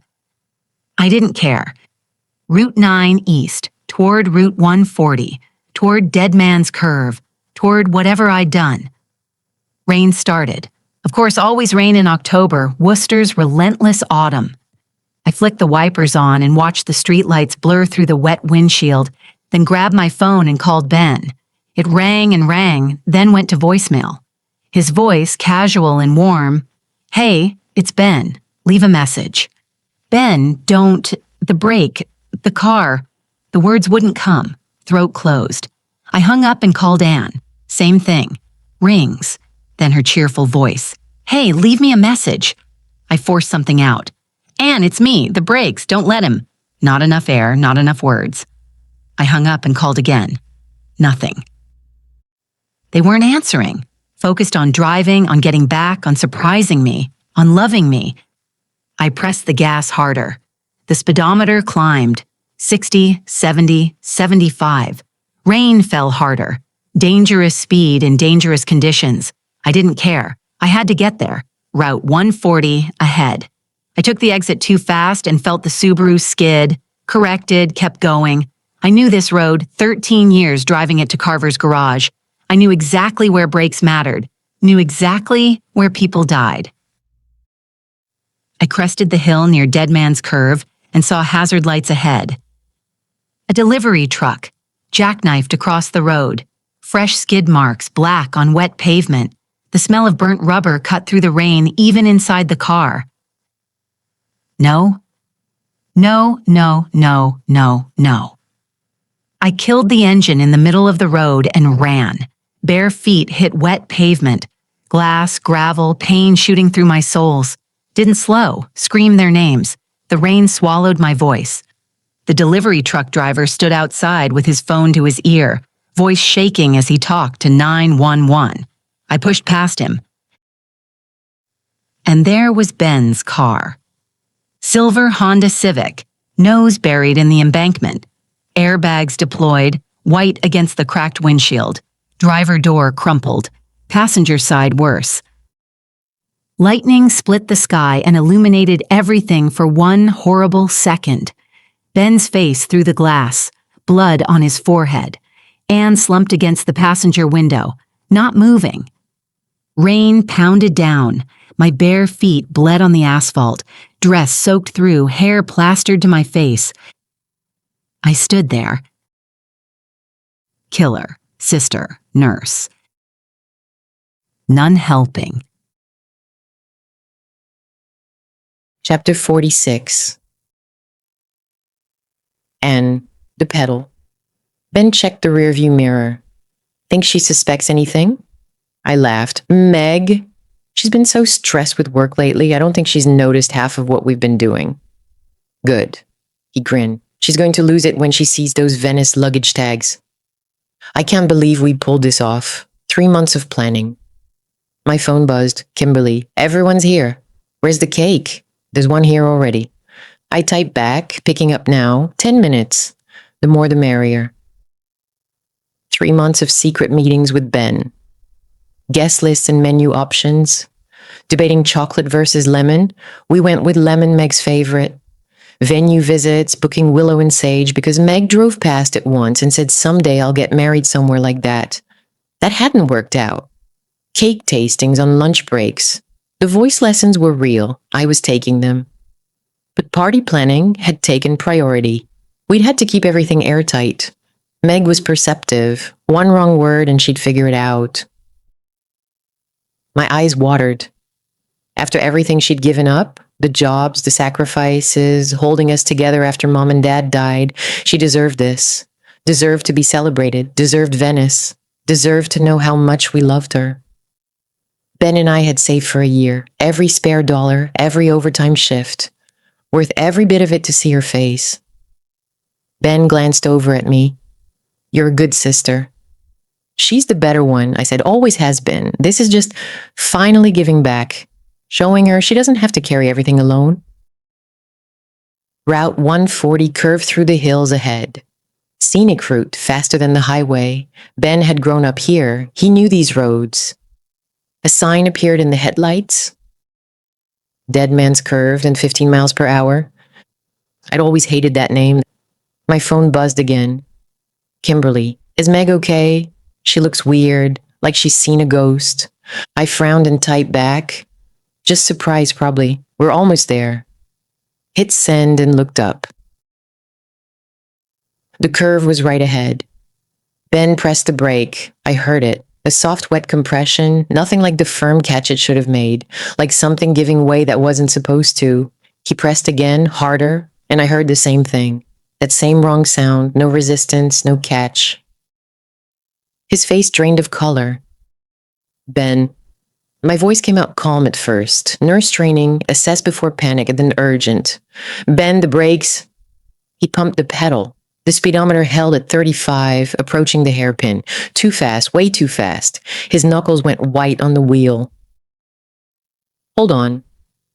A delivery truck came around the curve toward us, loaded, boxes stacked high, Cisco on the side. Too much weight to stop fast. Ben had seconds. Cliff on the right, 50-foot drop. Truck straight ahead, embankment on the left. I saw him choose. Saw the decision move across his face, so I'm sorry. He jerked the wheel left toward the embankment, better than the cliff, better than the truck. My hands braced against the dashboard. Time slowed. It always did in codes, in crashes, in the moment just before. Grass approaching, ditch, rocks, trees. The impact hit like a wall, metal shrieking, the world lurching sideways, my body thrown forward against the seatbelt. The airbags exploded. The world went white, chemical smell, powder, something burnt, and then a high-pitched ringing, endless, feeling everything. Silence. Then Ben's voice far away. Anne, can you hear me? I blinked. My head throbbed. Something wet at my temple. I touched it and my hand came away red. Ben, I'm here. I'm okay. Are you? Yeah, I think. I tried to process what had just happened. What happened? Brakes failed. His voice was shaky. Jesus, I pressed the pedal and there was just nothing. Brakes didn't just disappear, did they? Chapter 47. Meg, blood between fingers. I pulled the passenger door open, less damage than the driver's side. Anne was right there, blood at her hairline, eyes open. Across from her, Ben sat dazed, the airbag deflating against his chest, blood on his forehead, but eyes open too. Both alive. Relief and horror collided in my chest. I'd tried to kill them. They'd survived. Ben croaked. Brakes. They just gone. His voice came out hoarse, shocked. He couldn't finish the sentence. My nurse training kicked in despite everything. Assess, treat, stabilize. I pressed my bare hand to Anne's temple. No gloves, no time, no supplies. Blood slicked between my fingers. Warm, sticky. My sister's blood, on my hands, literally. Sirens approached. The delivery truck driver had already called 911. A state trooper arrived first. Trooper Davidson, 30s, stepping out of his cruiser with a flashlight. Then 2 paramedic units. Crashes on this curve got priority response. They took over, professional and efficient, and I stepped back, watched. Hands covered in Anne's blood. Trooper Davidson came to me.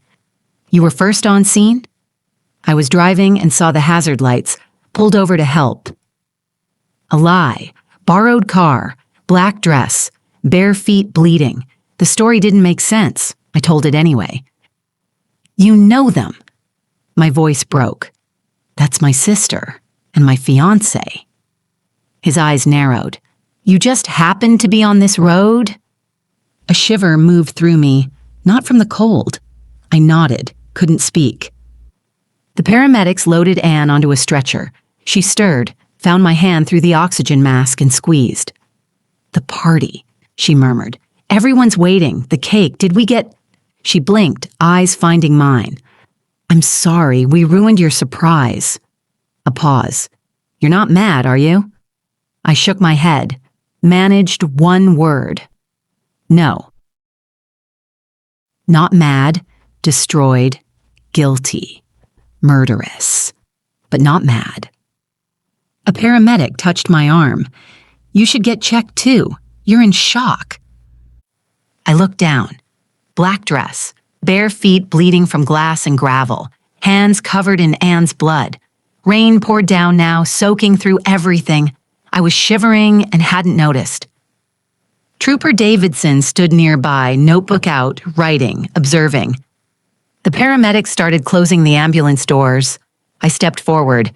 I'm riding with them. I'm a nurse. I see you. That's my sister. Ma'am, we've got 2 critical patients. No room. Meet us at County General. I can help. Let me... Ma'am, firmer now. We've got it. 8 minutes. The doors closed. Sirens kicked on. The ambulance pulled away. Red and white lights cutting through the rain, getting smaller, then gone. I stood in the road, barefoot, bleeding, watching. Trooper Davidson stepped closer. Miss Simpson, I can take you to the hospital, but I'll need you to answer a few questions on the way. He pointed past me to Kimberly's Subaru still running, its driver's door open, rain pouring inside. Also, is that your car in the middle of the road? A friend's, I said. He wrote it down. Everything I said was evidence now. Chapter 48. Meg, questions at scene. Trooper Davidson gestured toward his cruiser. Let's get out of the rain. I followed, barefoot, black dress clinging to my skin, each step on the wet pavement driving glass deeper into my soles. He opened the back door, not the front, back, where suspects sat. I slid inside and he closed the door behind me. The sound of rain immediately muffled to a low hiss, sealed in, trapped. He got in the driver's seat, turned on the overhead light, and pulled out his notebook. Walk me through your evening, Miss Simpson. I forced my voice steady. There was supposed to be a party. For me, an engagement party. I didn't know about it. When I found out, I panicked, got overwhelmed, borrowed my friend's car and started driving. The leather seat was cold against my legs. My hands shook. I pressed them together. Then I saw the crash. He wrote everything down, pen scratching paper, face unreadable. Then he glanced at my soaked dress in the rearview mirror. You left your own engagement party? In that. I was still getting ready when they left. When the guests arrived, I panicked. Truth. Twisted truth. Why this road specifically? I wasn't thinking, just driving. Lie. I knew exactly where they'd be, knew exactly what I'd done to the car, knew exactly what would happen at Dead Man's Curve. Route 140. He turned in his seat to face me through the partition. You know about this stretch's history? Everyone does. Dangerous spot. He nodded slowly. Did you notice anything odd before the crash? I pictured the cut brake line, the quarter turn loosening on the cable, the box cutter in my pocket at 5:30 this morning. Headlights, I said, glare from the rain. I couldn't see well until I was close. The radio crackled. He responded with a code I didn't recognize, then turned back. Dr. Flint's vehicle. What kind of maintenance does he do? My throat tightened. He's careful. Takes it to the dealership. Regular oil changes, everything by the book. So, brake failure would be unusual? The word hung between us, accurate in too many directions. Very, I whispered. He nodded, closed his notebook, and started the engine. I'm taking you to the hospital. Get those feet looked at. We'll continue this conversation there. He pulled onto Route 140, driving past the tow truck already hooking chains to Ben's crumpled Civic. We'll be inspecting the vehicle thoroughly, he said, eyes on the road. Mechanical failure, manufacturer defect, standard procedure for single vehicle accidents on this stretch. Standard procedure. The words landed like a diagnosis. I knew what the inspection would find. Nicked brake line, loosened cable, tool marks that didn't come from where. He radioed something. Static crackled. Another voice responded. Officer Fairbank will handle the Subaru, he said, glancing at me in the mirror. Your friend's car. We'll have it returned to her. She'll need to provide a statement about lending it to you. My stomach clenched. Kimberly. More questions. More lies required. And Ms. Simpson, I met his eyes in the mirror. I'll need to follow up with you over the next few days. Make sure we can reach you. Not a request. A leash. Polite enough to sound professional. Tight enough to mean something else. He knew something was wrong. Maybe not what. Not yet. But brakes didn't just fail on well-maintained cars. Not on Dead Man's Curve. Not with a barefoot woman in a party dress showing up in someone else's car 60 seconds later. The hospital came into view. The emergency entrance lit up bright against the dark. He pulled to the doors, got out, and opened my door. Get those feet treated, I'll be waiting. I stepped out onto the wet pavement. Glass ground deeper into my soles with each step toward the automatic doors. Behind me, the cruiser's engine idled. Trooper Davidson watching, making sure I went inside. Making sure I didn't run. Chapter 49. Meg, County General. The sliding doors hissed open. 5 years I'd walked through them. Scrubs pressed, badge clipped, coffee in hand. Tonight I wore a wet cocktail dress and no shoes. The emergency entrance smelled like iodine and floor wax. Heat blasted from the overhead vents, and my skin prickled where rainwater had soaked through silk. Fluorescent panels hummed above the triage desk. 16 of them. I counted twice. Meg! Kimberly sprinted across the tile in her burgundy party dress, mascara smudged under her eyes. Oh my God! We heard about the accident. What happened? Where's my car? She's with me. Davidson stepped between us. Kimberly's gaze moved from his uniform to my face, and her hand flew to her mouth. The car's fine, I said. relief, then guilt for feeling it. She reached for my arm. Davidson shook his head. "Ma'am, step back, please." Kimberly's eyes found mine over his shoulder, searching, confused. I looked away. A triage nurse appeared. Name tag read Carlos, new enough that I didn't recognize him. "Let's get you looked at." He guided me to a bay and pulled the curtain. "Feet first, then we'll warm you up." I sat on the exam table, paper crinkled beneath me. I'd sat on the other side 1,000 times, never this side. Carlos knelt and examined my soles. Small cuts from gravel, dirt ground into the skin. He cleaned them with antiseptic that stung and applied bandages. 6 cuts total, 3 on each foot. "You're lucky," he said. "Nothing deep. Stay off them tonight." Another nurse brought scrubs and thick socks. I changed in the bathroom. Too bright, a fluorescent tube flickered once every 4 seconds. I counted. And the mirror showed someone else entirely. Mascara streaked, hair plastered flat, lipstick worn to nothing. I peeled the wet dress off, silk sticking to my shoulders. The cruiser's heat had been on full blast, but cold had settled into my bones anyway. The scrubs were size large, hanging loose at my waist and bunched at my ankles. The socks were hospital-issue, non-slip grips on the soles. Not mine, borrowed. Everything borrowed now. When I emerged, Frank was waiting in the corridor, head of hospital security for 6 years. He'd always waved when I clocked in at 7 a.m. Now his jaw was set, shoulders squared. Frank pulled me into an alcove near the supply closet, voice low. "Meg, we need to talk about what you reported, the Pyxis investigation." My pulse didn't change. 72, steady. He showed me printouts, camera stills from the medication station, my face in profile. "After you flagged the thefts, we pulled everything." His eyes searched mine. "This doesn't look good." My throat tightened. "I didn't—" "Miss Simpson," Davidson appeared at the alcove entrance. "Detective Davis is ready for you." Frank pressed his card into my palm, still warm from his pocket. "Call me when you're done. We'll figure this out." I wouldn't call. Couldn't call. Davidson led me down the corridor, past the ICU where I'd worked 1,000 shifts, past the ER where Anne ran traumas, past pediatrics where Ben made kids laugh while he checked their ears.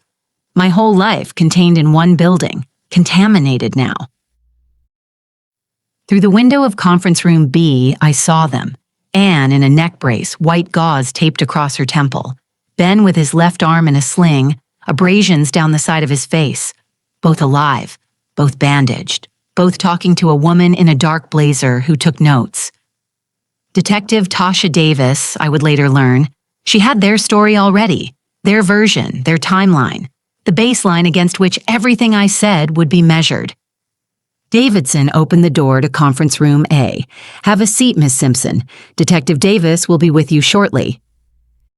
Shortly, after she finished with them, after she had their truth locked in. I sat down. Fluorescent light buzzed overhead. The chair was cold, the table bare.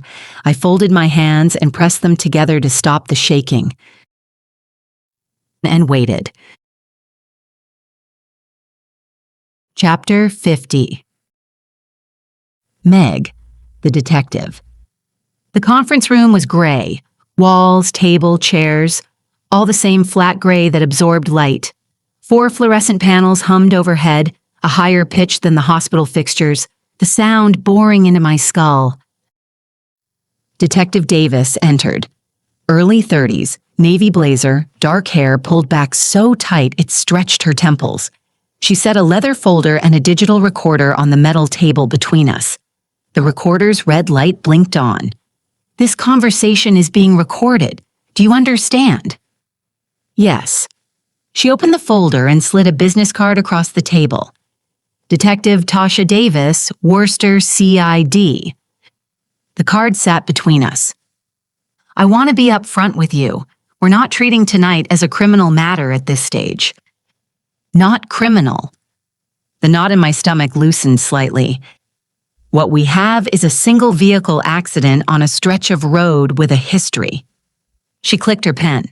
My job right now is to gather information, get a clear picture of what happened, and make sure we're not missing anything. I nodded, though I wasn't sure she'd asked a question. That said, the vehicle is being inspected as a precaution. The knot tightened again. Standard procedure when brakes fail without an obvious cause.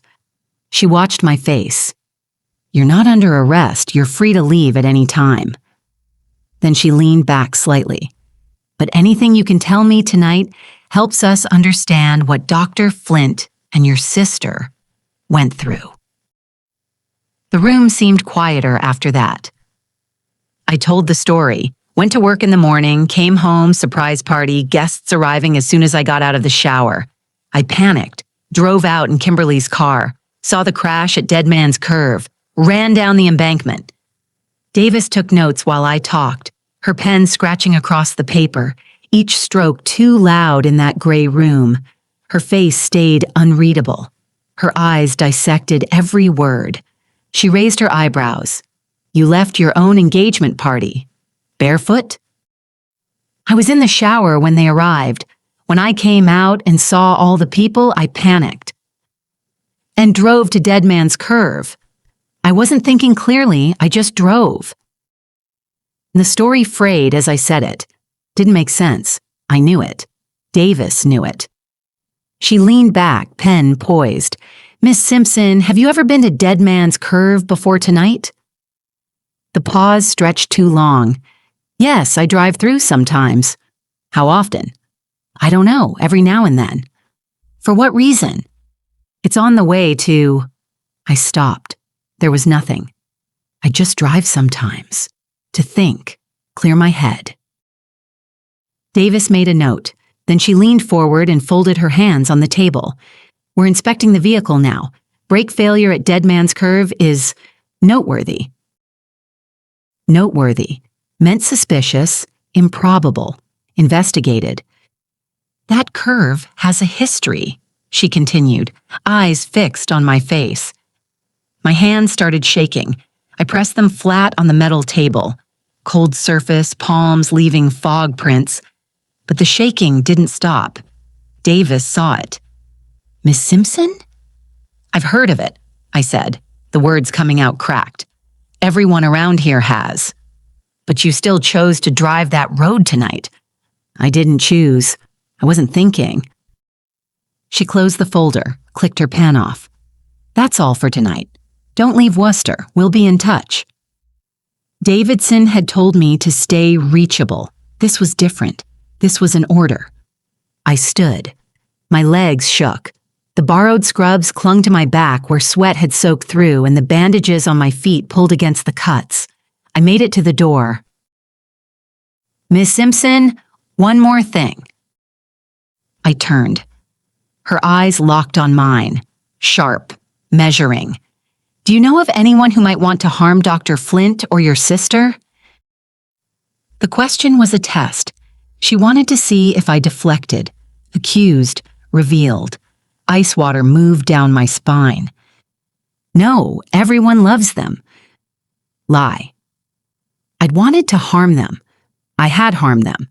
Everyone didn't love them. I'd hated them, or thought I did.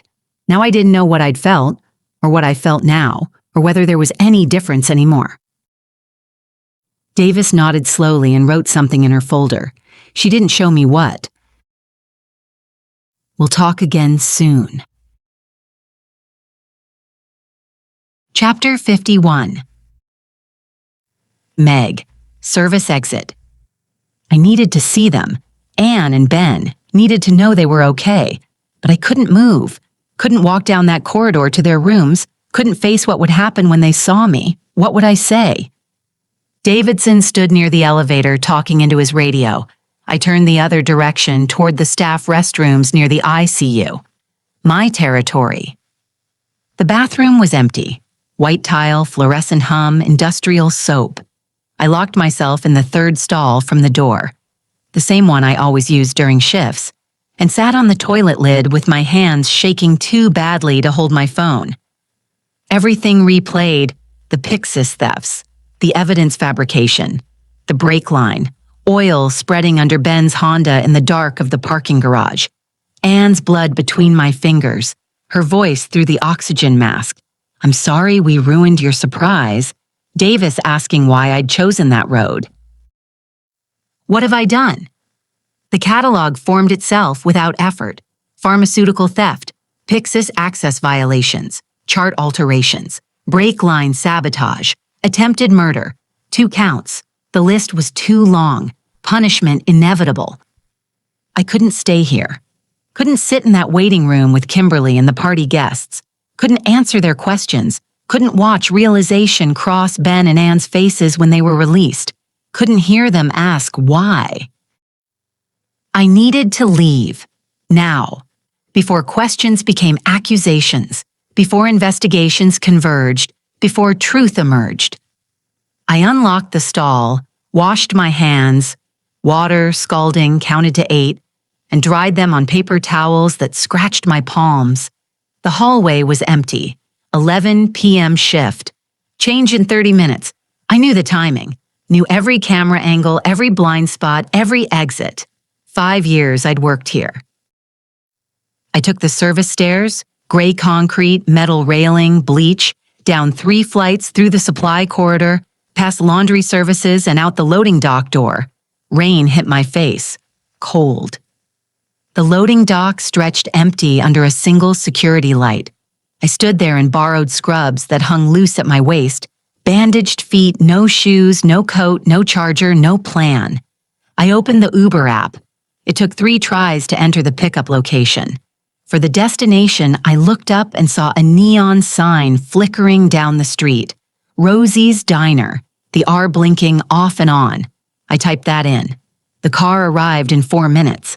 The driver didn't look at me twice. The booth was in the corner, back to the wall with a view of the door. Old habit. 11:30 p.m. The diner mostly empty. 2 truckers at the counter. A woman in scrubs like mine eating pie. The waitress appeared, 60-something, name tag reading Lorraine, and she didn't ask questions. Just poured coffee into a white ceramic mug, thick enough that the heat bled through to my palms. "Menu's on the table, hun," Lorraine said. I wrapped both hands around the mug. It was the only warmth left. My phone started buzzing. Detective Davis, Dr. Lynn, Frank, Ben's parents, Kimberly, 12 missed calls, then 15, the screen lighting up again and again. I turned it face down on the table and watched rain streak the window instead. Headlights smearing into white, taillights bleeding red. I had nowhere to go, couldn't go home. Kimberly would come back, would want to know why I'd left the hospital where I'd gone. Couldn't go back to County General.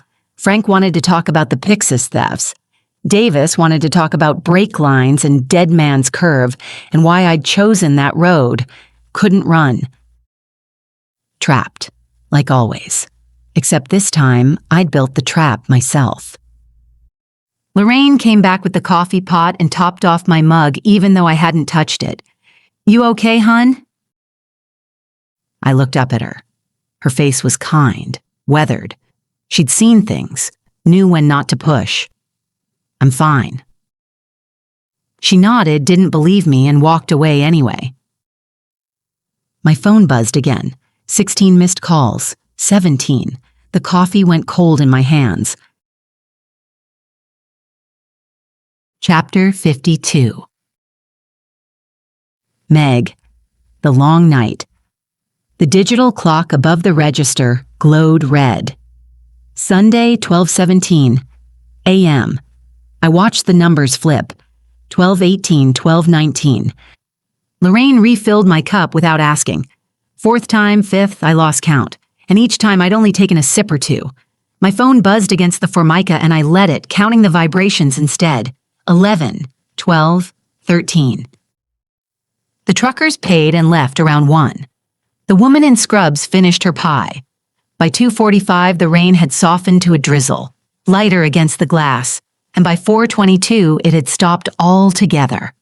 The sky outside began to lighten, gray bleeding into black, Sunday morning arriving whether I wanted it or not. 37 buzzes by 5 a.m. I hadn't looked at the screen once. At 5:30, I listened to the voicemails. Patricia, voice shaking. Meg, where are you? Ben's asking for you. He's so worried. Please call us back. Kimberly, frantic. Girl, call me back. Everyone's freaking out. The police came to the hospital looking for you. What's going on? Dr. Lynn clipped and professional. Miss Simpson, this is urgent. Call me immediately regarding the Pixis investigation. Frank, quieter. Meg, please. Let's talk before this gets worse. I want to help you.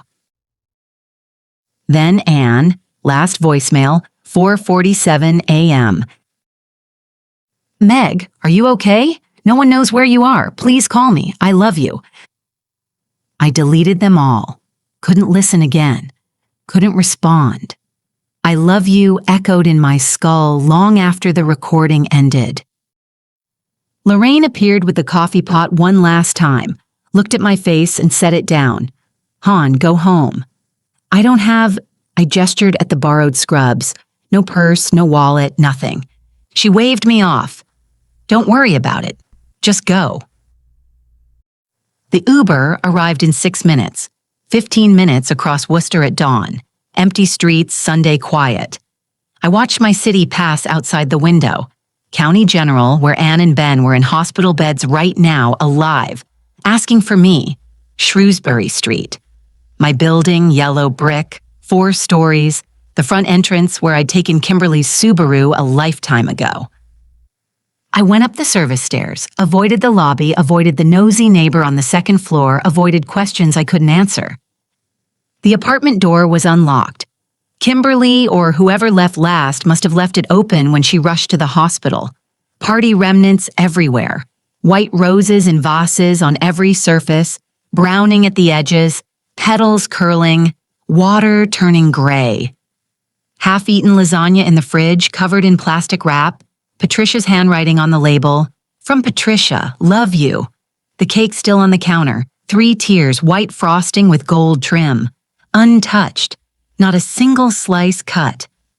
The banner still hung across the living room. Congratulations, Meg and Ben. Gold glitter letters sagging in the middle. I pulled it down. The tape ripped from the wall. The letters tore, and gold glitter fell like snow onto the couch, the coffee table, my hands. I crumpled the banner into a ball and sat down surrounded by evidence of their innocence, evidence of their love, evidence of my crime. The glitter stuck to my palms and wouldn't come off. Somewhere across the city, Ben's car sat in a police garage, being photographed, cataloged, taken apart piece by piece, the nicked brake line, the loosened cable, tool marks that didn't come from wear or age. They'd find it. Maybe already had. Just a matter of time before Davis called, before Davidson appeared at my door, before tampering became sabotage, became attempted murder.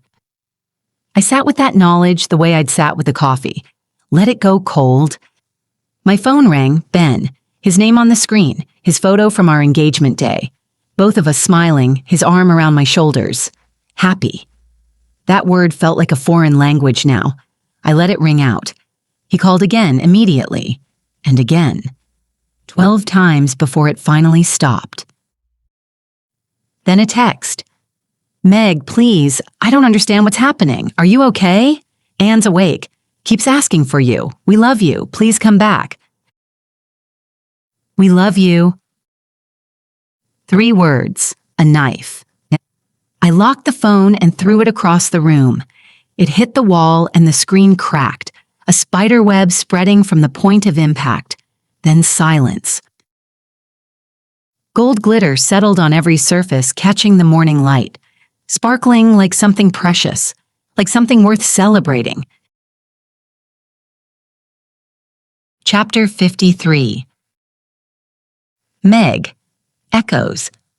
I crossed the room and picked up the phone from the floor where it had landed after colliding with the wall. The screen was cracked, spiderweb fractures radiating from the impact point, but it still worked. 43 missed calls. Davis, 8 times. Dr. Lynn, 6. Frank, 4, Ben, 12, Anne, 7, Ben's parents, 6. Notifications were stacked in a column I didn't read. The phone rang in my hand. I almost dropped it. It was Dr. Lynn. Instinctively, I answered without thinking, an automatic response to authority. Miss Simpson. Her voice was tight, controlled. There's a meeting scheduled for Monday, 9 a.m. My office, HR will be present. Detective Davis, Frank Till from security. The investigation has expanded. You need to be there. Okay. Meg, are you... I hung up. Meeting. Evidence. Accusations. Career over. Prison likely. Monday, 9 a.m., less than 18 hours. The suitcases were back by the door. They must have left them outside before the guests arrived, staging them for the surprise. They'd never gone to storage, all pretext to leave the apartment, pick up the cake, and for guests arrive and surprise me.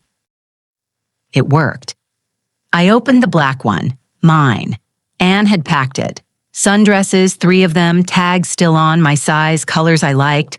Coral, soft blue, white eyelet, leather sandals in the style I always bought, sunscreen, SPF 50, sensitive skin formula, the exact brand I used, and at the bottom, a book I'd mentioned wanting to read months ago at one of our Sunday brunches. Anne had remembered. Everything perfect, everything thoughtful, everything love. There was a folded paper in the inner pocket. I pulled it out. Anne's handwriting, careful loops, blue ink. Venice itinerary. Day 1, arrive Venice, rest. Gelato at that place near Rialto Bridge. St. Mark's Square at sunset. You'll cry, I know you. Day 2, gondola ride. Your dream since you were 16, remember? You showed me that photo from National Geographic, the one you kept on your desk all through college. Day 3, day trip to Tuscany, cooking class, making pasta like Nonna never taught us. Day 4, wine tasting in Chianti. Day 5, Verona, Romeo and Juliet balcony, touristy, but you'll love it. Days 6 through 14, whatever you want, no plans, no schedule, just us. Just Meg and Ben. The phrase appeared throughout, just Meg and Ben. Not Ben and Anne, not the 2 of them, Meg and Ben. My mind reconstructed it, the truth I'd refused to see. September 4th, 6 a.m., Airport Cafe. Ben and Anne meeting to finalize the party plans. Contract signing, cake samples. Ben spilled coffee on his shirt, dark roast down the front, French cuff stained brown. He bought a replacement at the airport shop. Navy, similar cut, close enough. And handed Anne the ruined one. Can you get this cleaned? I'll pick it up later. Anne dropped it at Park Avenue Cleaners with her own bundle, filed under her name. Simpson. Maria, the new clerk, combined it with my order. Same last name. Easy mistake. I found the shirt in my cleaning, didn't ask, just returned it to Anne's pile at the counter. Anne picked it up, found Ben's shirt, brought it to our apartment. She had a spare key. And hung it in his closet.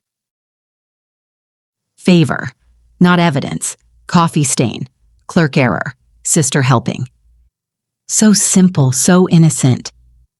I sat on the floor with the suitcase open beside me and the itinerary in my hands, Anne's handwriting spelling out love in blue ink.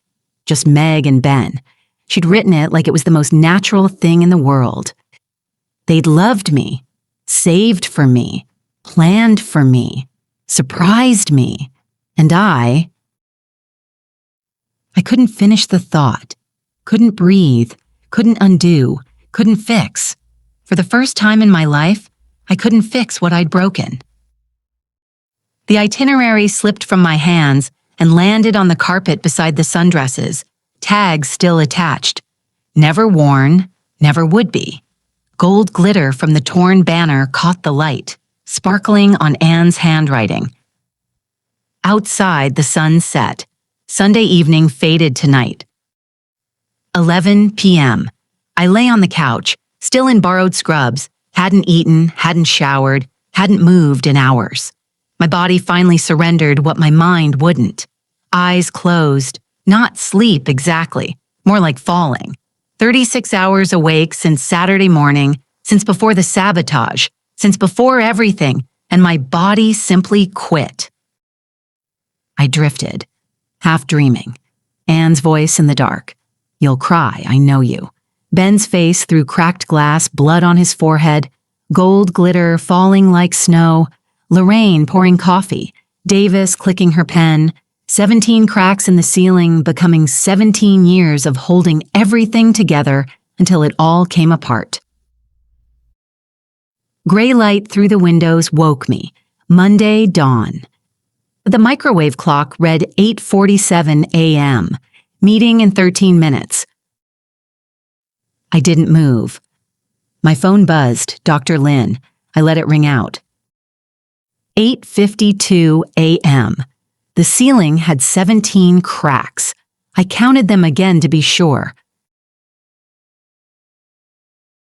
Chapter 54. Anne stitches. I woke to an unfamiliar ceiling, cream-colored, crown molding, not mine.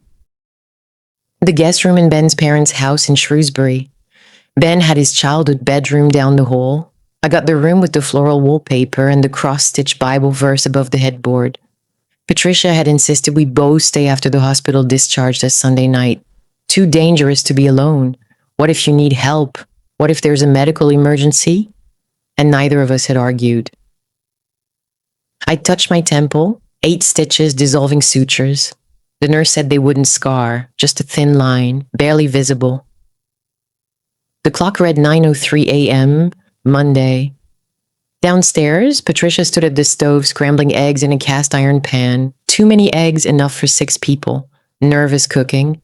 Coffee percolated. The smell turned my stomach. Concussion, nausea. The doctor said it would pass. Ben appeared in the doorway, moving slowly, one hand pressed to his ribs, bruised from the seatbelt.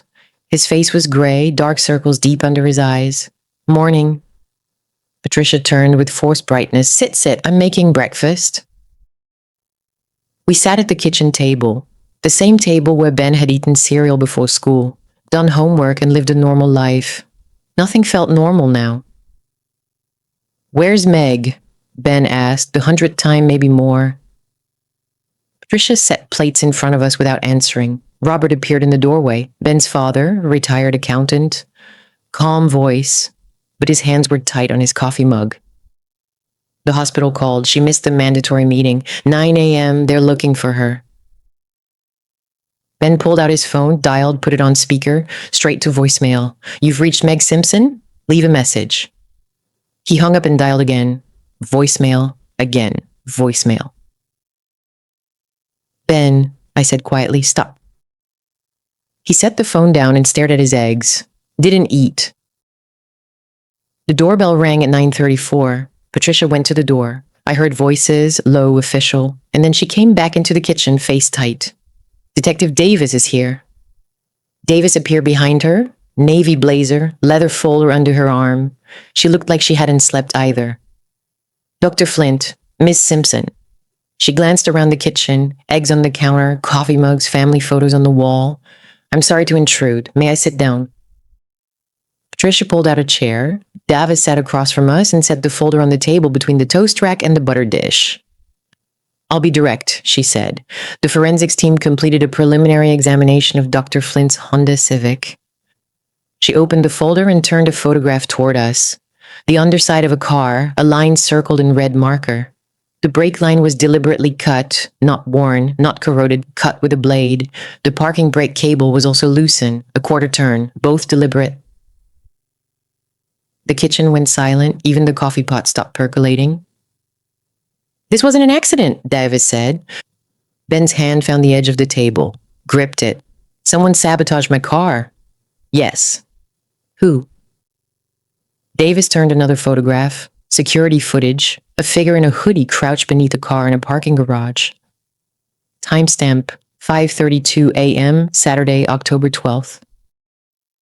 The hoodie was Meg's, the gray one with the bleach stain on the left sleeve. I'd given it to her 2 Christmases ago.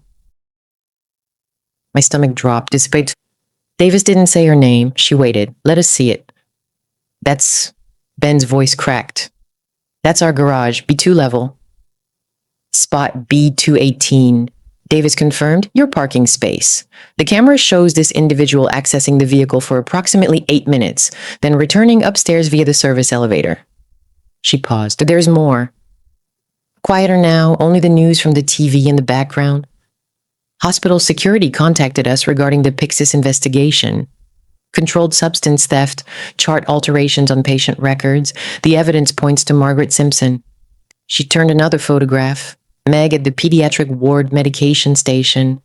Timestamp 5:47 a.m., September 30th. She accessed the Pyxis system using Dr. Flint's credentials. Browser history on her home computer shows searches related to medication diversion. The chart alterations to your records, Miss Simpson, were made from her login at times outside her shift schedule. I couldn't breathe, the kitchen tilted. We believe Margaret Simpson fabricated evidence to frame both of you, Davis said, and then attempted to kill you via brake line sabotage.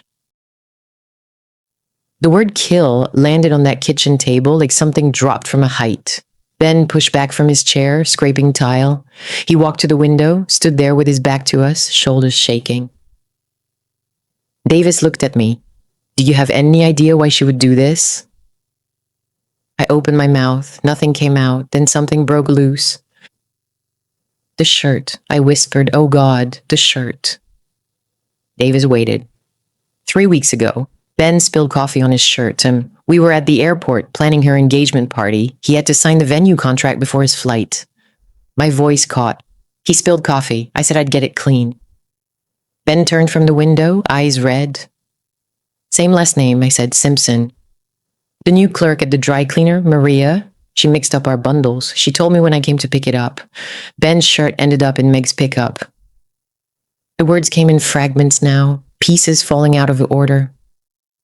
I didn't think anything of it. She must have found it. Ben's shirt in my cleaning bundle, and she thought... I couldn't say it. Davis said it. She thought you were having an affair. I nodded, tears burning. But we weren't. Every meeting, every venue visit, every time we lied about where we were going. It was all for her. The party, the Venice trip, everything. I pressed my hands flat on Patricia's kitchen table, next to the butter dish, next to the folder full of evidence that my sister had tried to murder me. It was a coffee stain, I said, a favor. If I'd just told her... My voice broke. I couldn't finish. Patricia was crying silently by the stove. Robert had his arm around her. Ben stood at the window like a statue. Davis closed the folder, gently, the way you close something that contains damage. If she contacts either of you, call me immediately. She placed 2 business cards on the table.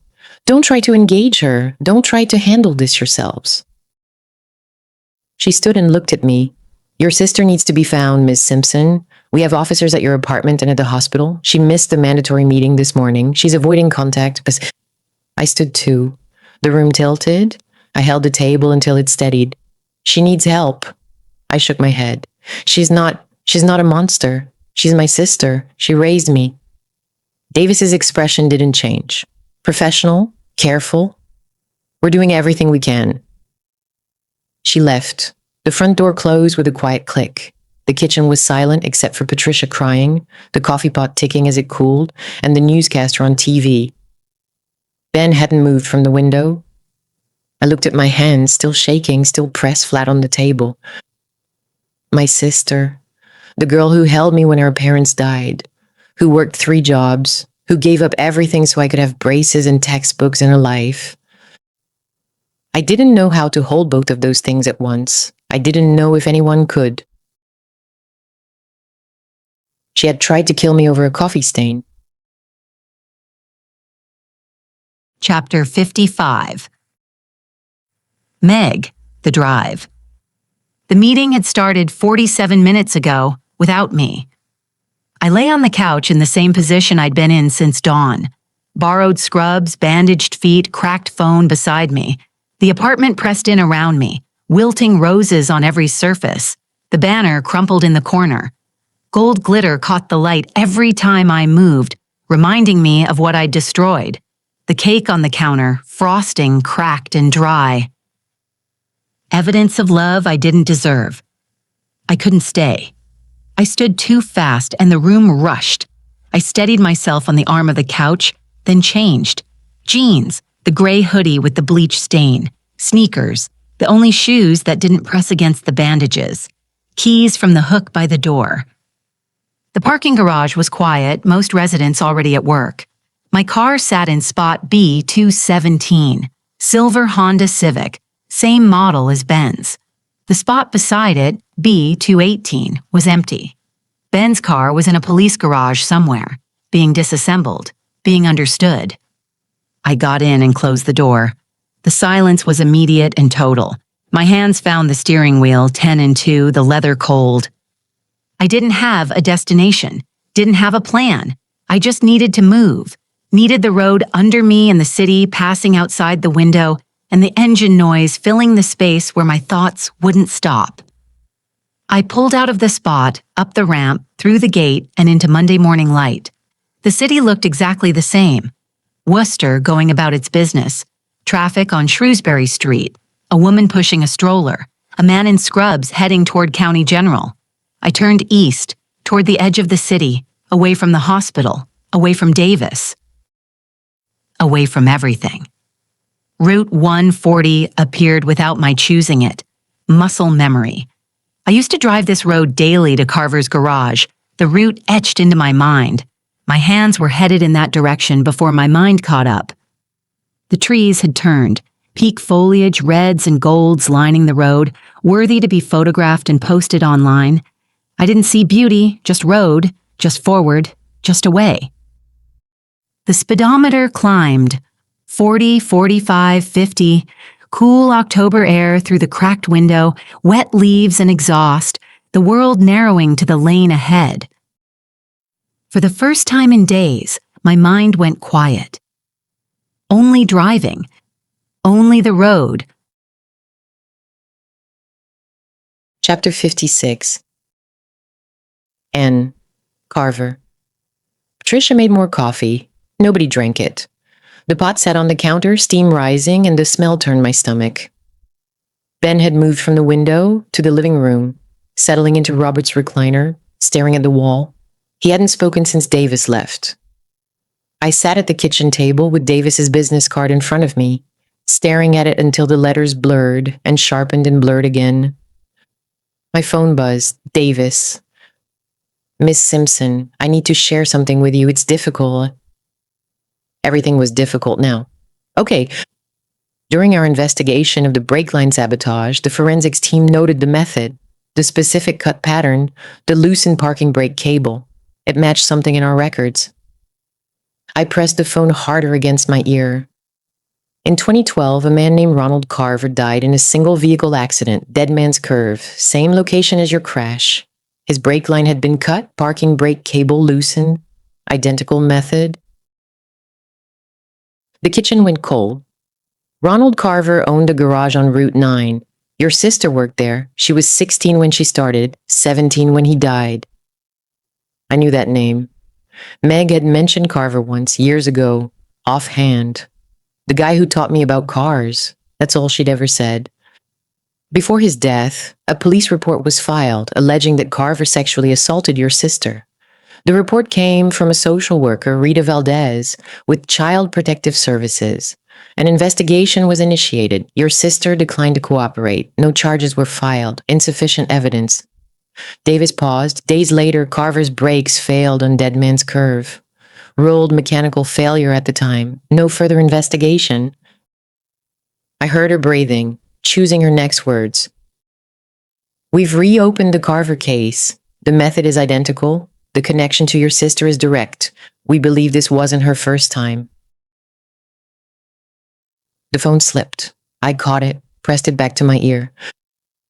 Not her first time. Meg had killed before. At 17, a man who hurt her. She'd taken it into her own hands the way she took everything into her own hands, fixed it, solved it, made it go away. The same way she'd tried to make Ben and me go away. Miss Simpson, are you still there? Yes. Has your sister ever mentioned Ronald Carver to you? Once, years ago. She said he taught her about cars. Silence on the line, Davis processing that. A girl who learned to fix cars from the man she'd later kill with that same knowledge. Thank you, Davis said. We're continuing to search for your sister. I'll update you as soon as we have anything. She hung up. I set the phone on the table next to the business card, next to the cold coffee and the untouched eggs. Patricia appeared in the doorway. She'd heard. Her face said everything. And honey, don't. I held up my hand. Please, just don't. I needed to think, needed to understand. Meg was 16 when she started at Carver's garage, working to keep us fed, working to keep us together. And Rita had seen something, filed the report, tried to help, and Meg had shut it down, refused to cooperate. 17 years old, no parents, no one she trusted enough to let the system work. So she'd handled it herself, the way she handled everything, alone, decisive, permanent. I'd never known. 14 years and I'd never known what happened to her in that garage, what she did about it, what it cost her. And now the same method, the same curve, the same precise clinical violence aimed at the people she believed had betrayed her. She hadn't snapped. She'd followed a pattern, one that started when she was 17 and no one protected her, and she decided she would never be unprotected again. I understood it. That was the worst part. I didn't forgive it, couldn't. She tried to kill me, tried to kill Ben. Over a misunderstanding she never bothered to verify. But I understood how a girl who lost everything at 16, who raised herself and her sister on garage wages and stubborn will, who filed a police report that went nowhere. I understood how that girl became this woman. And that understanding broke me worse than the anger ever could. I sat at Patricia's kitchen table and cried, not for myself, not for Ben. For Meg, for the 16-year-old girl who walked into a garage to earn money for her sister's braces and walked out carrying something she'd never put down. Chapter 57. Meg, Dead Man's Curve. The sign appeared through the trees. Dead Man's Curve, 15 miles per hour. I'd seen it 1,000 times, driven past it 1,000 more. The yellow diamond, the advisory speed, the guardrail that had been dented and repaired and dented again by people who came around too fast. I eased off the gas, 45-40, the curve ahead, downhill grade, trees pressing close on both sides, October light filtering through red and gold. I pressed the brake. Soft. Not the firm resistance I knew, not the clean mechanical bite of pad against rotor. Soft, like pressing into something wet.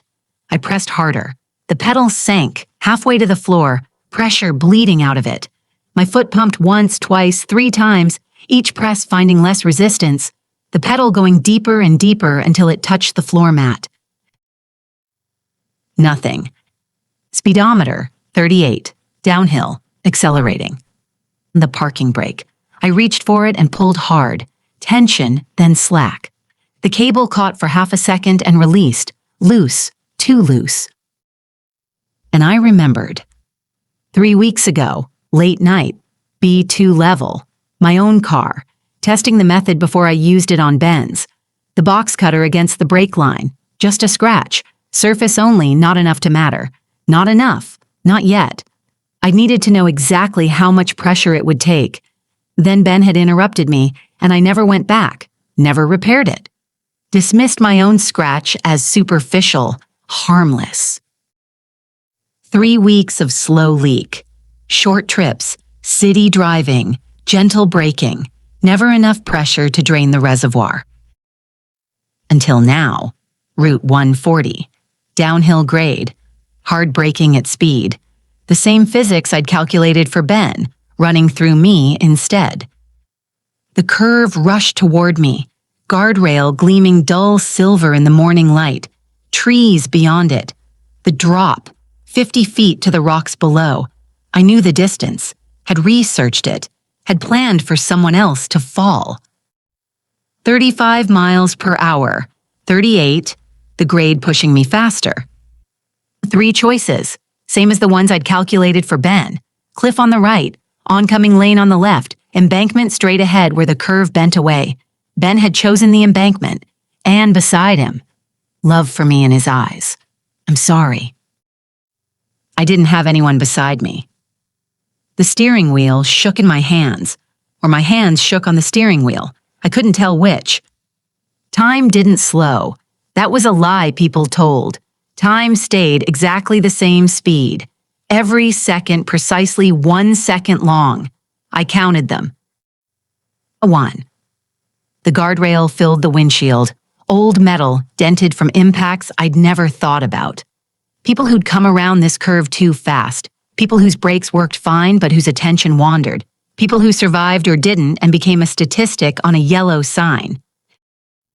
2. I thought about Anne. 8 stitches on her temple. Dissolving sutures.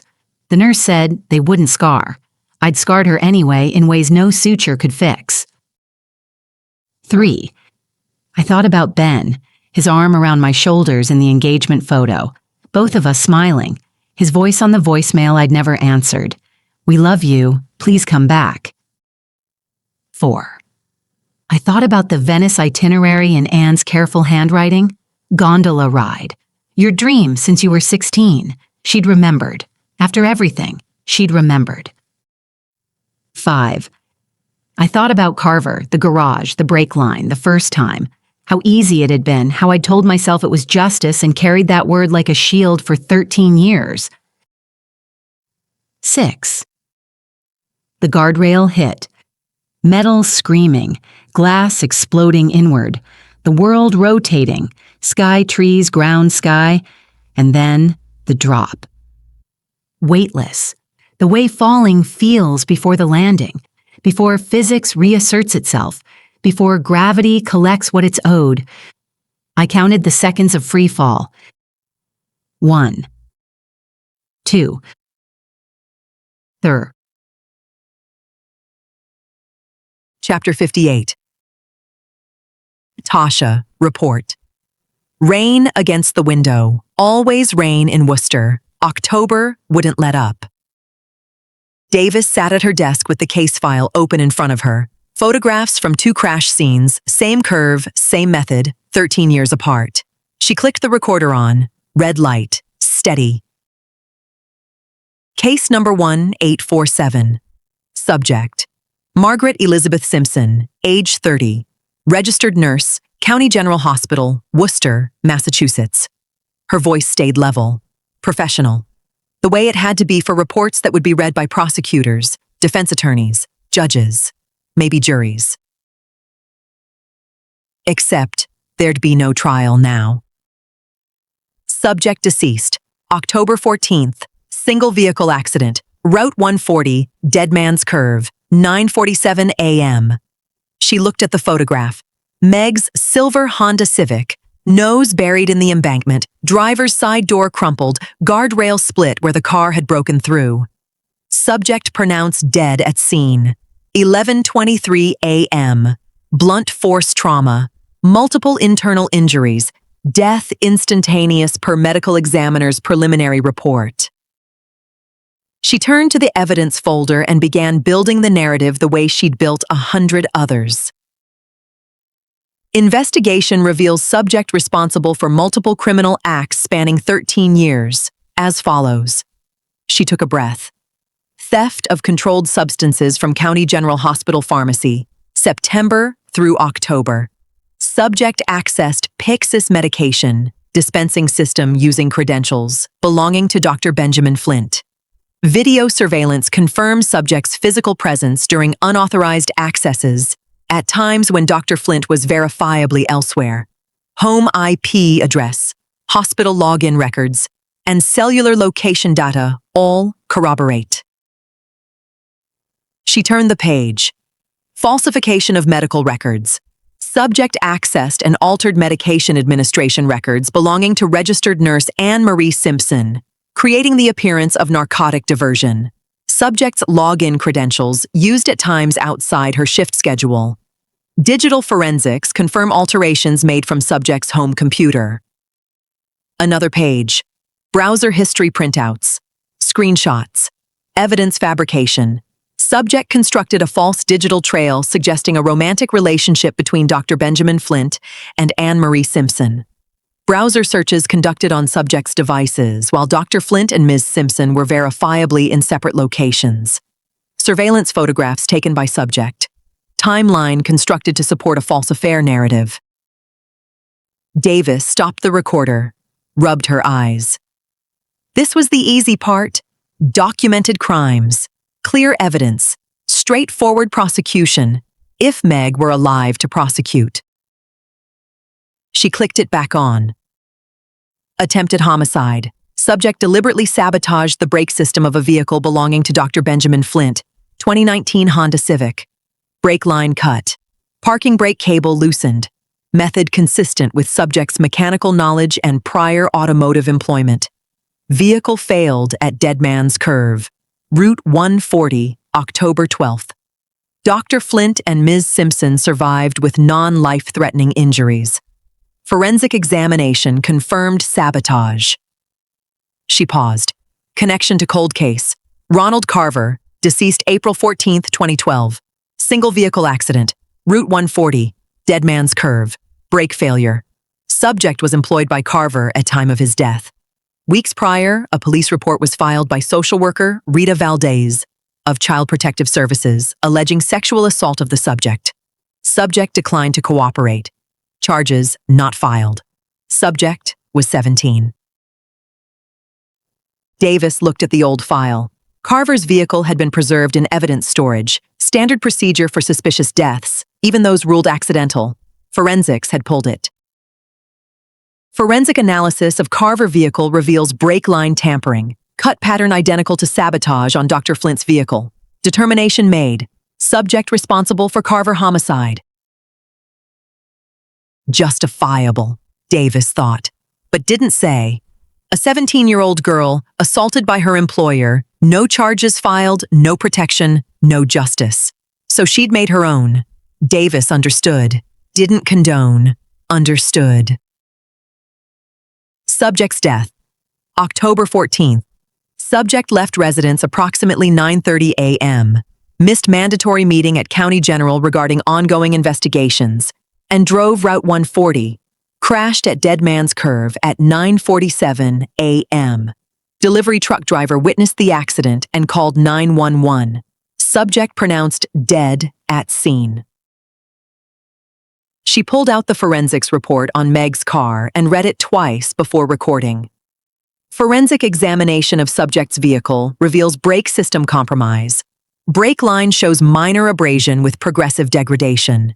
Initial damage superficial, consistent with exploratory attempt. Over approximately 3 weeks of normal driving, the abrasion expanded into full breach. Parking brake cable shows partial loosening, incomplete compared to Dr. Flint's vehicle. Evidence suggests initial damage occurred 3 weeks prior to subject's death, and that subject may not have intended catastrophic failure on her own vehicle. Davis stopped. Let that hang in the air. The forensics answered how, not why. 3 theories. 1. Meg sabotaged her own car as a practice run, forgot about it, and died by her own rehearsal. 2. An unknown third party, someone who knew what Meg had done, used her own method against her. 3. Meg sabotaged it intentionally, drove to Dead Man's Curve knowing what would happen, chose it. Davis didn't know which was true, wasn't sure it mattered. Manner of death ruled accidental pending further investigation. Cause of death, blunt force trauma secondary to motor vehicle accident. Contributing factor, mechanical failure due to brake system sabotage. Origin of sabotage undetermined at this time. She clicked off the recorder. Then she wrote a final note, handwritten, not for the official record. Simpson spent her life protecting her sister from threats real and imagined, and in the end, she became the threat she feared most. Built an entire conspiracy from a coffee stain and a dry cleaner's error. Destroyed 3 lives, her own, nearly 2 others, attempting to prevent a betrayal that never existed. Question remains, did she sabotage her own car as practice and forget? Or did she know? Did she choose Dead Man's Curve knowing what would happen? We may never know. Tragedy either way. She closed the file and placed it in the cabinet. The drawer slid shut. The lock clicked. Both investigations closed. Dr. Flint and Ms. Simpson cleared of all charges, the hospital reinstating both pending internal review. The Carver case closed posthumously. Justice served 13 years late. Meg's case closed. No trial, no testimony, no appeals. Just a file in a drawer. Rain against the window. And the question Davis couldn't answer. Did Meg Simpson die by accident or by choice? The brake line didn't tell her. The curve didn't tell her. Only Meg knew. And Meg was gone. Chapter 59. And the funeral. Fewer than 20 people came. I counted them from the front row. 19. Hospital colleagues mostly. Kimberly 3 rows back, dabbing her eyes. Dr. Lynn near the aisle with her face unreadable. Frank from security in the last row with his hat in his hands. Ben beside me, his parents on his other side. Patricia reached across him to squeeze my hand. I squeezed back, couldn't speak. No one from Meg's past came. No one from Carver's garage. Just hospital people who knew professional Meg, not real Meg. Nobody knew real Meg. Maybe not even me. The casket sat at the front. Simple pine, closed. The funeral director had recommended it. Damage from the crash, the rolling the 50-foot drop. I'd agreed. I didn't want to see her like that. The last image I had was blood on her fingers, her bare palm pressed to my temple, my voice saying, "I'm sorry we ruined your surprise." I wanted to keep that, not replace it with something worse. The minister spoke, generic words about troubled souls and loving sisters and tragic ends. A man who'd never met Meg, who didn't know what to say about someone who saved lives and tried to take them, who killed for love and almost killed from paranoia. So he said nothing real, just platitudes filling space between hymns. I sat through it, hands folded in my lap. Ben's shoulder touched mine, but neither of us leaned. His fiancée, my sister, had tried to murder us both 2 weeks ago. We were still figuring out what came next. Afterward, people approached with quiet condolences. "Sorry for your loss. She was a good nurse. She'll be missed. Kind lies." They came out of obligation, respect for the dead, pity for me, not for Meg. They knew what she'd done. Patricia hugged me hard. "I'm so sorry, sweetheart." I nodded against her shoulder. "She loved you," Patricia whispered. In her own broken way, that's what Ben says, and I believe him. I know. I managed. I did know. That was what made it unbearable. Davis appeared near the back after most people had left. Black suit, hair down for once, softer without the severe bun. She kept a respectful distance until the room had nearly emptied, then came forward. "I'm sorry for your loss," she said. "Your sister was complicated." Complicated. Understatement of the century. "She was my hero," I said, voice hollow, "and my nightmare, both true." Davis nodded. She pulled a manila folder from her bag, sealed with evidence tape, official stamps across the front.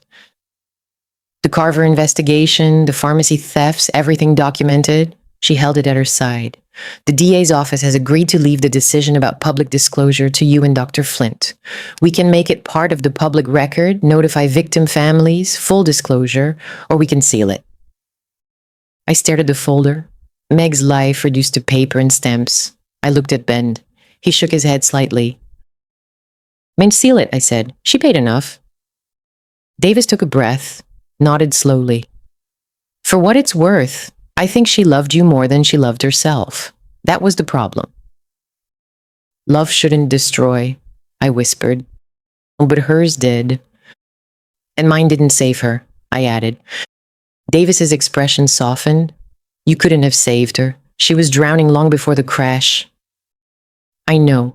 My voice cracked. "But I'll carry it anyway. wondering if I just told her about the coffee stain. One sentence, she'd be alive. Or she'd have found something else to misinterpret, Davis said. Obsession always finds evidence. She touched my arm briefly, professional, kind. Take care of yourself, Miss Simpson.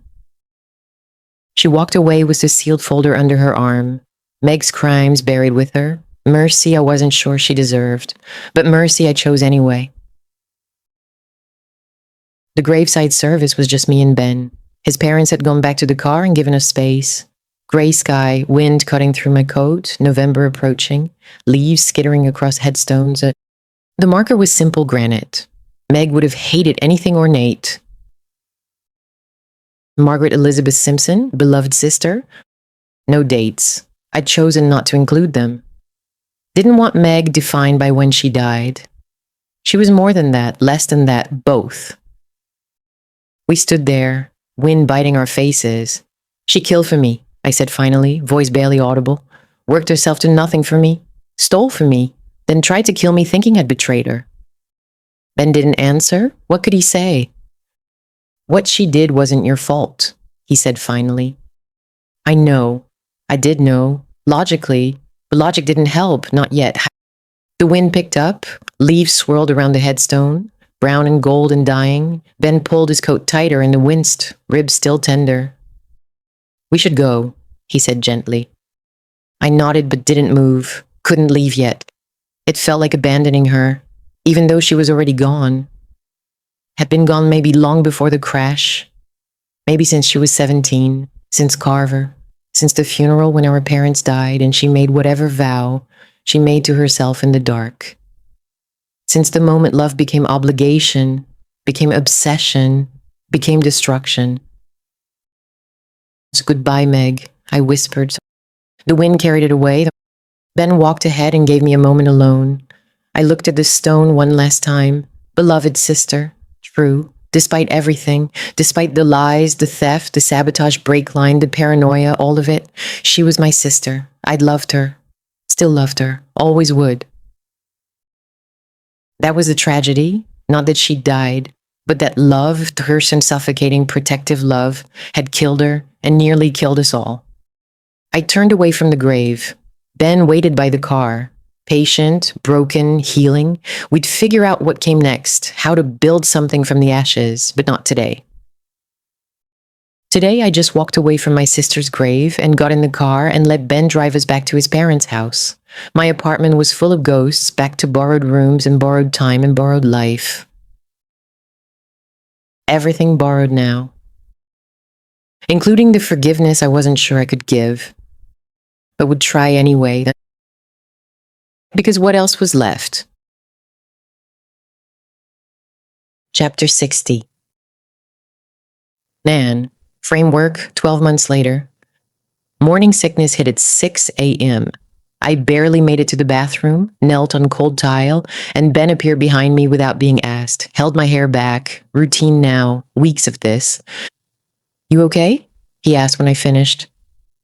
I nodded, wiped my mouth, stood on shaky legs. The mirror showed someone different than 12 months ago, softer somehow, rounder, 4 months pregnant and starting to show. Burlington, Vermont. January, 3 months after the funeral. Couldn't stay in Worcester. County General, where Meg had worked, where she'd stolen pills and fabricated evidence and planned murder between shifts. Dead Man's Curve on Route 140, where everything ended. Park Avenue Cleaners, where it all started, the coffee stain, a clerk's mistake, the wrong bundle. Everywhere I looked, Meg stared back. So I left, took a transfer, packed what I could carry, and drove north. I cut every thread, changed my number, deactivated my accounts, told no one where I'd gone except HR and a forwarding address. I needed to silence, needed to not be Anne, Meg's sister, for a while. 5 months in, I had a routine. Coffee at a place called Birch and Bean, 2 blocks from the hospital, 6:45 every morning before my shift. The same corner table, the same order, flat white, no sugar. It had become the thing that made Burlington feel like mine. He was at the counter when I walked in, back to me. I recognized the set of his shoulders before I recognized anything else. The way he stood, slightly favoring his left side since the accident. My first instinct was to turn around and walk out. My second instinct was that this was my coffee shop and I'd gotten here first. He turned. We stood there for a long moment. Neither of us spoke. The espresso machine steamed behind the counter. A college student squeezed past us with a laptop bag, and the world kept moving as if nothing had happened. Of all the coffee shops in Burlington, I said, he walks into mine. He looked at me for a beat. Then something shifted in his face, not quite a smile, not quite relief, something between the two. You cut your hair, he said finally. You're in Burlington, I said. Neither of us answered the other. We sat at my corner table for 2 hours. Both of us late for work. Both of us not caring. We talked about Worcester the way you talk about a car accident. Carefully, from a distance, assessing the damage without touching it. We talked about therapy, about what sleeping felt like now versus what it had felt like before, about the particular loneliness of being the survivors of something no one else quite understood. He'd moved north for a pediatric fellowship, hadn't known I was here either, hadn't looked. We exchanged numbers that day, the way you exchange numbers with someone you've survived a war with, not because you're sure you should, but because not doing it feels worse. 3 weeks later, we met again, a collision at a farmer's market on a Saturday morning that ended with neither of us wanting to say goodbye. Then dinner, then a walk along the waterfront in early spring, the lake still half frozen, and somewhere between the ice and the shore something shifted. Quiet, unannounced, like a door opening in a house you'd thought was abandoned. Neither of us said anything about it that night. We didn't need to. Some things announced themselves without words. We'd both moved for different reasons, independent of each other. Burlington became the place we both ended up. New city, new hospital, new start, different ghosts, but still ghosts, just quieter ones. Ben poured ginger tea, a daily ritual that settled my stomach better than anything else. I sat at the kitchen table in my small one-bedroom apartment. We'd need something bigger before the baby came. We had therapy, separate sessions, couples on Thursdays. Building something new required taking apart everything we'd thought we knew about Meg, about each other, about what we wanted our lives to look like. Our therapist had asked us once early on, when things between us had shifted. Ben and I had looked at each other across the office. Neither of us had a clean answer, not while Meg was alive, and we were certain of that. What existed then was friendship, shared planning, shared worry about someone we both loved. The closeness that grew between us came after, from grief and guilt and the strange intimacy of surviving something together that should have killed you. It didn't feel like a beginning. It felt like two people finding each other in the wreckage of someone else's ending. We were still learning what to do with that. Some days were easier. Spring days when the baby moved and the future felt tangible. Some days were harder. Days when Ben woke gasping from nightmares, brakes failing, the curve impact. Days when I saw Meg everywhere. At the nurse's station, in the parking garage reflected in windows. A patient with similar features, a voice on the PA system. I think it's working, Ben said quietly. Therapy, moving, all of it. Yeah. He looked at me, really looked. First time in a while. I can breathe here. Couldn't breathe in Worcester. I understood, felt the same way. The ultrasound room had been dim and cool. The technician spread gel across my belly and Ben held my hand. Both of us staring at the screen as gray static resolved into shape. Tiny profile, perfect, moving. There's the head, the technician said. Spine, heart, everything looks great. The heartbeat filled the room. Steady, strong. 150 beats per minute. You want to know the sex? Ben and I looked at each other, nodded. It's a girl. I started crying. First real tears since the funeral. 12 months of getting through it, and suddenly I couldn't stop. Ben cried too. Both of us holding each other in that dim room, while our daughter's heartbeat pounded through the speakers. Future, tangible, real. Have you thought more about the name? Ben asked now back in the kitchen. Ginger tea cooling between us. I wrapped my hands around my mug and let the warmth seep into my palms. Margaret, I said, her middle name will be Margaret. Ben set his mug down carefully. Are you sure? I'd expected this, expected hesitation. Meg had tried to kill us both, had succeeded in killing herself, and had destroyed everything we'd built. I nodded. I am, because she deserves to be remembered. Not for what she did, for what she gave. She tried to murder us. I know. My voice stayed steady. She also raised me, paid for my braces, put me through college, protected me from everything until she became the thing I needed protection from. Ben rubbed his face, tired. We were both tired. Okay, he said finally. Margaret. Relief moved through me. We'll call her Maggie, I said, not Meg. Different name, different person, different life. The Maggie. He repeated it, smiled. Once a real smile, the first in a while. I like it. He reached across the table and took my hand. First time in weeks he'd initiated touch. We were getting there, slowly, trust rebuilding one careful brick at a time. My other hand moved to my belly, still small, but there, growing. Maggie, our daughter, our future, our way forward. Not forgetting, not forgiving completely. Just carrying it, making space for complexity, for the grief and the love and the damage, all braided together into something that didn't have a clean name. That was the framework I'd build. For myself, for my daughter, for whatever came next. Knit neat, not clean, not simple, but real. Epilogue. Anne, the grave, April, 18 months later. Spring had finally decided to stay. Daffodils along the cemetery path, crocuses pushing through last year's dead leaves, the kind of April afternoon that made you believe things could grow back from nothing, which was either comforting or a lie, depending on the day. Ben waited on the bench near the path, Maggie asleep against his chest in the carrier, her small face tucked under his chin.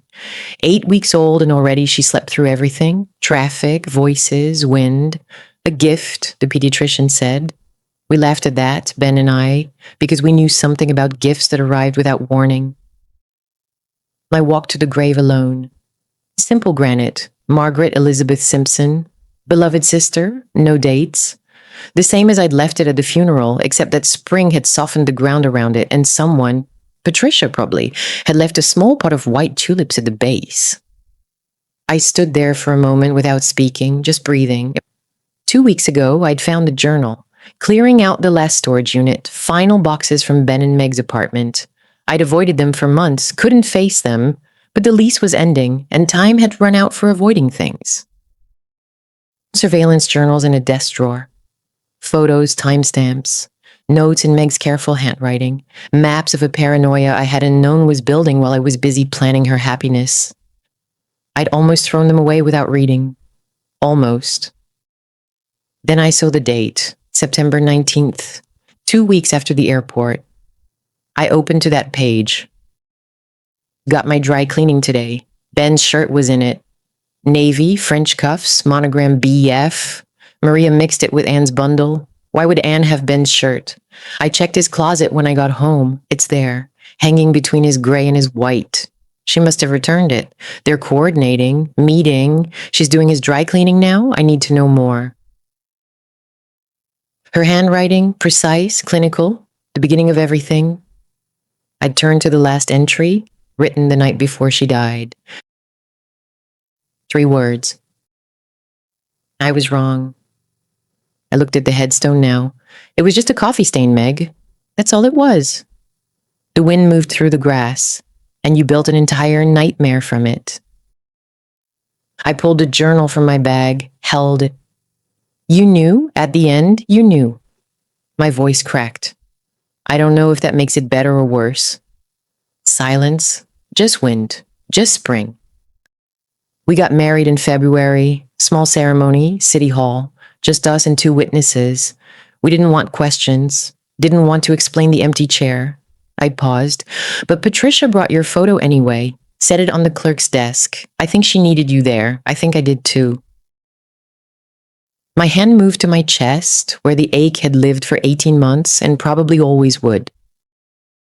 She's here, Meg. She came 8 weeks ago, 2:47 in the morning, which felt right. You always said nothing important happened during business hours.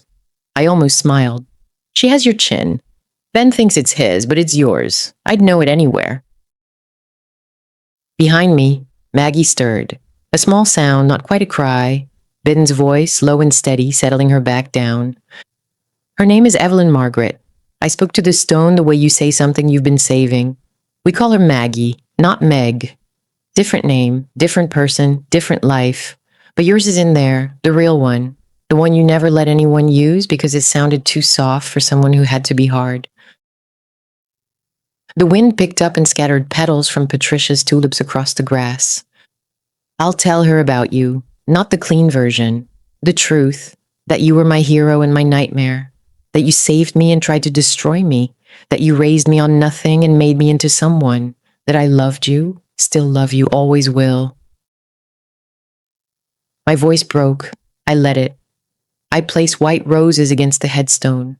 Meg's favorite, though she'd always pretended not to have favorites. Favorites meant vulnerability, and she couldn't afford that, not at 16, not ever. Goodbye, Meg. The wind carried it away. Ben was standing when I turned around, Maggie awake now, her dark eyes catching the light. He didn't ask if I was okay. He knew the answer was both yes and no, and that either one alone would be a lie. He just held out his hand. I took it. We walked back down the path together, Maggie in the carrier, her small chest rising and falling against Ben's. Behind us, the grave sat under the April sky. Simple marker, white roses, spring flowers pushing through dead ground. Life insisting on itself despite everything. I didn't look back, didn't need to. She wasn't behind us anymore. She was with us, in the name we'd given our daughter, in the chin I'd recognize anywhere. Meg was with us. She always would be. The end. We hope you enjoyed Perfect Sister by Esimai, performed by Ava Vale. If you'd like to own the full audiobook or ebook, Perfect Sister is available at all major retailers except Amazon. Find links at ionesimai.com. For more audiobooks and stories like this one, subscribe to this channel and visit ionesimai.com. Performance copyright 2026 by Earreads, an imprint of Ciparum LLC. All rights reserved.